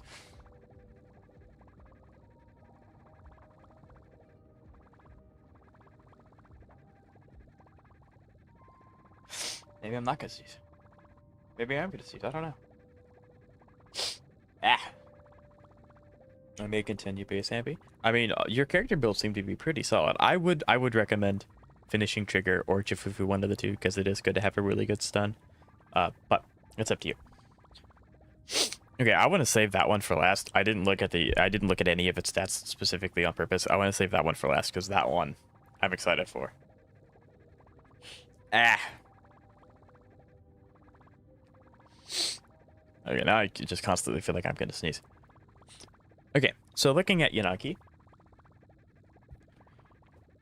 Anomaly Mastery, Anomaly Proficiency, and Attack Percent's really all she cares about. She does have her signature M0 max cores. She does have a few hamster cages, which is nice to see. I did recently just get her signature. It makes a huge difference. So you're running 4-piece Chaos, 2-piece Faith and Melody. Interesting. Okay. So, yeah, because she really only cares about these three. She doesn't care about anything else. So, high attack is great. Attack, anomaly proficiency is fantastic. Anomaly proficiency, attack proficiency again. The flat attack is not bad. Flat attack's not the worst thing ever. It's significantly better than it continuing to roll into either of these two. And it's also anomaly proficiency main stat. Someday I will reach 400. Someday. Your Inagi is significantly better than mine. I think instead of pulling up my Zenless account, I'm gonna put it up here so that you all can see it in this format. Thoughts, or do you all like seeing my accounts like in game? Because I can do either, but I like the way that this is presented. So what does the 90% crit rate on Miyabi do? That's what she modifies off of. So it's like one, it's crit rate, so like makes her crit more. But that's also what I believe her modifiers to be from. Kind of like how a lot of characters scale off of like anomaly proficiency or mastery or attack. That's Miyabi's. Electric damage bonus, obviously. And then we have attack and then proficiency again, which is great. And then you have mastery here with 27%. Yeah. Incredibly solid. It's just better than mine. Really, really solid character. I really should start hamster caging my traces, but I don't. Oops. Okay, trigger. 10k HP. Impact 162. Very nice. Look at the core passive. When she reaches 90% crit rate, her aftershock deals 75% more days. Are you talking about trigger?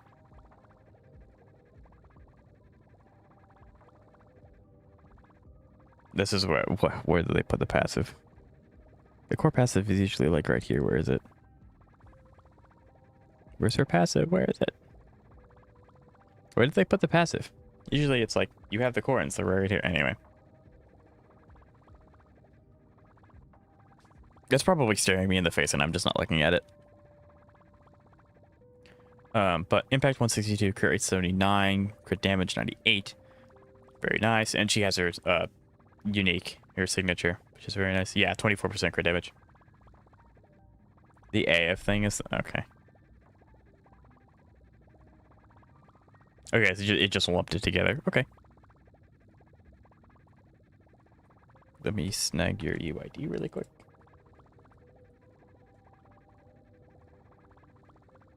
There we go. I have your UID now, Lance. Thank you. I only put 3 characters. That's okay. I'll review whatever you wish. So exceptional. Yeah, I think your sugar is also better than mine. I'm fairly confident. 4.8, 14, fantastic. Pen ratio is really good. Really nice. That's... it's not the worst. HP percent, I mean, survivability is not too bad. But this is nice. Not bad either. Flat's not the worst. This is big. This is really big. And then this as well. These 3. Deathwatch is Cantos? Yes. Deathwatch is Cantos.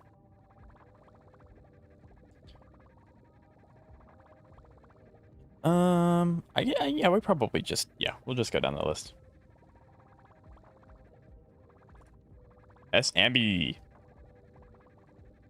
Oh, by the way, Xavier, this is a really good, like, thing. If you want to take a screenshot, lower crit damage is fine since she can piggyback. True. But if you want to take a screenshot and use this as a reference, this is a really good build. Especially since you also have SMB. But talking about SMB, 2.8k attack, 60 over 186 with her signature. Max cores, you have hamster caged all of her talents. Proficiency, oh, that's pen. So yeah, I'm getting used to all the icons. Pen is big, crit damage is nice because she wants more crit damage than crit rate. Attack, very big. We love that. This is just a really good piece in general. Like all of these stats she cares about. Screenshotted, perfect. Crit rate, we love to see it, and then rolling into crit damage is huge. Kind of unfortunate. Electric damage makes sense. Crit damage, again, huge. Unfortunate. But I mean, like you still got mostly what you wanted. And then attack percent, 6 cost. I guess Ambi wants the attack percent instead of the energy recharge, because she can do something with her E. I don't have her, so I'm not like super familiar with her kit. But this is super epic. We love the crit rate specifically, and then a little bit of survivability. Again, there's nothing wrong with survivability.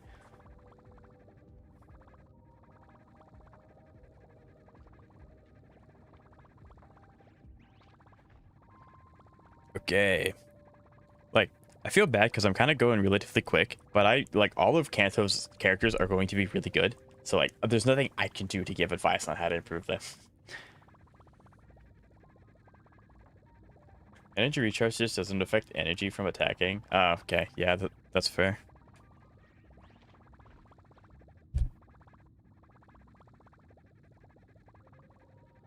So, HP, crit rate, crit damage, and sheer force.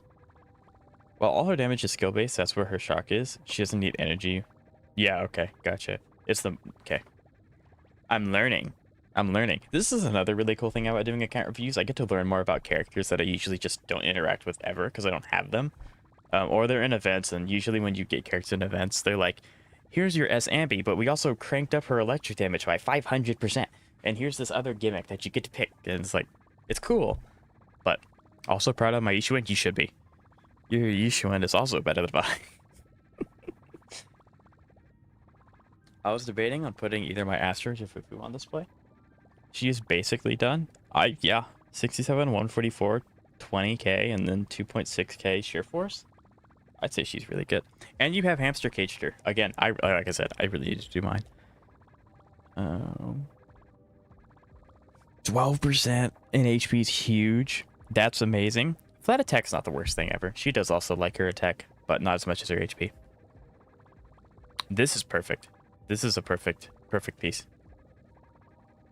This is almost a perfect piece. Actually, yeah, no, this is also a perfect piece. This is also a perfect piece. And you did crit your main stat because you're crit rate. That makes sense. Ether damage bonus, almost a perfect piece. The flat HP is kind of rough. You'd probably want more into these two, but it's not the end of the world as long as it was an attack. And then this is the HP, which is fair. Mine's also built this way, and then flat HP. Still not a bad build at all. Yeah, yours is really good. Yours is exceptional, actually. Dang. That's really cool. Looking at these accounts really puts into perspective how much I've done. Right, it really puts into perspective how little I understand about this game. And like, don't build. It's up to you. It's up to you if you want to, because these games are meant to be kind of leisurely. So if you want to be leisure, be at leisure. There's nothing wrong with that. But yeah, every time I do account reviews, it's like, okay, I gotta lock in. I gotta like actually make my characters good, and then it's like, oh wait, it's RNG if I get good relics, and then it's RNG if they roll well. So you can't really beat yourself over it too much. So Zhu Yuan, she's running 4-piece cannon rotator at R2, max core M0, 2 hamster cages. Okay. So Yishuan, I believe she's just kind of not Yishuan. Zhu Yuan is kind of the traditional attacker at crit damage. My voice is starting to hurt. Blech. By the way, Steins, if you'd like me to review your account, I definitely can. Very good stat spread, though. Very good stat spread. And this is giving crit a... Ooh, very nice. Okay. So you are running 4-piece chaotic metal, which is like, I think that's her set, and then 2-piece electro for the crit rate, which makes sense.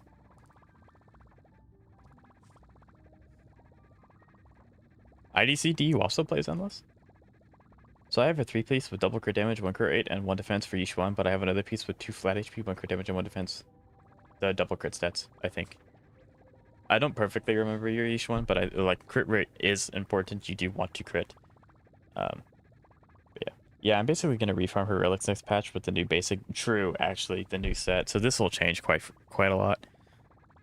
But for now, it's very good. Like, great attack. That's kind of unfortunate, but this is really good. Pen's just a good thing to have. This is really nice. Crit rate, obviously, because your crit rate needed it. Very good. Kind of unfortunate, but this is still really good. Exceptional. And then just really good. Again, a little bit of survivability is not a bad thing, especially since Endless doesn't have, like, air quote, healers. So, yeah, having a little bit of sustainability, or having a little bit of survivability is fine. I left ZZ the moment I lost 50-50 on Jane Doe. She wanted Ellen Joe. Yeah, that's why I saved a guarantee. Because I just don't let that happen. So that's why I only pull when I have guarantee. I don't have to gamble if I eliminate the gambling aspect. But yeah, I'm really excited to look at this again after you refarm the new set. And I'm actually more excited to know how well she does. Like if it's a huge buff to her or not with the new set. So mine is in the Europe server. I think it is possible. Yeah. Yeah, any region UID. Yeah, so if you want to, I can definitely review your account. You just put your name in, I'll put it on my notepad, and then I'll get to you when I get done with the other two online. And then last but not least, we're going to go to Wuthering Waves. We have Ketchup, who has a video. We have IDC, who has a video. And I think that's it. Jab does have one, but he may not be back in time. I don't know. So, now this one I'm really excited for. I'm really excited for because this one is M6. M6 signature W engine, hamster caged max, core talents all unlocked. This is gonna be sick. This is gonna be so cool. You can Xavier. You can share your card at the team. You just have to record it and upload it, and then give me a link to YouTube. What's stopping you? Yeah. So HP, attack. I think yeah, because she only cares about impact. I'm pretty sure because she can just. I love the fact with her M6 she can just stun lock bosses, which is really cool. I love it. I'm so happy. I love looking at this character, and only proficiency. So crit rate. So I guess you kind of have her in a like a sub DPS kind of build as well because your impact's really high, probably from this. Yeah, he's providing impact. Okay. So this is good. Again, pen ratio. Pen is just a really good thing to have. It's never like a bad stat to roll into unless you're like a pure support. And survivability is fine, especially with no healers.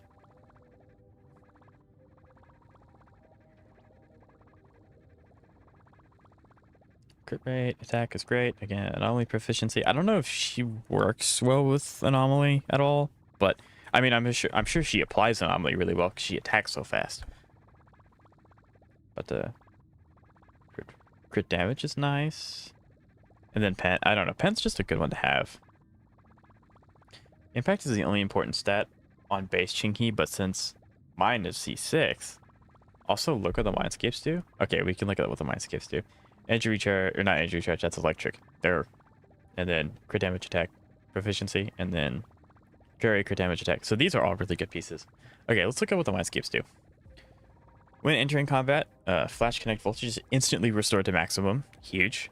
And the accumulation rate is increased by 30% when using her basic attack, enhanced Moonlit Blossom. If flash connect and voltage is at maximum, which it is, the attack will reduce the defense of the enemy it hits by 15%. Wow. And 15% is crazy. And then Xingqi's crit rate against the enemy will increase by 20% for 15 seconds. So this is technically 73%. Perceps, that's a easily DPS tier. Definitely DPS tier. Especially if she's getting like buffs from her mind skips like 20% here. That's 70 over 98. That's really good. And then the stun damage multiplier increases provided by each stack of subjugation and core passive. So it just increases it by 135% its original value. Her days dealt by the target increases. So she basically turns into a one-man army. I'm not very jealous of very many people, like when it comes to gacha games. I am jealous to not be able to play this character. I'm very jealous to not be able to play this character at M6. This would be so freaking cool. And then, you know, that the 4 and the 3 and the 5 is the same thing. Upon entering or exiting flash connected state, gain a shield. She gets shield too. She has sustain. And she gets energy if she already has a shield. This is essentially a one-man army. The interrupt level, so this one you have talked to me about. This one I do know. She just interrupts. Crit damage is increased by an additional 100%. So you have 73 over 198 crit damage. What? I could give you my account for a ride. That would be sick. But again, I don't trust myself. Maybe later, because I don't even know how I would get your information without like putting it in chat, and that's definitely not a good idea. The target's attribute damage resistance. This character's broken. This character's broken. I love that. That's so sick. Yeah, I would love to play this character. That would be so fun. I wanted to get Chinky to build her as a DPS. You definitely can if you ever M6. Actually, you can even do it if you ever M4. You don't even need her M6. Her M6 just helps a lot. I'm certain M6 Chingy is a 4 characters in one bundle. It is, especially when you consider the fact that Zenless has 3 characters in each team and not 4. That's nuts. Cantos, that's super sick.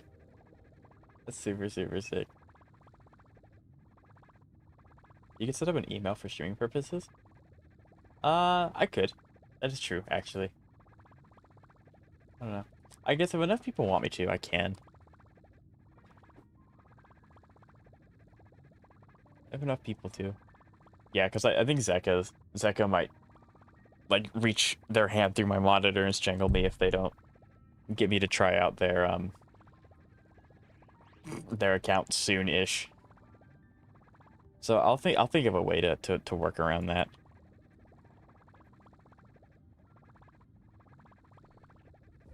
Also, I just got M6 Sanhua and wuwa. Fantastic. We'd love to see that. Absolutely. Okay, so this is Lance's account. He has 3 characters for us to look at today. We're gonna start from right to left. I did not look at Alice's stuff information at all because we haven't seen an Alice yet. So M0, she's running Steel Cushion, which is... It's not Soldier 11, is it? No, it's not. This is Nicomatus. This is Nicomatus. Yeah, Nicomatus. I couldn't think of her name. I don't like the character so much I blocked it out of my memory. Which is fair. So you have hamster caged 3 of her talents, which is fair. Max core 86,133.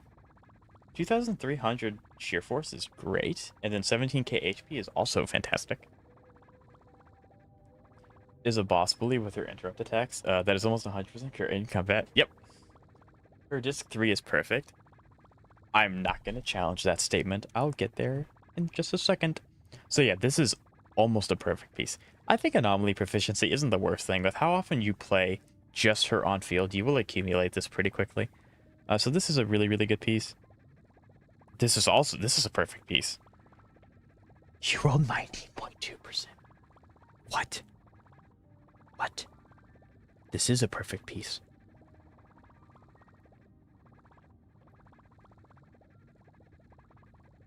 I love this piece. This piece is perfect. And then you're running crit rate 4-piece with attack H. I mean, this could admittedly be slightly better. You can get crit rate like here instead, but like this is still a really good piece. Yeah, she's 100% crit rate, 200% crit damage with King of the Summit, right? And then HP percent, which every Yishuan's probably gonna have HP percent in their 6th slot because they want it. 19.2% crit damage is huge. This is also a really good set piece. Yeah. 10 out of 10 build. Honestly, really good. Moving on to my favorite character. Miss Miyabi has 3 hamster cage talents. Max core M0. Running her signature. I'm legitimately considering getting Miyabi Mindscapes, which is the first time I've ever considered a copy of a character in any gacha game. Yeah, that Yishuan is better than my... I have not seen a bad Yishuan today. Like, which is really cool for everyone that's been reviewed. But this is awesome. Okay. So, Miss Miyabi, attack percent is at 2.9k. Crit rate is at 80 over 142. You're really close to the 90 and your crit rate's very high. Maybe I need to farm for my Yishuan again. I need to farm for all my characters again. Like, honestly, I do. Except Evelyn. Evelyn's the one character where I can confidently say she's really well built. But only after Orpheus done. True. Okay. So you're running 4-piece, 2-piece woodpecker. I think this is the same set that I run. This is so good. You dodged the one bad stat, and well, this is a high roll too. So is this. That's perfect. So close to being a perfect piece, but this is still super good. 19.2% is amazing. This is flat, but it's still really good. Especially since I rolled into this twice. This is a high roll. This is also a medium roll. That's really good. A little bit of survivability is, again, okay. Pen's not a wasted stat. Not even close on Miyabi, so this is also really good. This is kind of unfortunate. This is useful. She does utilize anomaly proficiency if you use her in an anomaly team, which I recommend doing. I think that's her strongest team combo is anomaly team.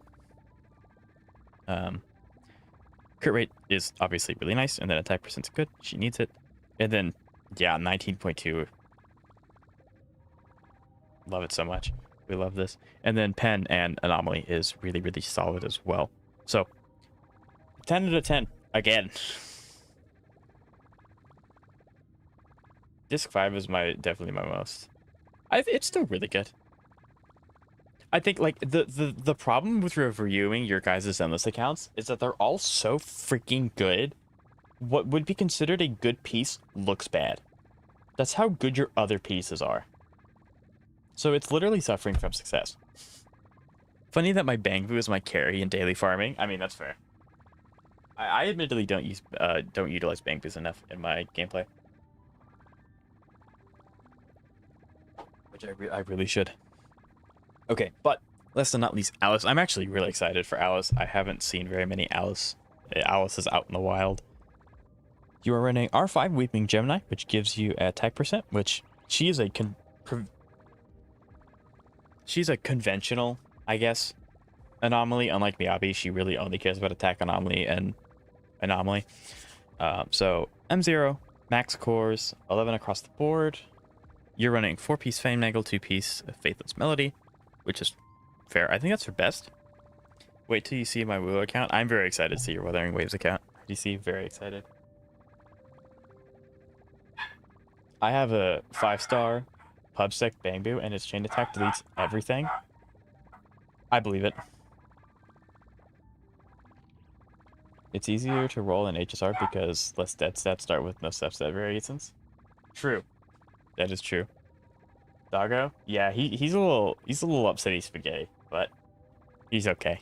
He's okay, I promise. Rolling in general is so much better than HSR. Yes, I think Zenless is the best Hoyo game for artifacts. Period. What the dog doing? I love he's just a little guy. He loves when people are around him, and if someone's not around him for enough time, he starts to have like, where are my people? But he's okay. He's okay. He's just a sweet little guy. Don't need to spend 300 energy just for a single level 15. True that. I feel that one. Zenless is the best game to farm relics in for Hoyoverse. But anyway, continue on. Words. Again, HP, like Zenless, you don't really, like, HP is not considered a bad stat on HP. Even if they don't scale with it, because there's no conventional healer. So having a little bit more survivability is totally okay, especially in tower when you don't get to see what their freaking intentions are. So they just hit you in the back of the head with a giant shovel and it kills you. I hate the tower. Not having Caesar's cringe. Pen ratio is huge, and then anomaly efficiency is really nice. Big roll, big roll, very nice. I'd say this is almost a perfect piece. I'd say that this is a really good piece. Hello, Julian the Vampire King. How are you doing today? Nice to see you. Physical, which makes sense. She's a physical. That's obviously. I guess she's getting 10% from her embedded. Kind of unfortunate. I mean, I don't know. I don't know enough about Alice. Is this a good piece, Lance, or is this just kind of like this is the main stat that I have? Because I don't think she benefits from crit damage. I don't believe so.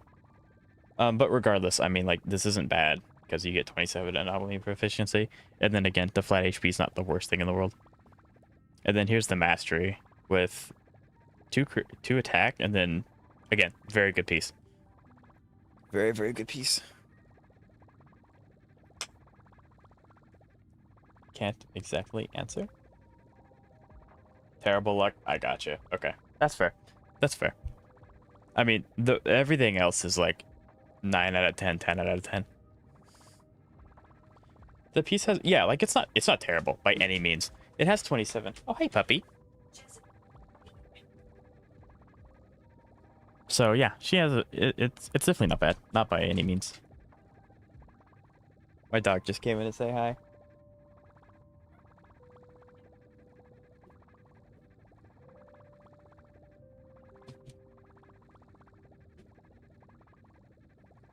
Yeah, I think that's a good piece.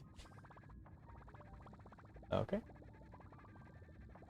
How's everyone doing? We are doing fantastic. I won't speak for everyone, but I'm doing fantastic. We've seen so many good accounts today. So many good accounts. And if you'd like me to review yours, I don't mind. You just put your UID in chat and I can copy and paste it, and then we can review it. I have one more person that we need to review, and then there you go. The dog demands padding. Probably. Like, usually, when I'm done streaming, I go out and I play with them for a little bit before I go back to work. But I've obviously been streaming all day, so I haven't gotten the chance to do that yet. So, but yeah. More modest than my crit characters, but arguably carries harder. Right, like Alice is just really strong. I do really like Alice. If I didn't have Miyabi, I would have highly considered Alice. But yeah. Okay, so this is Jab's account. M6 Sakaku, which is really nice. Max core, and then he has pretty good level disparity. He has a few hamster cages, which is nice. She definitely benefits from it. R3 Bashful Demon, which is her signature. Sakaku is a support, so she doesn't need to be like super invested in crit damage, although she is. Mostly what she cares about is attack, because that's what she gives other people. But as we've seen before, you can build supports or stuns as DPS. Cough, cough, savior. It's tomorrow, y'all. So welcome to the future, Steins. Are you doing ZZZ and HSR account reviews? I'm doing ZZZ, HSR, and Puthering Waves account reviews. Yes. Yes, I am. So we can go back to HSR if you'd like. I feel called out. That's not a bad thing, though. I've seen you do it the most. It's not a bad thing. I mean, we also have Kantos here, who has a 100% over 200% DPS stun character. So, like, you know, this is a very version 1.4 Sukake. I mean, yeah, it kind of is. Built alongside Miyabi, I bet. Yeah, it is. But it's not a bad one. I mean, yeah. That's huge. That's really big. It's good. Yeah, so I think that... Yeah, it's kind of unfortunate. I really hope that his luck... Because we saw Jeb's HSR account, and he had really good substats. It just rolled into the wrong substats. I'm kind of seeing that here as well. And there's nothing I can really do. It is probably best to keep the attack percent, especially if you're just buffing Miyabi to be hyper carry. But yeah, a lot of this stuff's probably just going to be a timing thing. Yixuan, M0, maxed out core traces. We have a few hamster cages, but I mean, talents are at a really good spot. Does have signature. We do have signature, chat. 17k, 2.3k, 53 over 154. Okay. Crit damage is quite good. Yeah, I think it's going to be one of those cases. It's just, unfortunately, they're rolling poorly, because, like, if this was an HP, perfect piece, chef's kiss. This is good. Pen is good. Maybe? I don't know why it's grayed out. Is there something I don't know? But yeah, ideally it was more of these. This is a good piece. I like this piece. I do think the flat HP is better than the attack percent, which sounds weird to say. But yeah. So pen doesn't do anything? I gotcha. Well, I'm trying to be helpful. Anyway, yeah. So, unfortunate. I was only one pull away from getting Yixuan engine. It hurts. Oh, yeah, that is really bad. That would rupture Norse defense. I'm sorry, I got it wrong. I'm sorry. That is the bad thing about playing like 3 different games at once and trying to like learn all of them at once. There are a lot of things that like slip through the cracks. But I always admit when I'm wrong, and I will correct my mistakes. At least I try to. But crit rate or crit damage, main stat. So this is really nice. This is unfortunate. This is probably one of those pieces that sadly I mean, yeah, if she ignores defense, then yeah, pen's a completely dead stat. Luckily I only see it twice, so it's not too big of a deal. This is probably one of those pieces that it's the best one he had at the time.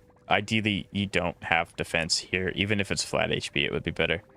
But again, it's just something that's going to take time. This is a good... I'm glad that it rolled into these two. That's unfortunate, but those are good rolls. And then HP 6 stat. Yes, we do like that a lot. I don't have Miyabi. Everyone got Yixuan and Miyabi. Yes, there are some people who don't have Miyabi. But Yixuan's very popular as well. The Void Hunter effect, pretty much. It's like getting an Archon in Genshin Impact. Like, everyone wants to get the Archon, right? most people. And then this also is a pretty decent one. Unfortunately, it did roll. Anomaly proficiency isn't the worst thing in the world. But again, pen is just a dead stat, courtesy of my learning from chat. But pen is a dead stat. And then... yeah, so I think really good start. Unfortunately, it's just luck. So I would probably... I like my shark better than Miyabi. That is fair. I do really like Ellen a lot. She's one of my favorite characters in the game. Unfortunately, I just don't see a point in getting her because of Miyabi. Which again, Miyabi is my favorite, so it's not like a huge loss. The Yishuan trailer that got invaded by Miyabi is almost every account. That's fair. I like the rat more. A lot of people like Jane. A lot of people do like Jane. Okay, so Jane is another anomaly character. She's kind of one of those relatively simple anomaly characters that really only care about anomaly and then attack percent, which also makes it really easy to review because these numbers need to be high. She is running R4 Rainforest Gourmet, which increases attack by 3.6% for 10 seconds, stacking up to 10 times. Very nice. 4-piece, 2-piece, which is fair. I like this 2-piece for anomaly proficiency. Almost 400 anomaly right? Yeah, he's cooking with this one. He's cooking with this one. Max cores, really good talent traces. He has hamster cage, 3 of them, which are the most important ones. Can't say no to the rat. Absolutely. Absolutely. M0, but that's fine. I never understood how Jane worked. You make her bar red, and then you do a lot of anomaly. That's... I always try to over-explain it, or like oversimplify it when people ask that, because Zenless has a lot of nuance where you can do a lot of really cool combos, but like the default stuff is like make Jane's bar go red. She does a lot of anomaly. Make sure she stays red bar. If she goes out of red bar, get her her red bar again. Like that's really like the cookie cutter response. Understood. Build bar, enemy pops. Yeah. So do damage. Bar go red. So you know how Chigger has that bar that glows blue and then glows gold? Jane has that same thing, but instead of it going gold, it goes red. So when it goes red, you do a lot more stuff. And when you do more stuff, they just die. That's Jane. I don't have her, so I can't tell you like the specifics. Oh, well, if you hold E, then she's going to do this, and that's going to do... I don't have her, so I can't tell you that specifically. But that's like the general gameplay of her. It's all about that bar. So this is really good. It's good to have this here. It's kind of unfortunate. We would have loved if that went over to anomaly proficiency, but not the end of the world. This is also really good. Crit rate kind of not useful here, but the other 3 are. This one is also good. I think this is one we would have much preferred into attack, but it's not the end of the world.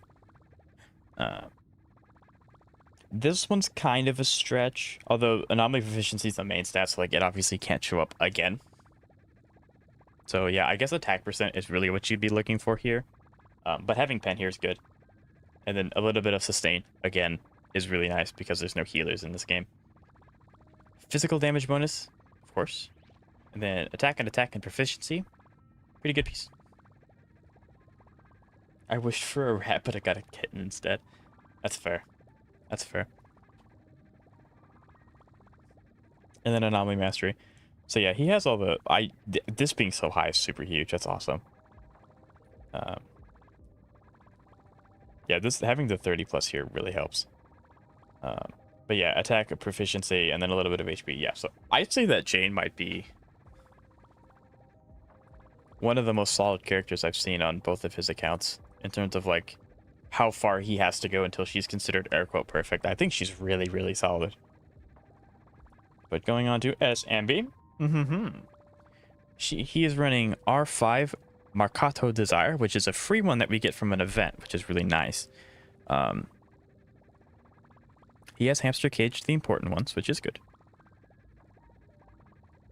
I lost my 50-50 on Alice after winning about 4. That's fair. I lost both character and weapon on Evelyn. That hurt my soul. But that's also why I saved a guarantee, so it doesn't actually matter. So attack is really high.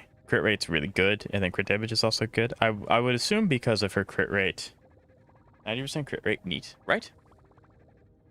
I've never won a single 50-50 on ZZZ. Yeah. We like 50-50s. And then I think anomaly proficiency is not that good. So this is big. We love this. It dodged 2 bads. We love this. Kind of unfortunate, but this is still good because they're here. This is fantastic. This is really, really good. Crit damage 4-piece, which is probably the best you can have. This is big. A little bit of survivability is okay. I probably would have wanted this to go here, but that's not the end of the world. This is also a really good piece. His ambi is really good. Right, chat? I mean, you guys are going to be better at finding, like, the small inconsistencies than I will, but I, like, at first glance, this is a really good build. This one's probably the shakiest of the bunch, but it's still not bad. I'd say this amp is, like, pretty solid. Can be good. Check the bottom row. They have 25 crit substats. Between these two, yep. I might get on Twitch because my YouTube is being sus. Sure, absolutely. There's a link to my Twitch, and if you go to my main YouTube, or you can go to any video, I always have a link to my Twitch. If you just go to my Twitch and be like, "Hey, this is who I am," then I'll be able to know who you are. SMB good. That's what I thought. Fantastic. Okay, this character I can give a lot of takes on. M0, R2 Weeping Gemini, which is a really, really good one. I think this is the one that I used for a long time, but mine was R0, or I guess R1. Trace talent's looking good. Max cores, which is fantastic. Almost 3k attack, 356 anomaly proficiency. Pretty solid. And then 185 anomaly mastery is also pretty solid. This rolled well. Ideally, those two would have gone out of here, but again, it's not the end of the world. This is also good. This one could be better. Is this one? I would say this one would be good if that would go here. I'm not even. You had even. This is your first time talking in my chat. This is the first message you've sent in my chat. So hello, you know, Julian, how you doing? It's nice to see you. Yeah. Thank you for that. That's nice. But yeah, this one's also okay. I mean, he can't get proficiency because it's already here. So like the attack percent's really what you would look for. It's just kind of unfortunate it didn't roll more than this, but it's fine. And this is attack percent, which is fine because you can't get attack percent. So he got lucky, he got proficiency here. It's just kind of unfortunate that he didn't get more rolls into it. And then mastery is this one. This one's really unfortunate. But I'd say this build's still relatively good. I think the biggest thing is that the substats need slightly tweaking. Like this one could probably replace this one. Probably should be as well. But like these three are good. That is indeed unfortunate. Yeah. That seems to be the theme where he gets decent pieces. They just roll into the most unlucky substats possible, which is it's not his fault. He can't control it at all. With that said, moving on to he has M2 Miyabi. Brother, what are you doing? I wish I could do that. But no, props to him, absolutely. Max cores, R1 signature, Trace is looking amazing. Okay, and Julian, if you'd like, I can review your accounts. It's completely up to you. If not, that's totally fine as well. I just want to make sure everyone's aware that I'm open to doing that. So 2.5, 82 or 133. He's getting really close to the 90%, so we do appreciate that a lot. It's your QTM, right? Hold on, chat. Let me email Hoyo to re-release Miyabi's banner really quick. I'm legitimately so close to getting Miyabi Mindscapes, which I literally any other character in any other gacha game that I play, I don't really care too much about Eidolons or Mindscapes, except for Miyabi. I guess I just like her that much. But I think before I get Miyabi Mindscapes, I have to get Yuzuha. Therefore, the team's done. Then maybe, I don't know. There's probably going to be a character that comes out before that I want to get, but who knows. Okay, so this is huge. We like this. This is a really, really good piece. Oh crap, it's her rerun. I'm fine with it being another 6 months because that means I get to save my polychromes for 6 months worth of Miyabi summons. But yeah, I'm mainly looking out for Yuzuha first. Then we can think about getting Miyabi. This is a really good piece. Again, like this is really good. This is really good. A little bit of sustains. Okay. This is also good. This is really good. This is really good piece. 19.2 is great. Crit rate. I would always recommend crit rate here. She wants to get as close to 90 as possible. Fantastic. Kind of unfortunate that these 3 stats are here, but it's not the end of the world because you can't get crit rate. The only better stat you'd probably want is attack percent. Or even flat attack. Ice damage bonus. I guess this is a high roll. This is also a high roll, and then the last one went to here, so this is also a really, really good piece. And then attack percent. Kind of unlucky. If these two would have rolled here, he'd probably have gotten really close, if not at 90.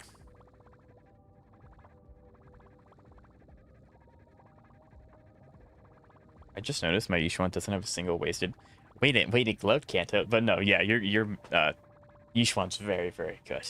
Very good. Yeah, it was super clean, right? But yeah, I'd say I think his best built characters are Jane and Miyabi. They have the least amount of work to make them air quote perfect. But even if he doesn't want to work on them anymore, I can understand that because they don't need work. They don't need immediate attention. No, I don't think any of these characters need immediate attention. Yanagi, maybe Sakaki might want an update, but yeah, like these are all really good. I like them. Okay. Now time to embarrass myself and get on my Zenless account so you all can laugh and point at me and know that my builds are not as good as yours. But it's okay. After I'm by myself, it's completely random. Completely RNG.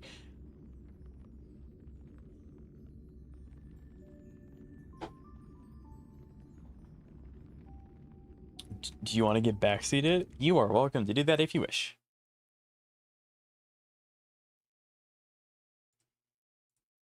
I could be doing my dailies while I get on these accounts. I don't think I'll ever pull Yanagi. My Miyabi is doing fine with Nicole and Astra. Well, you're using Miyabi as more as a hyper carry main DPS, so in that instance, yeah, you don't need Yanagi for that. If you pull Yanagi, then you'd have to build Anomaly team. Which I think Astra still works in that team. You just do more of a quick swap kind of thing. Is ZZZ done? Almost. Almost. Chat wants to see my account, and then we are done. We're going to be going on to... Astra is the Void Hunter of supports. That's, yeah, pretty much. When in doubt, Astra it out. So yeah, IDC... Chat wants to see my account, and so after we get done with my account, then it is Wuthering Waves time. So, but I do have your code. I'm assuming this code lasts... like all of your builds are on that one code. I think, yeah.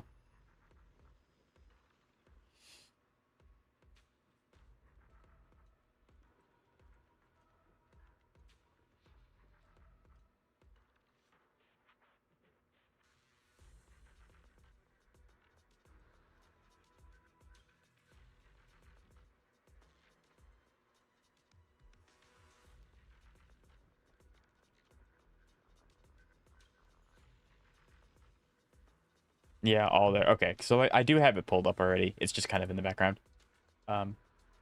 So Ketchup, if you're still here, if I could get your link or code, I can get that. You can look at my ZZZ account if you want. If you want to, that's fine. If you want to hold off, that's also okay. If you'd like it, you can just send your link and I'll look at it really quick.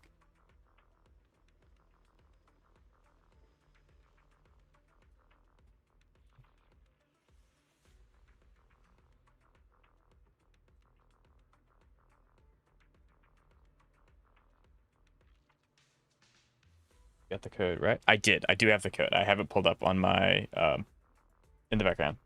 So yeah, as soon as we're done with this, I'll give my account and then we'll go from there. So Corrin's absolutely based. She's running R1 Steel Cushion. She's AM6. Corrin was my first ever DPS, so I completely respect that 100%. She's not built yet, but I just wanted to comment on it because, I mean, it's Corrin. Everyone loves Corrin. Sukaku. I haven't built Corrin. I wanted to comment. I was cheeky. So we have an M4 Sukaku, almost max cores with 7 across the board with a 5 ult. Okay. So we care a lot about attack. She's running R2 Bashful Demon, which is her signature. I think it is really cool that Zenless is, as all of Zenless characters have a signature 4-star. W engine. So attack. This is like an updated Sukaku. Although taking a quick glance at these, it seems like these are upgraded. Now, you said you're working on these, so I'm not going to be like super harsh on it. However, it looks like a lot of these relics are kind of just put on there for the main stats. You weren't really too worried about the substats yet, and you might come back to her at a later date, which is fair. But I think the 4-piece 2-piece is fine. It's just substat optimization.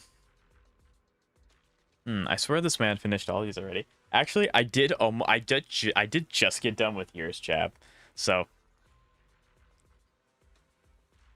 hello, Jeff. How you doing? It's nice to see you again.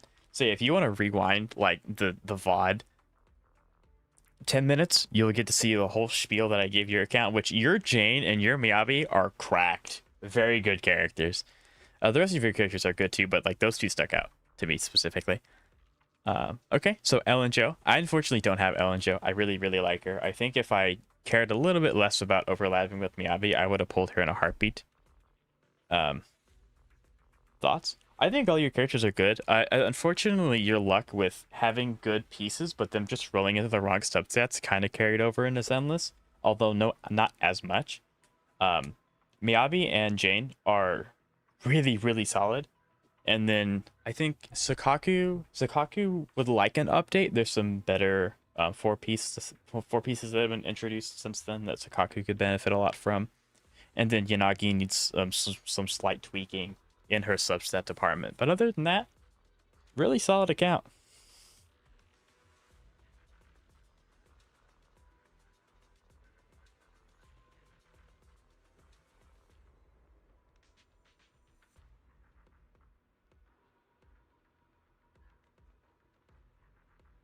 I don't care if it's not possible like characters in the wuwa. If you want to show, yeah. So if anyone in chat wants to show off their Wuthering Waves builds, just record a quick video of your builds and then put it up on YouTube. Send me the code and I can pull it up on my stream and we can watch it that way.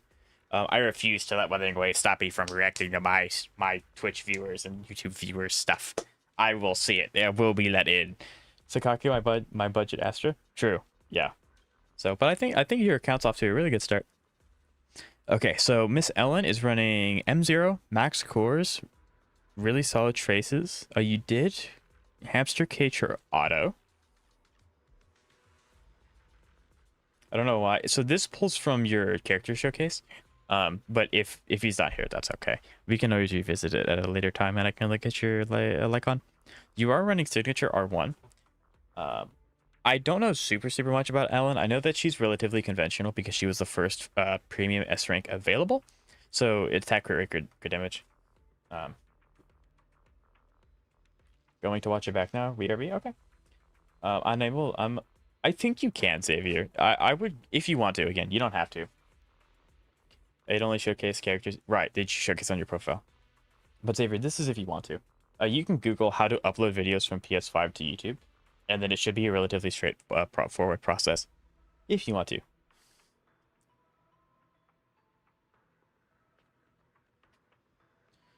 Okay, so looking at Ellen, very good. Wow. I think this wants to be attacked, but other than that, this is a really good piece. This is also a really, really good piece. Kind of, we wanted that to go up into crit rate, but I mean, your crit rate's almost 80, and I think that's relatively fine. I don't think Ellen scales. I don't think the game scales. Like, I don't think Ellen scales like Meowby does with crit rate, so it just being at 75 is more than enough. This being ice damage, you probably want to work on getting a piece with crit rate here. Or, like, at least attack percent, because, like, Pen's nice, crit damage is nice, but these two aren't going to be super helpful. And then attack percent's more than fine here. We do like attack percent. And then this is a good piece. I like this piece.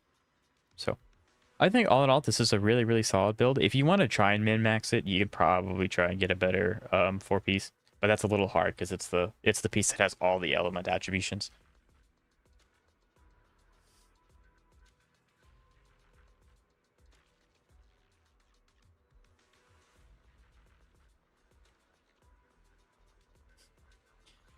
Yeah, IDC's on it. He had a video ready to go in like the first hour of stream. He's been waiting for this moment. I put the game on Steam and used the Steam's recorder. Right? There you go. There you go. Okay, so it looks like you're running M6. Very nice. Traces are getting there. Traces are technically like 7, 6, 3s, or 4, sorry. Yeah, so traces are getting there. R5 signature. If you want to build her purely stun for impact, there is a fossil W engine that's better for her. But if you want to build her like a sub DPS kind of thing, you can do that as well. This is where hers is better. So let's see. You're running Thundering Metal and Shockstar. Okay, so this is the build that I used to have. But the 2.2 set might be better. The 4-piece is still good since it buffs basic attacks by 20%. Right. Right. Okay, so let's see. Flat attacks, unfortunate. Because there's two ways you can build Ambi. You can build her more of like a sub DPS, or you can build her pure just cracking at her impact. So again, I'm perfectly fine with having some stats go into HP percent or defense percent because there's no healers in this game. It's you want to have a little bit more of an HP pool to draw from when you get hit. I think this piece is good. This is okay. So these are 4 pieces, so they'll have one less stat roll into them. This is kind of unfortunate. You'd want this into pen probably. This is you have 2 HPs. I guess because you want this one to be electric, you want this one to be impact, and you want this one to be crit rate probably. But I'm assuming you just don't have them yet. You're working on it because these are A ranks. So it's totally fine to have a placeholder set for now. So I'm assuming that's what those are. So yeah, you're definitely getting there. Absolutely. You can also think about custom crafting depending on how many you have. You might be able to custom craft and force them into what you need, especially the 4 costs, since I find the 4 costs to be the hardest to get. But that's up to your discretion. If you want to hoard them, that's also perfectly understandable. I've been waiting for the moment to shine since my account is free to play and been playing since launch, right? I'm excited. I'm excited. Okay, so Nicole at M4, almost maxed out core traces. Decent talent level. You are running R1 the Vault, which is her signature at level 59. She's one of the best 1.0 supports in the game. She's just really, really strong. She does want energy regen, so you can just keep popping her stuff. You eventually want to max out her core traces, but again, you're working on it. You're getting there. So these are all S ranks. So these are all S ranks, and you're running Chaotic Metal and Swing Jazz, which is fair. Everyone, the Swing Jazz is really good. This is kind of unfortunate. The flat, the defense percent I'm okay with, but the flat's kind of unfortunate. Would have been better to go into attack or HP. Pen's okay. Again, it's unfortunate that you're getting a lot of flat. Like here's more flat, here's more flat, more flat. This is fine. Percent's good. And then defense. So you have 2 defense percents. You might want to go with crit rate, ether damage bonus, and then energy recharge. I think that might be your best bet. But again, I I'm assuming you just now unlocked the ability to get A ranks or S ranks and to max out your course chases, so you just have a lot of stuff to do very, very quickly because it opened the floodgates. So this is good for as of for now, but I think the most important thing is to get that energy recharge. Thank you, Zeka, for the daily reminder. Nicole is my wife. Fair enough. Absolutely. Good choice. So I attempted to get the video and my phone refuses to accept broadcasting. I mean, yeah, mobile's fun. Also, actually that one's incorrect, Zeka. I'm sorry. Okay, and Nikomata. I have not seen a single built Nikomata, so this is going to be first time. M1. I apologize for your loss. Almost max out core chases. Good talents. You're running R5 Starlight Engine. She's the conventional, career damage DPS. She's running Fanged Metal and Woodpecker Electro. This is flat. It's really unfortunate. If that would have rolled in crit damage, you would have been hard chilling. The percents I'm okay with. Again, it would have been nice if it were a little bit more into crit rate, since you want to be closer to 65% crit rate. Outside of combat, you want to go higher in combat. This one just kind of rolled everything. Interesting you picked crit damage. I mean, I can understand it because without it, your crit damage would be very low. Cypher is the go. Everyone just starts throwing out. I like Cypher. I don't like Kafka. I like this guy. I don't like. Go for it. Absolutely. For the record, I do like Cypher and I do like Kafka. Physical bonus, I agree with. Very good roll. I like this. This is a good roll. This isn't the worst thing ever. This is also pretty decent. And then attack percent is also the best option, I believe, here. And it actually rolled really well. This is a piece that you can probably keep on her for a really, really long time. If not permanent. No, yeah. Yeah, I think once you kind of settle down and you're not having to upgrade a whole lot of characters at once, you'll be able to go back and you'll be able to refine some of these builds and they'll be better. But I mean, nothing's like bad. There's no bad build here. Well, I mean, she'll get there, I promise. But there's no bad build here. So yeah.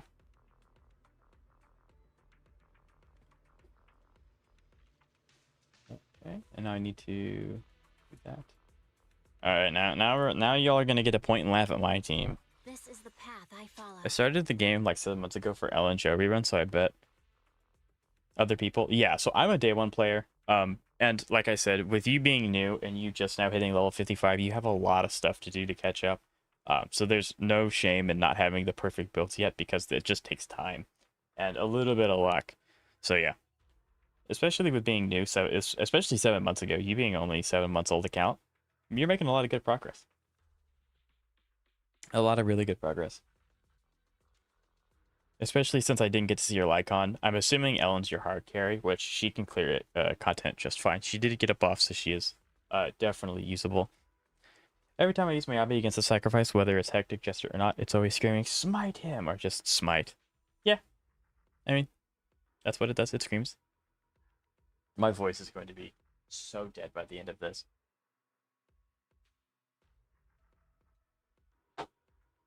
Ugh.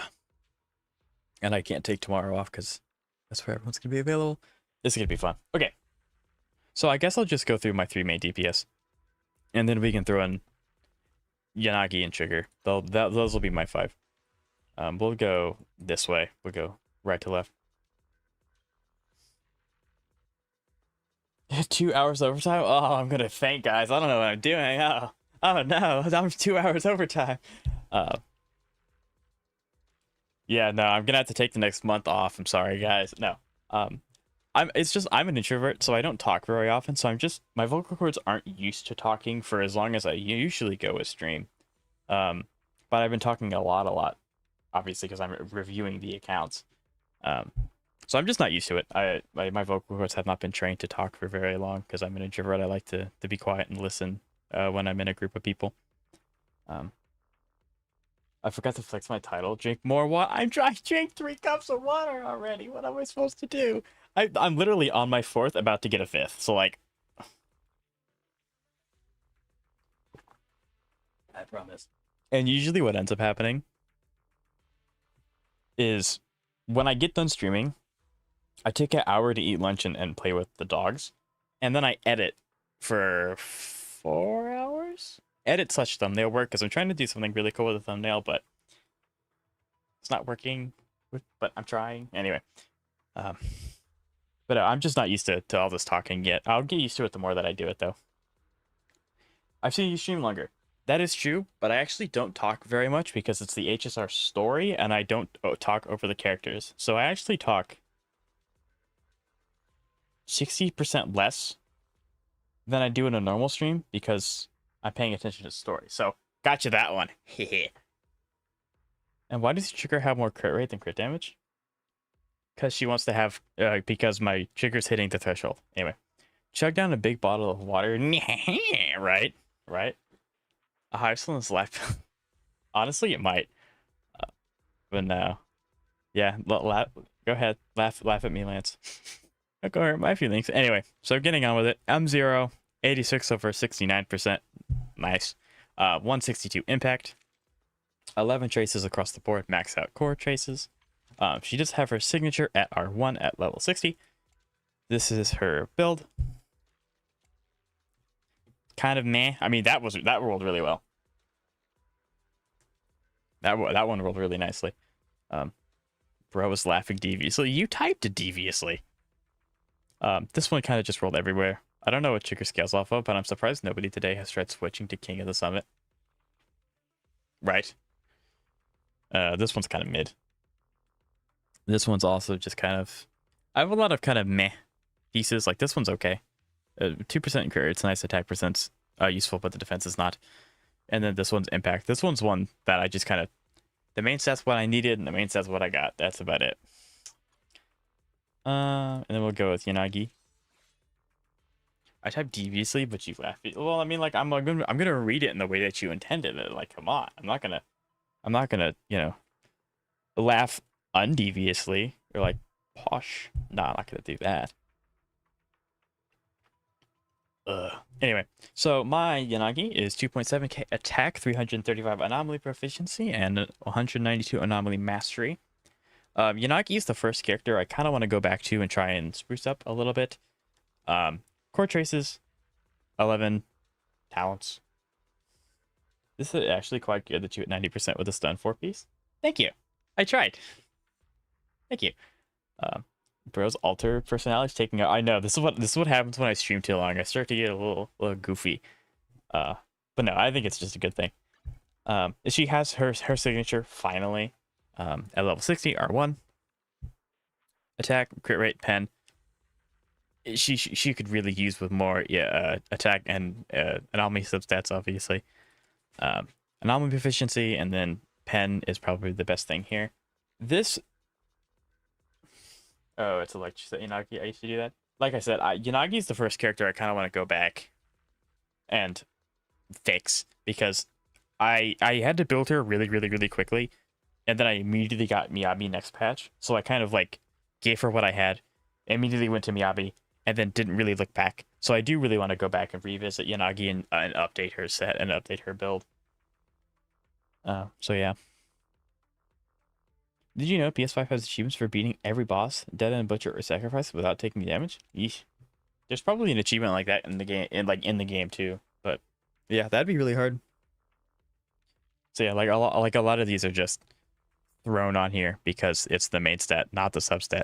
This is good, but yeah, it's that's crazy, Lance. Although, to be fair, my Yanaki's not going anywhere without Miyabi. So, you know. Nope, there aren't any in-game achievements. Interesting. Huh. So, I think out of all of the characters on my account, my Evelyn is my best built one. I'm the most proud of my Evelyn. Oh, which is sad because you'd think it'd be Miyabi, but no. But she is running her signature at R1. I'm purposely doing her stats last for like the shark value. But this rolled relatively well. This one was admittedly quite abysmal because this would have been a perfect piece, but it had to roll HP 3 times. which is sad. This one's also okay. This one I got lucky with. Yeah, this too could. It literally could not have. Okay, well, it could have technically rolled HP 4 times, but like it almost could have literally not rolled worse than that. Anyway, attack and then 3 crit rate stats. Attack, crit damage, crit rate. This one just rolled once into everything, but I mean, it's not the end of the world. I do have attack percent here. I honestly don't know if it's better to use fire percent or attack percent. I did attack percent because at the time I didn't have a good fire main stat, and I still think I don't. But I think I should eventually. Eventually, I should probably swap it. I don't know though. What was her disc 3 again? This one? How is Miyabi your favorite? Yeah, well, I mean, it's completely random if I get good stats. So like I put the most energy into Miyabi, but but it doesn't mean I always get the best investment because it's random. I'm still not sure if it's worth the push the stun 4-piece on trigger because of days multiplier saturation, but if you can reach 90%, that is definitely good. Thanks. Like, yeah, I mean, I really do need to go back and I need to reevaluate the builds on some of these guys. But they seem to be working quite well. This one rolled chef's kiss. This one was beautiful. But yeah, I'm probably overcapping her attack percent. I really should change this to fire damage, but I just don't have a good main stat for it. So I don't like the way they hide that one. It's so annoying. Main stat fire. Yeah, because it's just they're abysmal. I would rather have those stats instead. But for the grand reveal of my best build character on my account, 3.2k attack, 80% crit rate, and 176 crit damage. Bam, bam. So yeah, that's my character. We hit in 6 hours with this stream. Yeah, probably we're hitting 6 hours. Yeah, that's okay. I told people I was gonna react to everyone. I'm gonna review everyone. I'm not gonna back down. Although 6 hours is my like hard cap. But yeah, but still better than 10%. Right. Well, I mean, actually, with everyone here, let's see her stats. On actually, hold on. So that's. Hold on. Let me kick. Hold on. We can craft. Overall, this is good though. Thank you. Ow. The morning air is like a soothing melody, truly unforgettable. I need to make sure that I'm doing the right 4-piece because I have 2-piece. Protect you from any danger. Okay, it is woodpecker. Asset confirmed. Preparing to move out. I have a seizure after using PC for 4 hours. I want a computer for like 10 hours a day. If you want to craft, this too would be efficient. But what if I custom craft fire percent?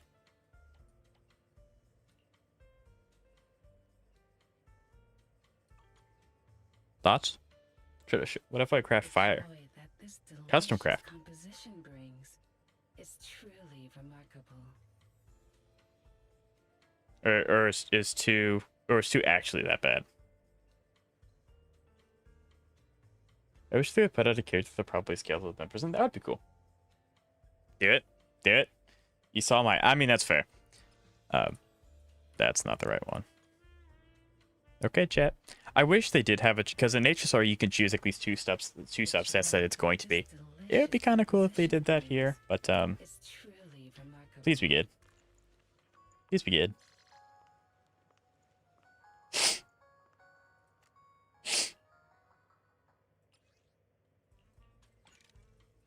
I'm not doing this. I'm not doing this a third time.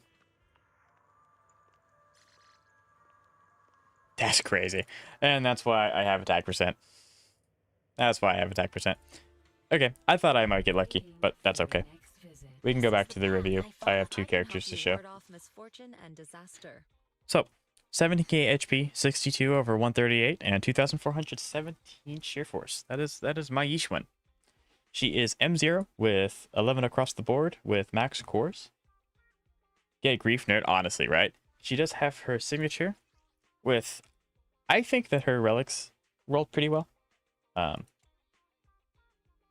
they all kind of skipped like the egregious ones. Um, until you get the occasional defense. But I think like overall her build's pretty good. This one's only there because of these two, but eh. Yeah.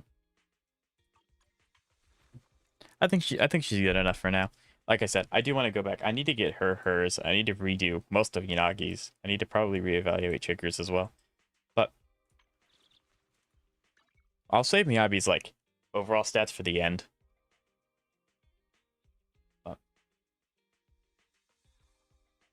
But I don't have the motivation to listen to the story. That's fair. So yeah, it's really unfortunate. I probably would have preferred the attack percent, probably even more. Yeah, all are decent. Thank you. I probably would have preferred the attack percent over the defense, especially like, and pen is good, but I probably would have benefited. I definitely would have benefited more from the crit damage. But at least it went into pen.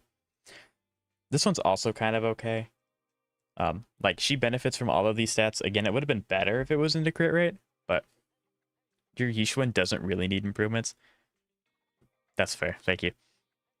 Like I said, I tend to be a little hard on my character builds. But yeah, I do want to redo Ellen's. I want to give Evelyn her fire, and I need to redo most of Yanaki, and then probably reevaluate Trigger, and then I want to fix Miyabi. But this one also isn't too bad. Again, the HP is not the end of the world because you have a finite amount of HP. There's no healers.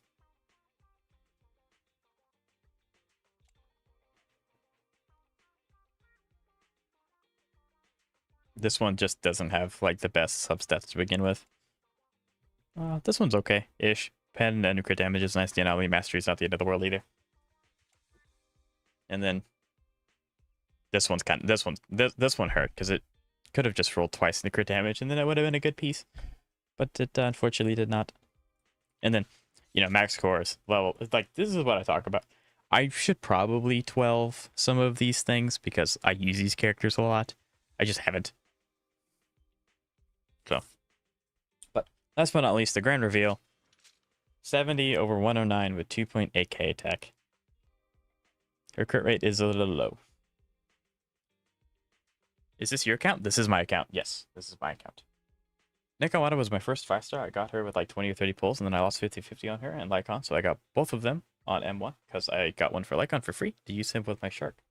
I really like Lycon. I think having him Mindscaped is super big, especially since you like Ellen so much. I don't know too much about Nekomata, but Zenless has really solid standard characters, so I'm sure she's going to work for you. Absolutely. Normal. Thanks, Jeb. Yeah, so that's my Zenless account. And last but not least, I think it's finally time for someone's video. Your trigger is fine. It's just that she is easy to build with Shadow Harmony 4-piece, but since you got the 90% crit rate, the build's worked out. Yay! To be honest, my tip is trying for better subsets. More on discs 1, 2, 3, 4. Yes, because 1, 2, 3, 4 is stagnant main stats. So yeah, absolutely. That's a very good way to think about it, Lance. 100%. Miyabi and Ambi is my pride and joy. Yeah, your Miyabi and Ambi are good. Your Jane is absolutely correct, but your Miyabi and Ambi are very good. Yes.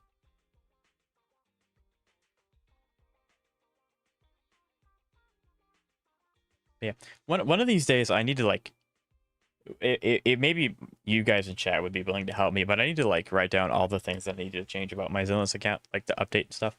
But I don't want to. That feels like I'm just wasting your guys' time. But anyway, This is the path I follow. IDC, are you ready? Are you prepared?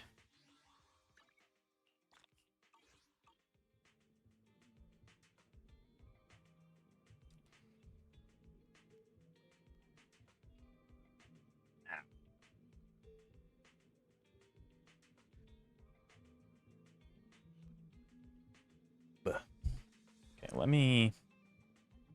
What do you mean? What? I should get my video for wuwa too. You should. Yes, I would like that video. are you talking about my comment about going through my account? Like, just writing down, All evil. like going through all the characters that I have built and going like, okay, I need this to be better. I need this to be better. Next character, I need these to change. I should probably level up these skills. I need, you know, like just like go through all of them. That's what I mean. But I don't want to do that because that's like,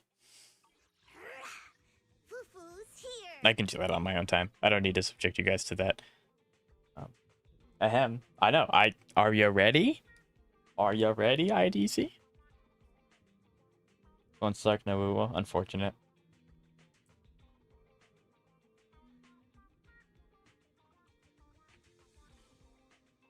Ow.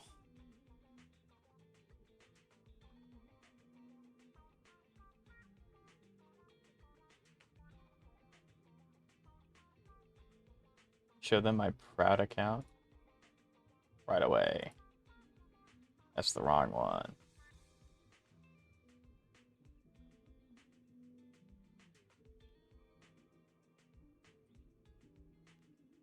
We're gonna have to give my OBS just a second to update.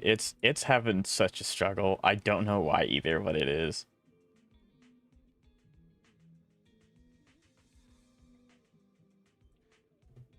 It's having such a good time right now. I love it. It's great. I can teach it next time. It's not super long. If you'd want to, that's totally fine with me. I always like to improve my account. So yeah. Rar. Your free to play account? Absolutely. I just need OBS to update the window.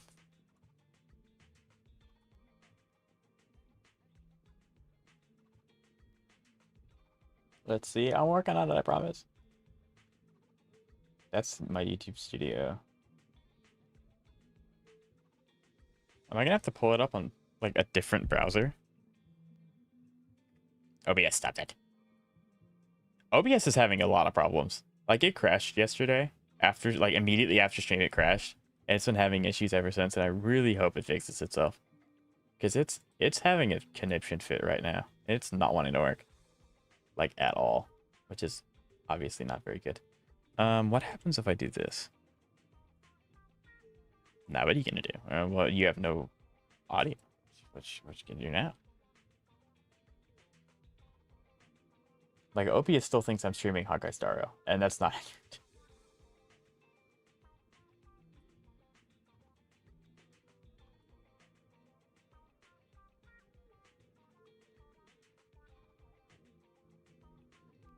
Brother, what is going on?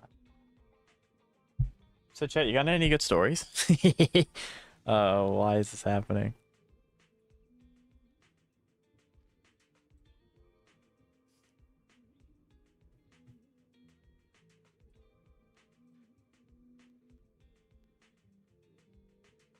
Oh, bro, stream. I don't. It's not even the fact that I stream on too many browsers. I guess it's just not used to me changing so many scenes so frequently. Which I mean, fair, I guess.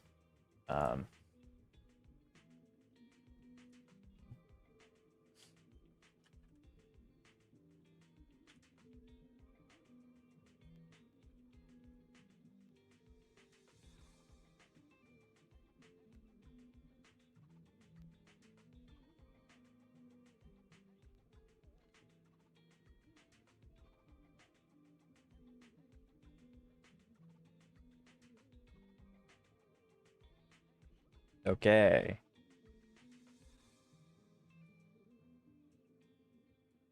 There we go. It's working.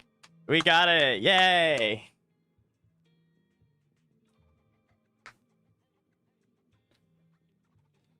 I do like Icelands. Anybody got solo runs to right? Okay, well we got it to work. We got it to work this time. We got it to work. Okay, we got it to work. Okay, so immediate first reaction, you are running Lupa Fusion Premium, which is really cool. Highly considering that as my third like DPS, like team. Threw it in my mouth a little bit when I thought of Cypher, right? Okay, so Lupa. I don't know how you get to do it in the video, so I'm going to be pausing a lot. Lupa is 2k attack, 78 over 235 with 121 energy regen. I cannot wait to see your echoes and have all of them be perfect stats. She is running Lustrous Razor at R1. I think you should, Jeb. I try to encourage everyone I know to try and do content, because even if you don't want to like pursue it as a career, there's a lot of cool things you can learn about it. And it's just a fun to like learn more things. I'm gonna head out for now. Thanks for the stream. Thank you so much for stopping by, Lance. I didn't mean it to take this long, but it's nice of you to stay for as long as you did. Thank you. Like I said, tomorrow, as long as my voice doesn't die, tomorrow we'll be doing the Zenless CPU defense controller thingy, and then I don't think that'll take all the streams. So then after that, we'll probably just chill for the rest of the stream. Yeah. So okay, all 10 across the board, which I'm not surprised. Go back. What was that?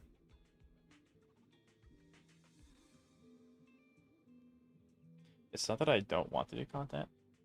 So Xavier, I don't know why why do you have to use your phone? Maybe there's something I'm not understanding. I'll watch. Thank you, Jeb.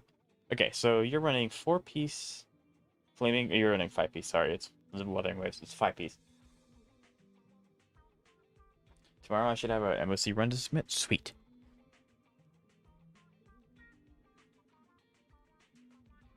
My same problem with Xavier. If you want to see it, sure. I don't know if we'll do the end game reviews tomorrow. It legitimately is up to my voice. I can feel my voice like starting to struggle a lot. But if we're up for if we're down for that, then I could definitely do that. But it's good to have them uploaded anyway. Maybe in 4 days my dungeon isn't fully finished and I'm low on resources. Fair. Okay, let's see. Crit damage at 17, so massive roll. Crit rate at 7.5, so that's a high, medium roll. I have the fusion team, but none has signature, so a standard weapon go burr. Fair, absolutely. Y'all, we should submit solo wuwa runs. That would be sick if y'all want to do that, absolutely. Okay, so this is the 3 costs. I'm assuming they're both fusion damage. Crit rate at 10.5%. Isn't that a max roll? That's insane. Crit damage at 12.6. How do you farm so many? Like, how do you... I guess IDC, is there a way to get higher rolls? Or do you just farm, like, all the overworld enemies and then kind of do that?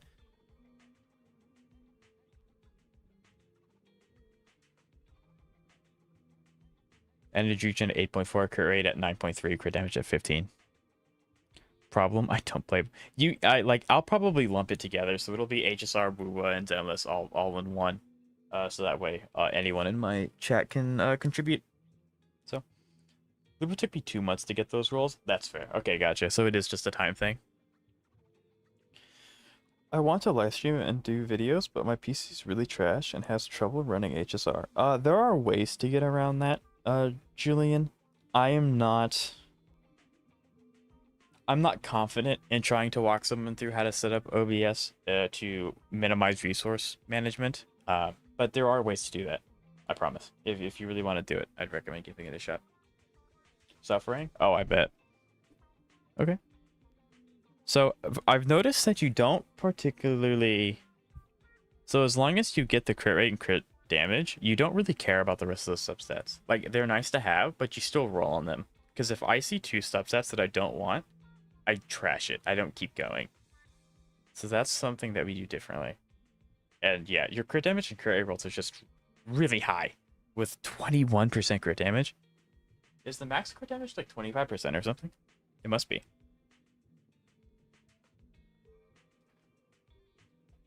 Crits are for life. That's fair. Okay, so 17k HP, 51 over 207 with Overture at R3.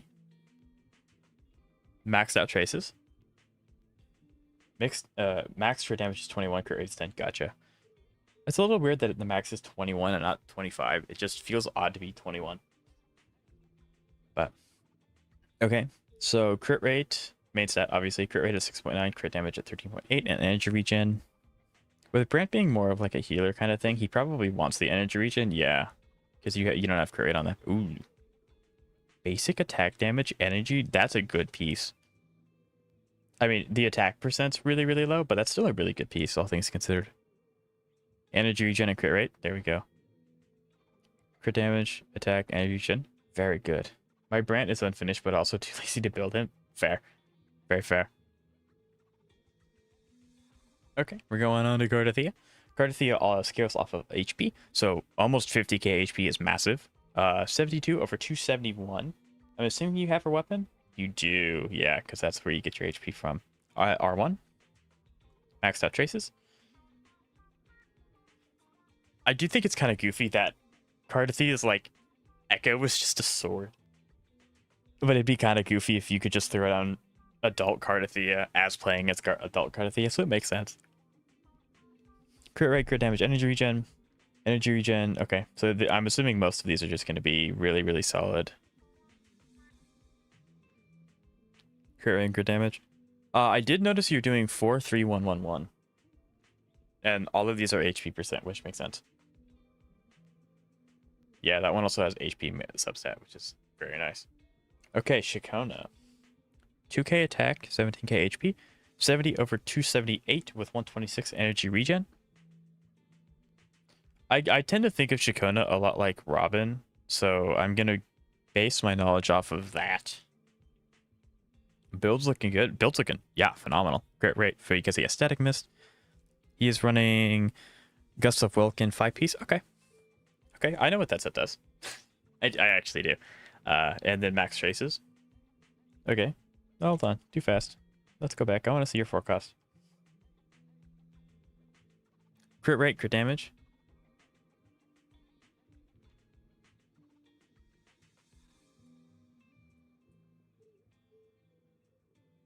And then attack. Okay.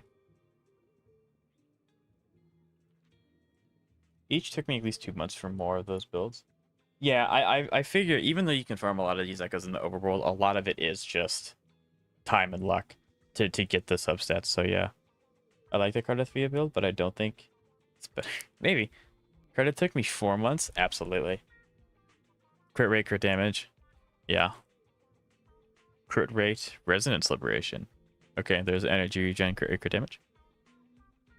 So yeah, I guess I don't put enough importance on crit stats, because even if it has crit and crit damage, if it rolls 2 subsets I don't like, I'll get rid of it. And by get rid of it, I mean I won't like trash it, but I won't roll on it anymore to see the 5th stat. So maybe I should start doing that, as long as the stats are high rolls and not medium to low rolls. That might be... Maybe if I... Yeah. Oh, you have R2. Okay, you do have R2. Yeah, one of these days, maybe... Would you all be down to do a stream where I just like spruce up all my accounts? Like a house cleaning kind of thing? Or I can make that, like, I can just do it on my own time. Unless you all really want to see me flounder all my stuff. 51 over 309. Okay. She gets 20% based off of her in her alt state, so it's technically 74 over 309. So, Blazing Justice, there it is. I'm really interested to see how yours compares to mine. I think yours is better than mine because the substats are just better. But I want to see like the differences in our costs. I'll watch. Thank you. I have no Phoebe, so gotcha. Okay. So this is the 3 costs. This is the 3 costs that you want to have on field, because it gives spectral damage and heavy attack damage bonus. Heavy attack 7.9, crit rate 9.3. Yeah, I guess having a 9.3 crit rate is better than having heavy attack and like energy recharge. I don't know. I guess I just undervalue crit rate as a like the crit stats. But that's really solid. I'm suffering to get my last double crit for Sonny. I feel you. I feel that one. Absolutely. Crit damage 15, 8.7. Sweet. Very nice. Crit rate, crit damage. Zani took me also 4 months. I don't think I'm done with my Zani yet. 16.2 crit damage is insane. 6.9 crit rate's nice.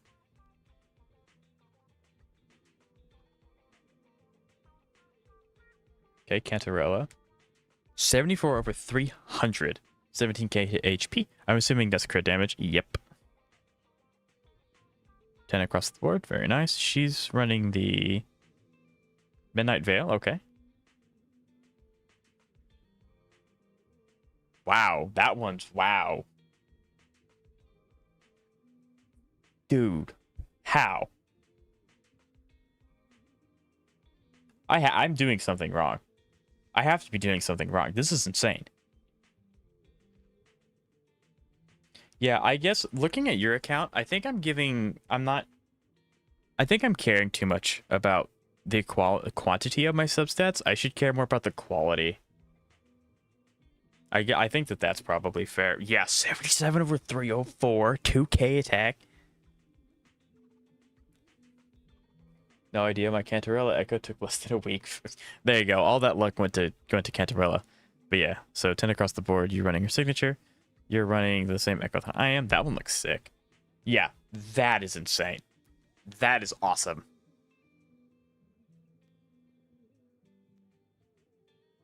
What the jive? By the way, I put my Himiko. Okay, yeah, we can end with the Himiko. If my OBS will allow me to swap my scene one more time. Very solid. Yeah, no, your Carlotta's, I think I wouldn't say the best build, but she has like the most amount of stats that she really wants. Because like that's insane. I wish my Carlotta could do that. I guess technically my Carlotta could do that. Okay, R1 signature, 10. Because I do have Carlotta's signature. And you're running the Havoc bonus. Okay. Basic attack, crit, energy. Ooh, okay. Okay, IDC, be honest here. How do you do this? Like, do you just farm all of the echoes in the overworld that the character needs to get the most amount of possible rolls? Or do you just kind of like do the domains and then it just takes time, right? Because I'm assuming, because it obviously takes time, but there has to be a way to get these faster than what I'm doing. And granted, you have been playing since day one. I have not, so like, I just roll until I run out of, gotcha, XP. Okay, Shorekeeper, 20, 181, 261 energy, and you're running 33k HP. R5 variation, R2 variation. Okay. Energy regen, HP crit. Energy regen, crit damage. Energy regen. Energy regen's like the most important part, so yeah, that makes sense. She doesn't really need anything else. Makes sense. And then 10. Yep. How many characters are there? We're only halfway done. Verity's handle. I'm assuming that's a signature. 42, 100. Very nice. Wow. Yeah, I wish. This is insane. Maybe I would have some pieces like this if I played since day one. But oh wow, you have R1. Sweet. And then R1 Jinchi as well is super huge. We love Jinchi. 10 across the board. Default spectral set. Obviously, Jue forecast. Okay, not bad. 17%. 18% crit damage. 21% crit damage. That's the highest roll you can possibly get. 21 again. You got two 21s on a character. Age of Harvested at R2. So that's her signature with 24% crit, right? Yeah, 7280. That's insane. I wish. Yeah, I guess. Yeah, I need to reevaluate the way that I do my character builds, because I think this way seems to be slightly better. It's slightly more efficient. Okay, yeah, absolutely. Send the code, Jeb. My Jinji can smack around 500k. I believe it. 100% believe it. That's such a good piece. Yeah, and you're running rhythm. Wow. R1 Yinlin. Yeah, I do really regret not playing wuwa when it came out, or at least not playing it sooner. Yinlin is half built, so oh yeah, only half built. Okay. Yeah, even your half built characters are significantly good, like really good. Yeah, and the energy regen's really nice as well. 10 across the he's 7 on his intro skill. That's fair. Jian. There she is. I got Is there a reason you don't 90 her? Did you run out of materials? My Jian weapon is being used by Lipa. That's fair. Thundering. There we go. Yeah, and she just came out. I don't expect you to have anything at 10. But you already have a really good... Yeah, you already have a really good forecast. That's insane. Yeah, that's amazing. I have literally no resources to upgrade Augusta. That's fair. So, yeah, Jab, if I could get that code, and then we can react to you. I went from 6 mil to 100k building. That's, yeah, right. That's fair.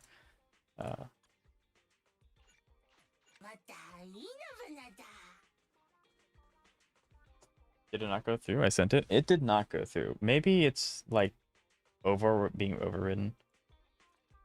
No, it's just straight up being overridden. There it is. I see it. I got it. I got it. I got it. I got it.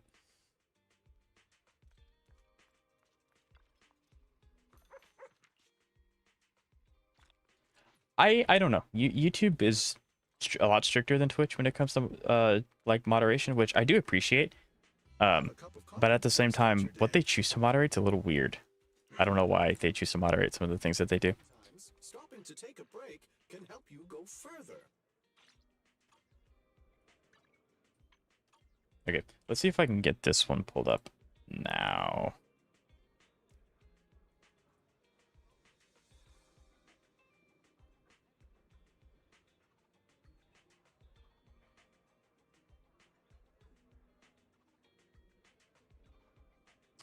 It says this video isn't available anymore.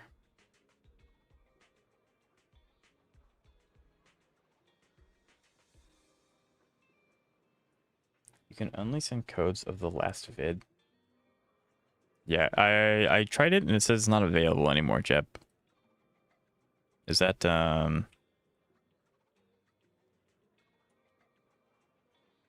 right?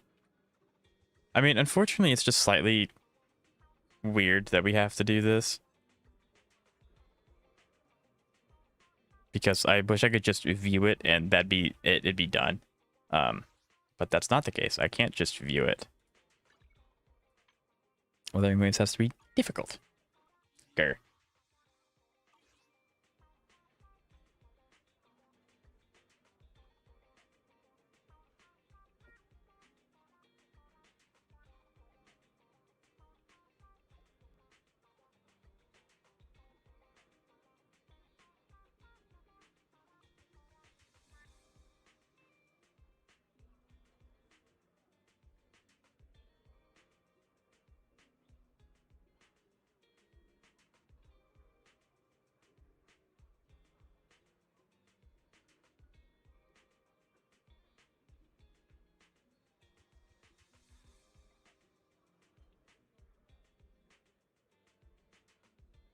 Yeah.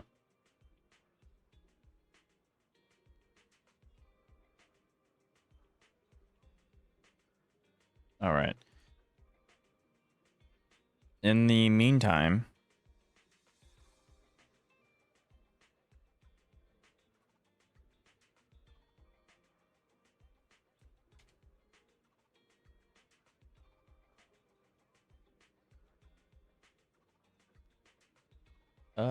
Kentos, what is your Kentos, could I have your HSR UID again? I'm sorry.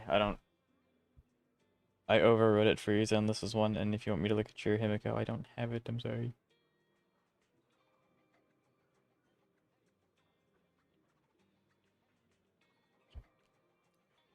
By the way, I have completed 95% of wuwa's achievements. The others are either bugged, unobtainable, or just too lazy. I mean, that's based.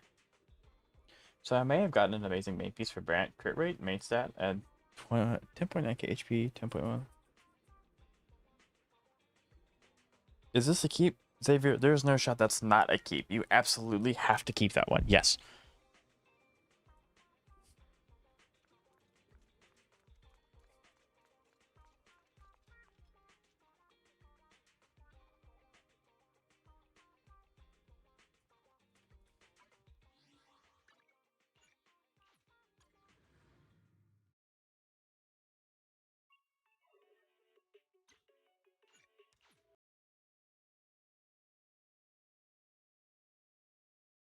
Yeah, I have heard that Brant wants the signature.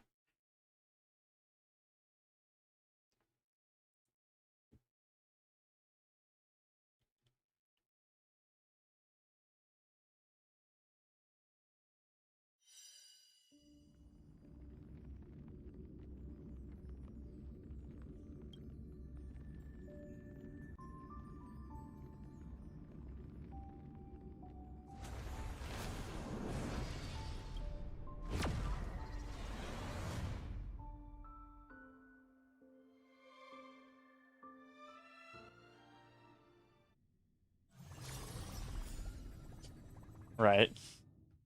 Yeah, that's why I'm lucky to have signatures on my characters. But it's fun to quick swap. Fair.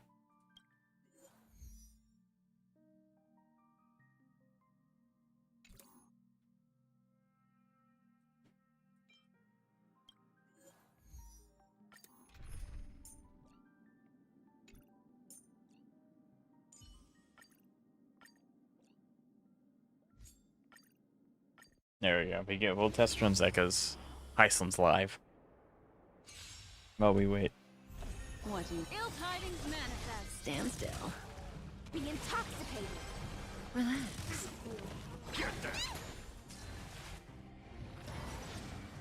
Time to say bye. Well, it should be fixed. I wish I could get some... Lycons do make a big difference, especially the newer characters. The newer characters have really broken Lycons. So I understand absolutely. Yeah, although I said I sold my HSR account, it has S6 Kafka's huge. We like S6 Kafka. Yeah, the Heislands goes crazy.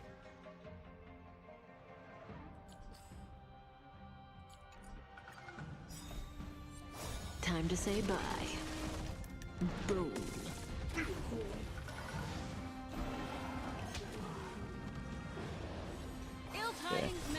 Relax.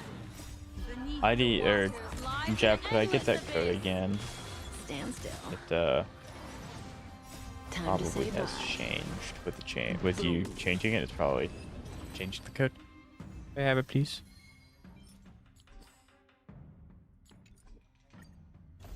I mean, on the plus side, I'm getting my dailies done, so like I don't have to do them later.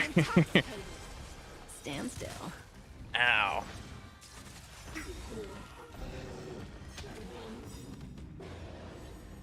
Time to say bye.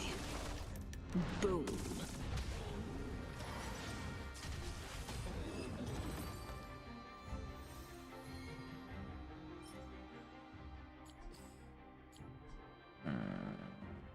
I want speed, HP percent. That's what I'm looking for. Speed and HP percent.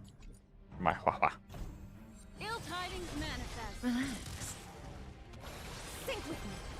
Stand still. Time to say bye. Boom.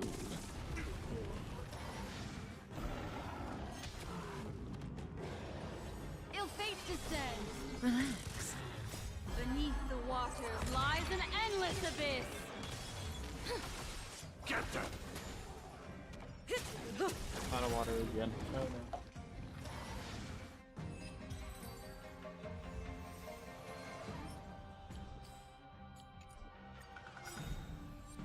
Time to say bye. Boom. Okay.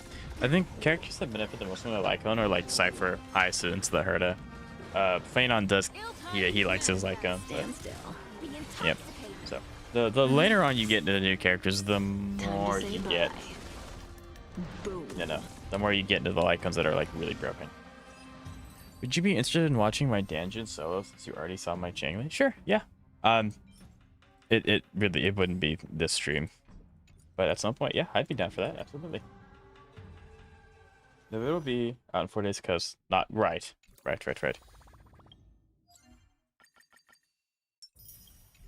Yay. How does Lupa Encore Brant work? I'll let IDC explain that, since I'm not super familiar with, like, the Fusion Premium.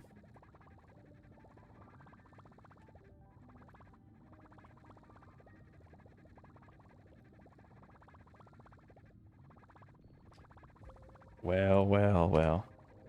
Would you look who's here? Would you look what I have here? I'll make sure and watch it, right?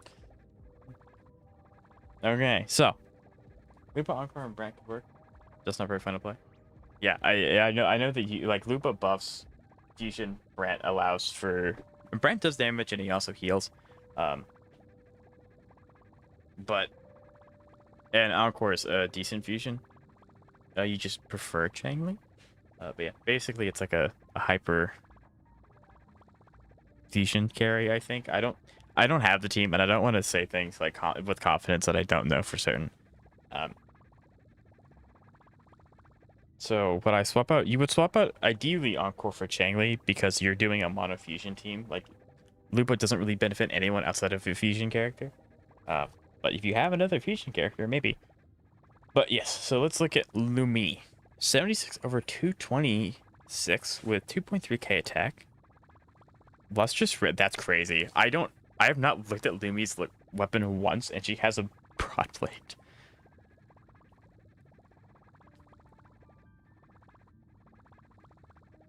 You're running Void Thunder 5-piece. Okay. You're doing 3-4. You're doing a 3-4-3-1-1. Okay. Very nice. We love crit stats. Just two solo Lupa. Simple. Now. That's a good piece. Now that's a good piece. That one's also really solid. I mean, I can do Shisha or Mortifi if needed. I don't know. Almost 6. Almost R6. R1 Lupa, 73, 227. 1.7k attack. Very nice. Yeah, what's the weapon? Helios' Cleaver at 70. Not bad. You are running the fusion bonus. Okay. Crit rate, crit damage, attack. Okay, we'd love to see that. Crit rate, crit damage. 21% crit damage. You got a max roll. Lumi has it. I figured. Encore is the best fit for the fusion team for now. Right. Attack, crit rate, energy regen. Yeah, solid still. I want my substats to look like that. We love the crit rate, crit damage. Energy regen's also really big. We like Lupo with energy regen, at least a little bit. 10 across the board. Yep, R0, okay. 37k HP, 88 to 65. Very nice. Emerald of the Genesis, okay. That's where the crit rates happens. Okay. You have 37k HP without her weapon. If you had her weapon, you'd be pushing 50. Crit rate, main stat, crit rate, crit damage. Wait, she has double 4-stars? Interesting. You're doing a 4-4. Huh. Okay. I want to cuss. I don't have her weapon. That's fair. I'm guessing you just didn't have the summons and you ran out of time. That one's big.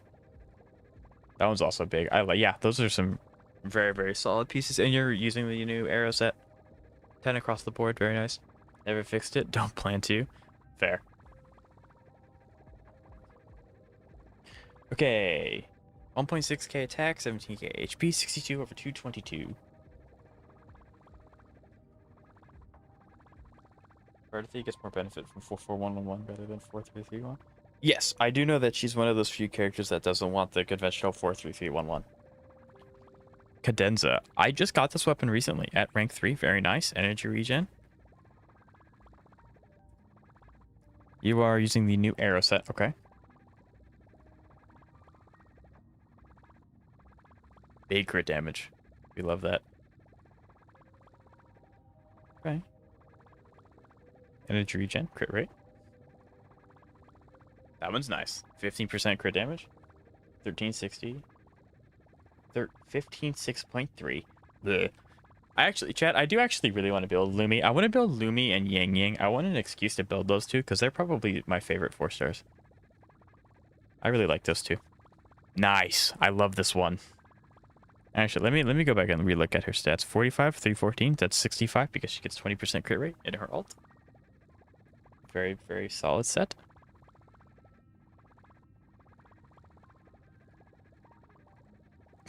Yeah.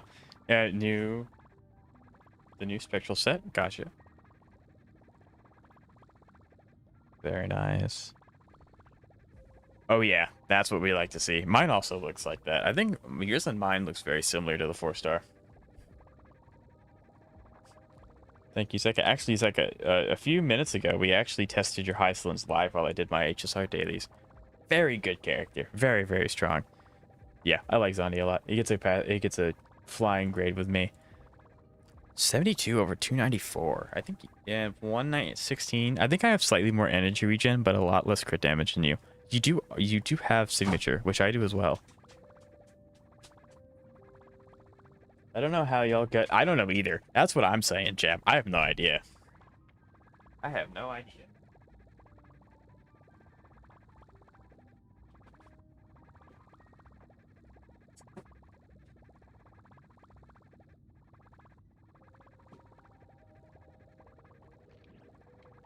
I had annoying customers. I had to explain to someone what boneless. Wait, what? How do you? It's in the name of. Anyways, you know what? Yeah, that sounds about right. That's a good 3 cost. 60.2 crit damage is very high. Ironically, right? That's a good piece too. That's a good piece. That I have that exact piece. I have that exact same piece. 10 across the board, very nice. Or yeah, I expect most to be 0. Person asked me for pork chops, and I asked them if they wanted bone-in or boneless, and they said boneless. Gotcha. Right. Anyone want to see my mid HSR characters? If you want to, I can definitely react to them. Or I guess review them, not react. Wrong word. They didn't want with. Poor Zeka. Okay. I mean, the crit rolls are high, which is the most important thing.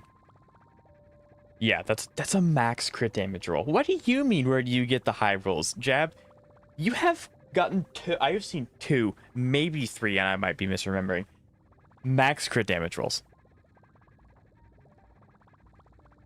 And this is also really high. This is also really good.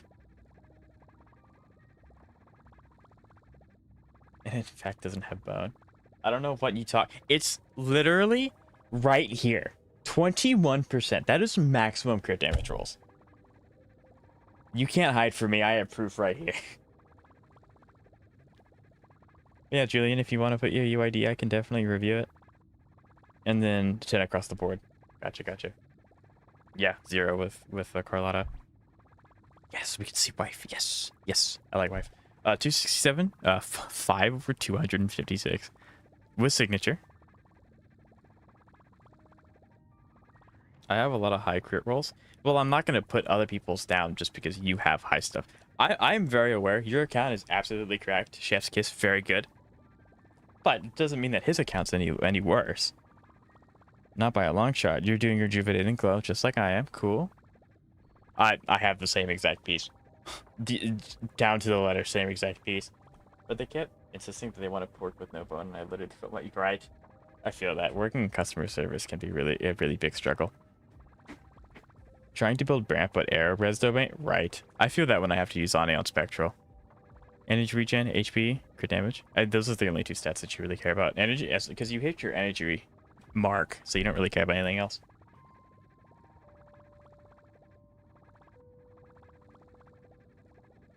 I was truly suffering from success, right?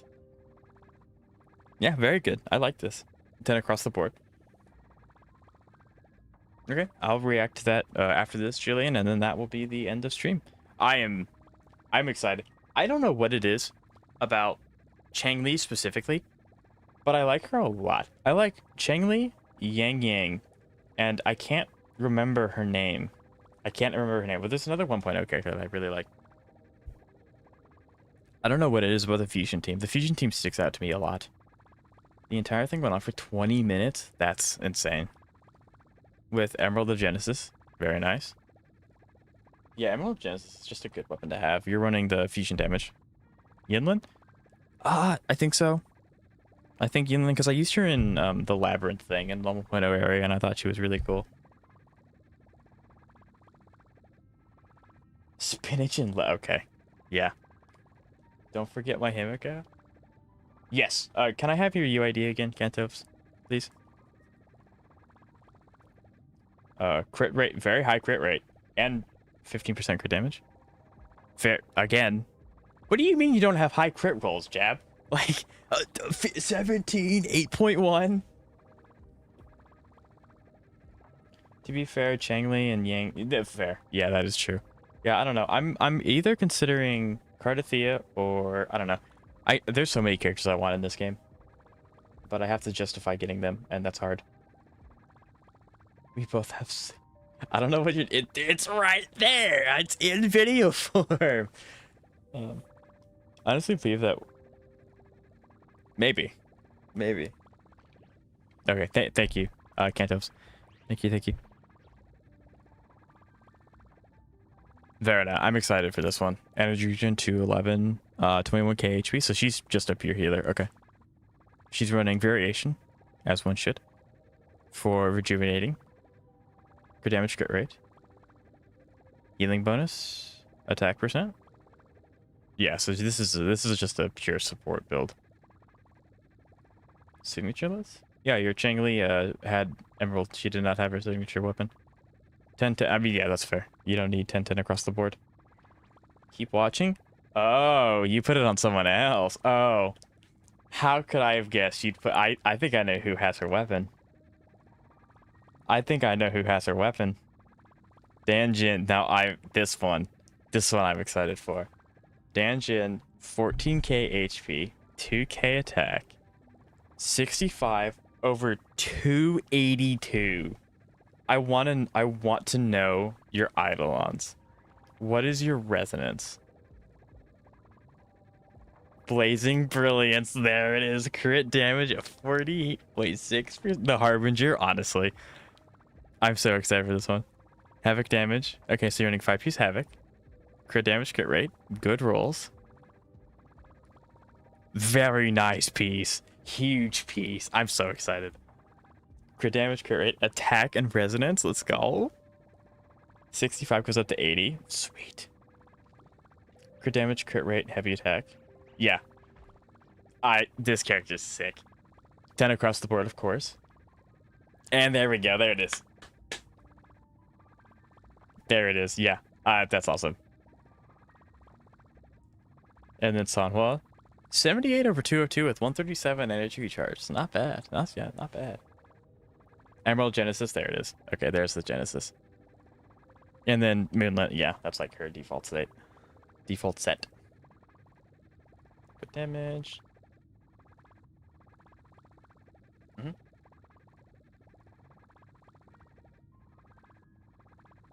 I mean, these are all just really solid substats. Like, these are like, I don't think I've seen a crit damage lower than 10%. And then R6, which makes sense.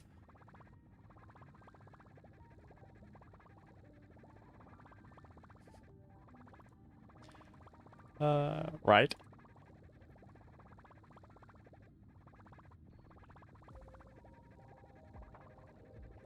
Okay. Let's react Sir Jillian's, and then we'll end stream with Kanto's.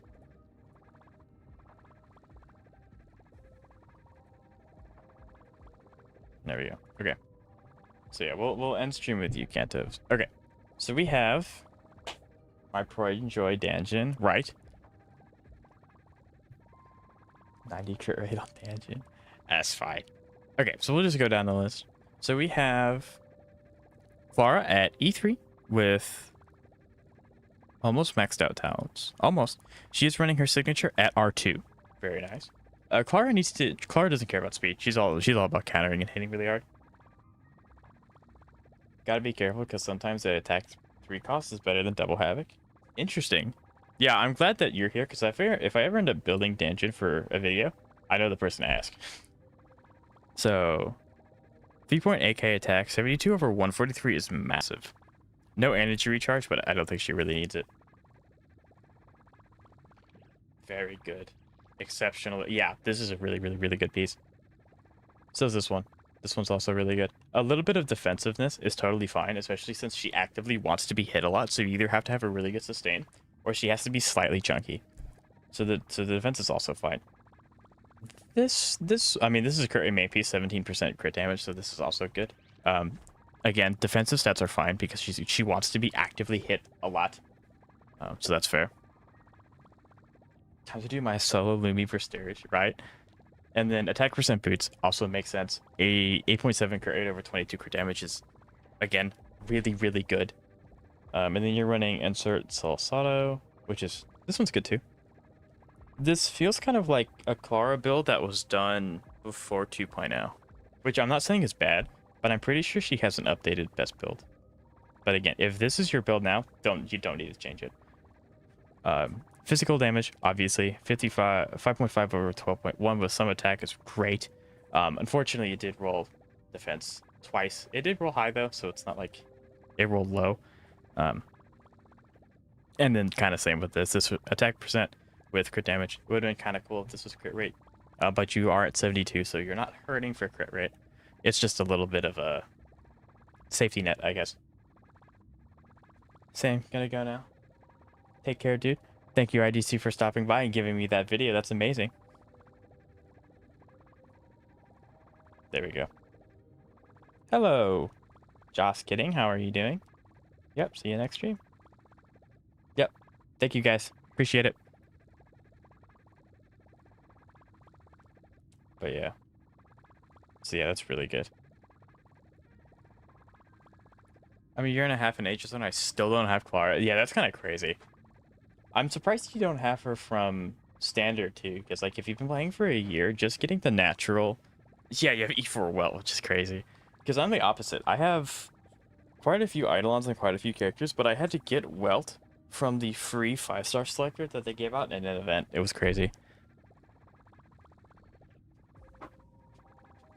But yeah, so Archer at E0. 5, 10, 10, 10, 10. That makes sense. That's fair. He doesn't have to be very fast because he's with a lot of push-up, which I see Sparkle there, so we'll see her in a minute. So 2k attack, 90 over 140 is great. No injury gen's fine, and then 71.2 quantum boost is amazing. I also used her with E1 Adventure and Sparkle, so she got 80% crit rate, 320. Oh yeah. Oh yeah. I bet.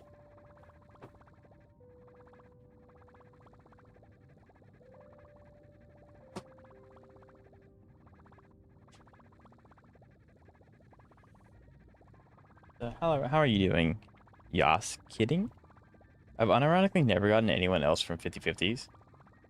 Yeah, like that's insane. I would rather get E4 Bronya, because Bronya is still widely used today. But you are running Sleep Like the Dead, which is interesting because I guess you just haven't done enough summoning to get his signature light gun, but his signature is significantly better. Not to say that this one's bad.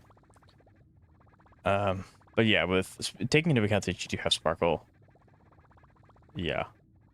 And adventuring. So again, really fantastic. This is good. A little bit of effect resistance is never a bad thing. Insanely good piece. A little bit of survivability is also okay. But yeah, this is insane.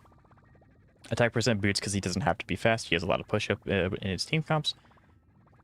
Also really, really, really good. And again, effect resistance is not a bad thing. Quantum damage bonus. I have heard that some people prefer attack, but I think that's up to the builds. This is a almost perfect piece. If a effective rate wasn't there and it was like attack percent, this would have been perfect. And this one's also just really, really, really, really, really solid. The flat attack isn't even a bad stat to really get an effect. I think that this is almost a perfect piece as well. Yeah, Julian, your HSR count's off to some fire. Okay, so we have E1 Acheron. Max traces. We are doing R4. Good night, sleep well. Okay. 3k attack, 101 speed. This is a slow Acheron.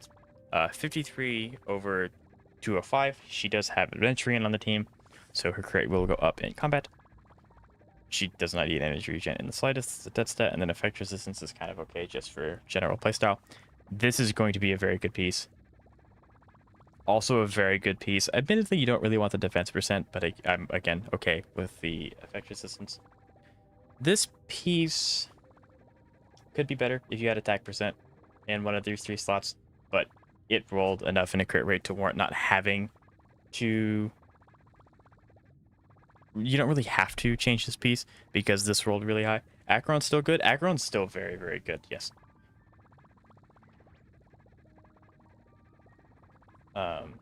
Main stat crit damage, crit rate, we were looking at that one. And then attack percent boots, she doesn't have to be fast. She doesn't have to have speed. 12% crit rate is fantastic. Again, if you want to be like Superman max, you could maybe get a better boot, but like I don't think you necessarily need it. This is really, really nice. And then electric damage orb. Yeah, it rolled mostly into crit damage. I don't think it warrants a new piece. even though the flat defense and the break effect is almost effectively useless. But yeah. I got E1 because back then I was pulling for fun. Fair. I mean, E1 Acheron's really, really solid. Increases the crit rate by 18. So yeah, your crit rate is increased by entering and by your E1. So your crit rate's actually like a lot higher than that. So you definitely don't have to worry about like rerolling just for crit rate substats. That's a very, very solid character. We have Sparkle for running her signature at R1. Okay, maxed out traces. Sparkle cares about two things: crit damage and speed. A little bit of energy regen because you want her to get her ult, and then effect resistance can be nice because you want to ignore CC. Yeah. So Julian, do you play HSR? What kind of games, kind of gacha games do you play? 141 speed over 236 crit damage. We'd love to see that. So we really, really care about two things, which is these two things. Again, a little survivability is okay. So I'm not going to scoff at like defense or HP. Percent, not flat. We don't want these. Definitely don't want these. But this is still really good. For Lycon, would have been nice. Yeah, admittedly the Lycon would have been... Yeah, the Lycon would have been really big. Especially since you have E1. But it's not the end of the world. Maybe get it on a rerun if you still feel like using Acheron a lot. Acheron is still a premium DPS? Yes! Oh yeah. We have seen so many god rolls this stream, it's insane. But this piece is a little scuff. Again, I'm okay with the effect resistance because like you don't want your supports to be CC'd. Ideally, you don't want anyone to be CC'd. But this piece might be a little bit scuff. This piece is fine because you get 22 crit damage and you get speed. So this is more than okay, especially when you get one roll into HP percent and it rolled pretty well. Defense percent orb is an interesting choice. I mean, you want either HP or defense percent. So the fact that you pick defense percent is because of the 13% crit damage, and then you also have speed and effect res. So good orb there. And then energy recharge rope. Energy recharge ropes are really hard to get, so I'm not going to fault you for having suboptimal substats. Like, they're just really hard to get unless you custom craft them, and that's not really expensive for how many characters want energy recharge rope. So, I think this is a good piece. Unfortunately, break effect's like the most useless stat on Sparkle, but you do have 12% HP percent, so that's helpful.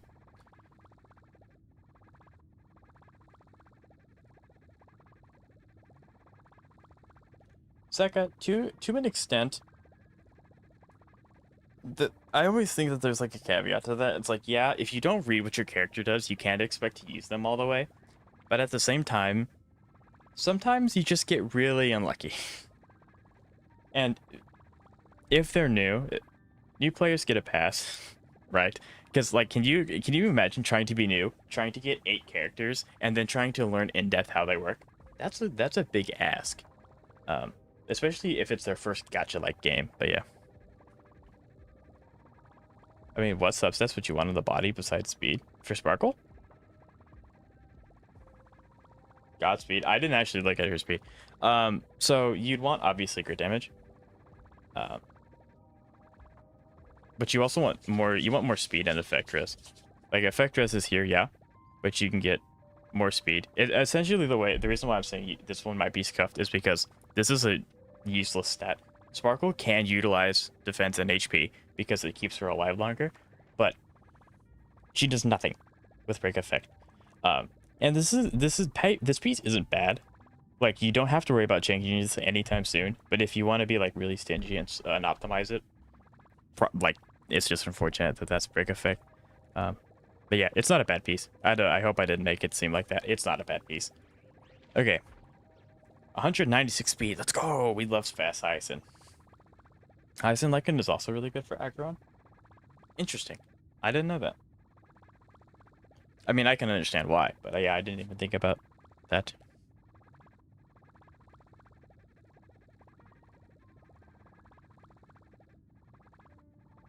But people who have been playing for as long as I have or longer have no excuses.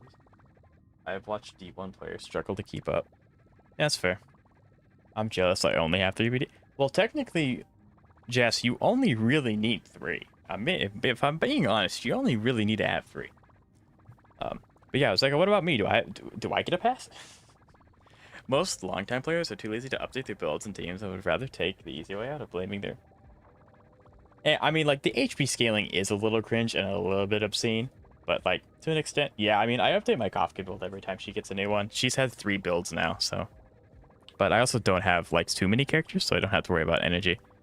My point was that the body doesn't need any good subsets. It can roll maybe speed, so the body is fine since you can't expect much more. Yeah, it was, like, a really, really, really nitpicky kind of thing. So yeah, I understand. Max traces R5, R3, Sim Universe, Remembrance Lyca, which is fair. It takes a while to get these things. Absolutely crack that speed. We'd love to see it. Energy recharge to get her charges back, which is perfect. And then HP. You want your HP to be as high as possible. So this is a really good piece. I do like the effect resistance. Also a really good piece. This is a cracked piece, actually. This piece is really, really, really good. Wow. I needed to change the 4-star orb on my Sparkle, but I got bad substats. That's fair. Yeah, the substats are probably what's going to keep it locked into a 4-star for a while.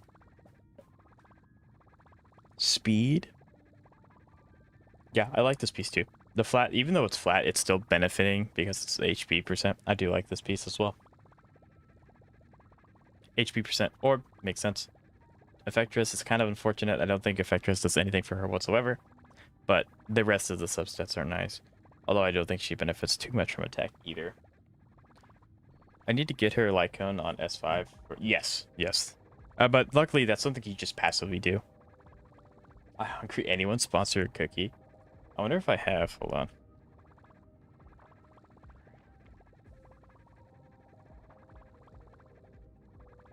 There you go, Jab. Just for you. Just for you. Yeah, I think this is a very, very solid high. I think all of your characters, Jillian, are exceptionally good. Thank you, boss. No kid, no problem. Yeah, that should push you beyond 200 speed, which is good. Yeah, I think all of your characters have been like 10 out of 10, 9 out of 10. They're all really, really, really good. Oh, like the only way I'm able to find problems with them is if I'm like super, super, super nitpicky. Super nitpicky.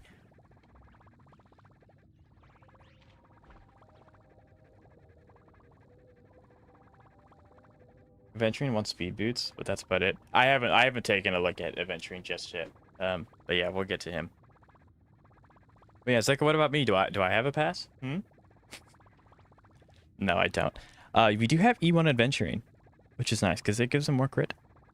Max traces, we are running R5 trend of the universal market. Okay, we like that one. He cares about defense. He wants to be kind of fast, I think. You cleared endgame, so you're good. I cleared endgame because of Hysolence. But fair. I think he also wants to stack a lot of crit damage. Again, I don't have him, so I'm not like super familiar with how his builds work. But yeah, I mean, if you only care about not dying, I mean, like, that's the only one that matters. I have a little bit of speed. So I'd say this is a really, really good piece. I'd say this one's also really good. I don't think he benefits too much from attack, but I like the defensive stat, both the effect and the defense. Defense percent body piece, 12% crit damage. I think that's useless. I think both of these could have been something better, but it's RNG, and then that's nice. No, Aventurine doesn't need speed. Spot on Aventurine just gives you a few more skill points. Gotcha.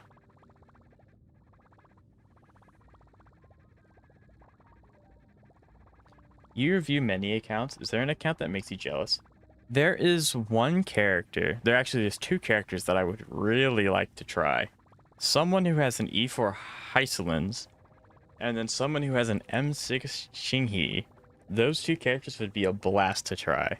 But I don't think I've been jealous over just an entire account as a whole. Because I have my own characters, and I think my characters can hold their own. But yeah, every account has had like their gem that's just really, really good, and it's really cool to find that gem. Is there a better Lycon for Chibi that isn't DDD or signature? Probably not, depending on what you're using, there might be a better option compared to that, but in general, probably not. But yeah, okay. I think this piece is also fine. Again, I like the defensive step. Eventually, it's just like a wall that you just can't ever get over, which is kind of fun. Defense percent boots. I wonder if you're getting... You might be getting... My voice cracked. I don't have DDD, that's why I'm asking. Yeah, I don't think that there's going to be much better than DDD. So, and if you don't have your signature, probably not, Xavier. I think you might be getting diminishing returns on your defense, but I don't know. You are getting a lot. Like, you're very defensive, which is perfectly fine for adventuring. He can do damage, but you don't have to make him. So yeah, I think adventuring's very solid. Yeah, Julian, your HSR counts very, very solid. Very, very, very good. Okay, let's see this man's Himiko. Just for base stats. You can use Bailu Lycon? Yeah, that is true. You could. You can use speed boots on him, but I think defense is better if you can get him. Yeah, like obviously his whole point is to defend, so you obviously want him to do that first. Everything else is an added bonus, so that makes sense. Remembers the past is alright because I had energy regen. Yeah. Use new light cone from event? Yeah, Chibi's HP scaling. The new light cone is supposed to kind of be for Saridra, because Saridra's not HP scaling. So yeah, it's kind of a unfortunate turn of events. So, Himiko, level 80, using R2 signature with 3k attack, 115 speed, but Himiko doesn't have to be very fast because of her follow-up mechanic. 57 over 94, 101% break effect, which makes no sense until you realize that he's using her with Fubei, Firefly, and Linksha. Is that right, Kantos? It's Linksha? So he's doing a super break Himiko, which I have actually used this team before. It is a great team, and I love playing it. It's very, very fun. I highly recommend it. So, is Dreamville any better? What are you using currently, Xavier? That'll help. That'll help us help you if you tell us what you're using. Okay, so going on with this. Crit rate, speed, attack. I think that's good.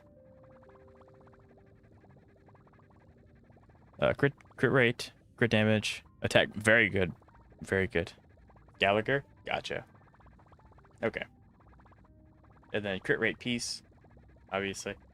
Crit damage, 16% is huge. And then it didn't really roll too much in anything else. It rolled twice into attack, which is, I mean, fine. But Linksha would be better if I had one, right? I mean, she'll get a rerun eventually, I promise. Attack percent boots, because again, she doesn't have to be super fast when she follows up because of break. 5.8% crit damage. Effective rate. Effective rate doesn't really do much. I mean, she can apply fire dot, but that's when you break enemies. It's not that. It's not that good.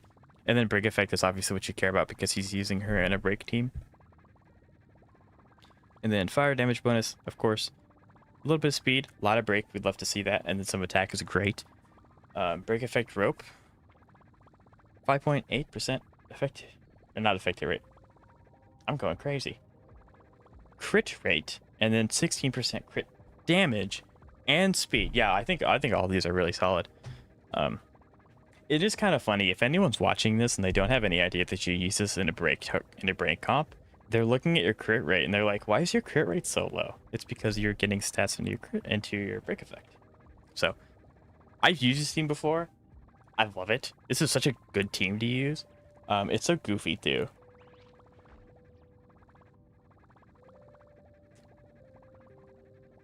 Planetary Rendezvous is good if you playing her right alongside it. So if you're playing her with Castris, essentially, if you're playing her with Castris, that's a good one. But yeah. So that wraps it up for the character account review. That was a lot, but I'm glad that I was able to get through everyone. Like I said, I really wanted to get through everyone,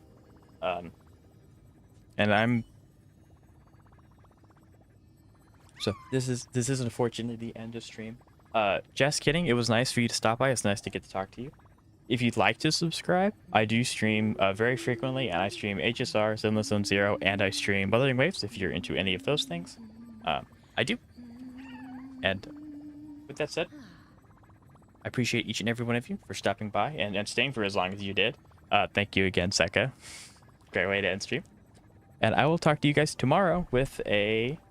I don't like Link ship. That's fair. Okay, thank you. Thank you. Kidding.